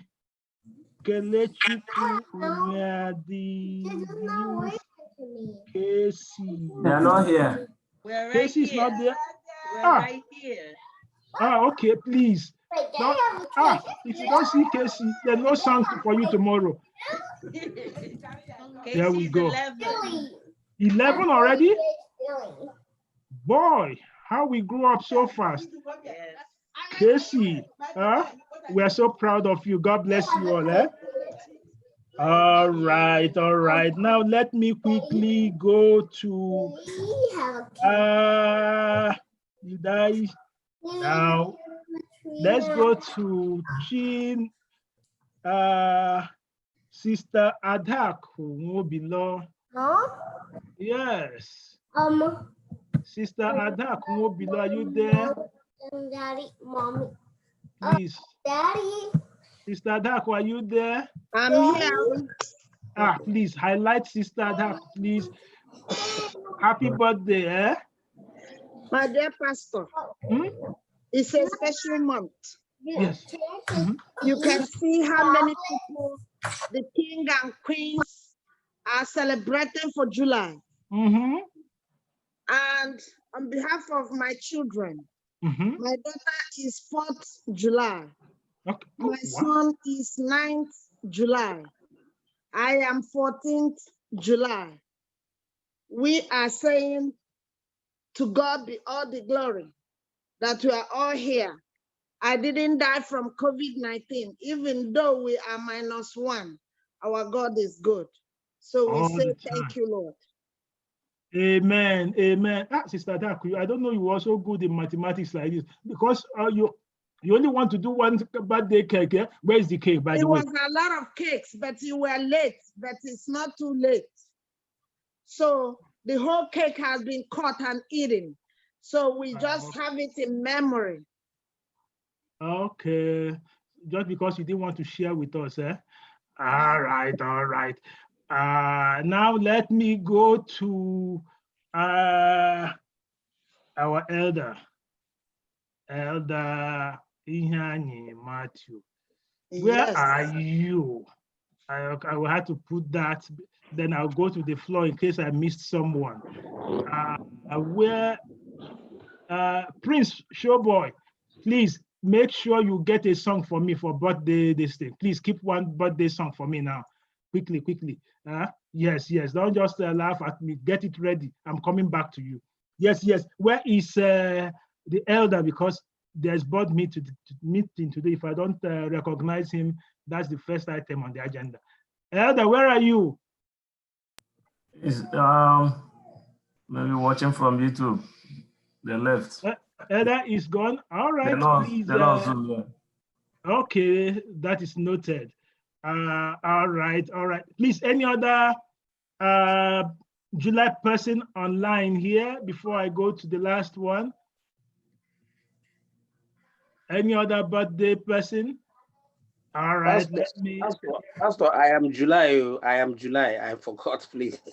I'll be very busy. I am July. I am 16. Solomon Singers, right? Yes. Yeah. So how can you forget your birthday? No, I didn't forget. I'm just coming back. I went to get some. All right. So because you are July, that's why I said you're going to sing. I told you were going to sing. Huh? Okay, please, your boy, just to get the song ready. You are going to sing for us now. So the last but not the least is my own first son, Chinedum Okebugwerondo is also July. He is not online, but I'm standing in. Daddy, mommy, every one of us. I see Chibuikem too. Chibuikem is online from Loma Linda. Ike, where are you? Did I see you? Ike. Okay. My sister is here, so she's also standing in. Dr. Esoncha is right there. You can. So, sister, So, Prince is going to sing the birthday song now, so that we all can rejoice. Where's Daddy Dayo? Where are you? You left? All right.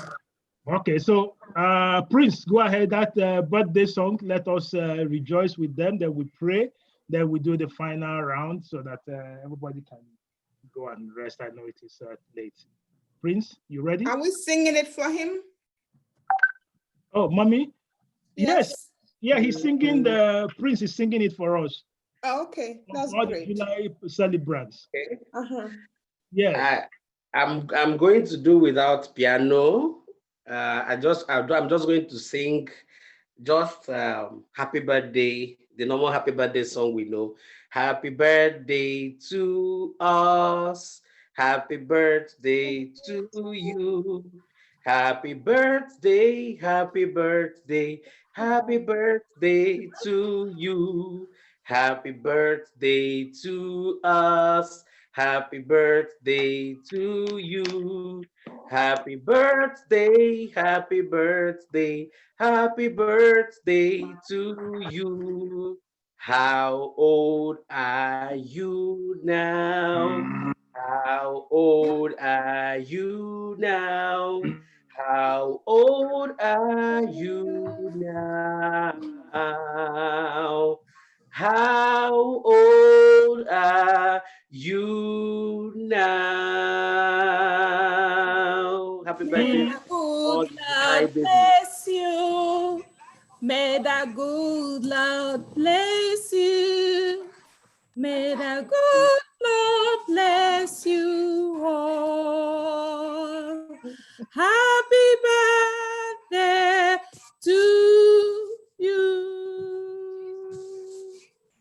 Amen. Amen. Amen. Amen. No, Thank you. Yes, thank you, everyone. All right, now, so this is the time to cut the cake. All the cakes are out and ready to be cut. So please raise all those cakes up.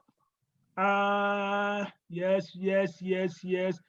My wife will do the happy birthday prayer. So just wait, they're about to cut. Okay, no, don't cut yet. I'm going to say 1, 2, 3, then you cut it. Yes, so then you get the plate to share it to each and every one of us. All right, you ready? With the cakes, everybody ready with the knife? Okay, we cut it in the, I will spell J-E-S-U-S. And once I say U-S, you cut. Somebody give me a J. Another one give me E. E. Another one give me S. S. Another one give me U. U. And then finally, everyone give the S. Happy birthday. Happy birthday, everyone. Yes, all right, let us pray. Sister Vicky, please, Sister Vicky. Okay, let's bow our heads as we pray. Yes. Our most gracious Father in heaven, we thank you so much because you have been good to us. We cannot begin to recount all the good things that you have done for us, even since this year. Here we are. Despite the coronavirus, you have kept us alive till today. Despite the storm, here we are. Not because you are good, but because you still have work for us. And we thank you for the grace you provide for it. And we thank you for your people that are thanking you because this is the remembrance of their birth. They are thanking you because you have guided, you have led, you have provided. Now they are 1 year older. And we hope that this will be 1 year wiser also. Amen. And another year closer to your kingdom. Wherever they are, whether they're in school, or they work, or whatever, be with them all. And continue to make all of us eager to follow you, eager to do your will, eager to let the Holy Spirit lead. So when Christ comes, all of them who are celebrating and thanking you today, and ourselves, and our loved ones everywhere, will rejoice and say, Christ has come. And we'll go home where there'll be no political disturbances, where there'll be no trouble, no sickness, no death, but it will be joy and peace. May it be so for all of us, for Christ's sake. Amen. Amen. Happy birthday, everyone. So let me quickly finish the last one. Let me greet all our guests who are here with us, worshiping. Again, I recognize Dr. Ngocha, all the way from California. Sister Christine is not here today. In the other room. You're off this, you're muted. I can't hear you. Okay, God bless you. Okay, I'm sorry. Yeah, Chibu, go ahead. So just know it's always a joy, no, to have you. God bless you. Yes. And I can see Dr. and Mrs. Oh, I see there's a child too.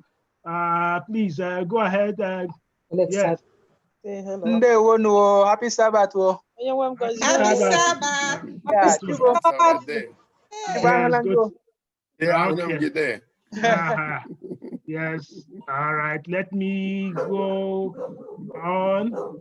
My brother, Brother Nanaba from South Africa. Good to have you again. Thank you. I'm very grateful. Yes. What is the time there in South Africa now? It's now past 8. Wow. 8 minutes past. 8 o'clock over there. Thank you so Yeah. much. Okay. Yeah.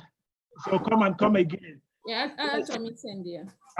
Please, brethren, what a joy. We have Brother Nwokoma with us today. Oh, Brother Bill, we have missed you. You have not joined me. Brother, you are muted.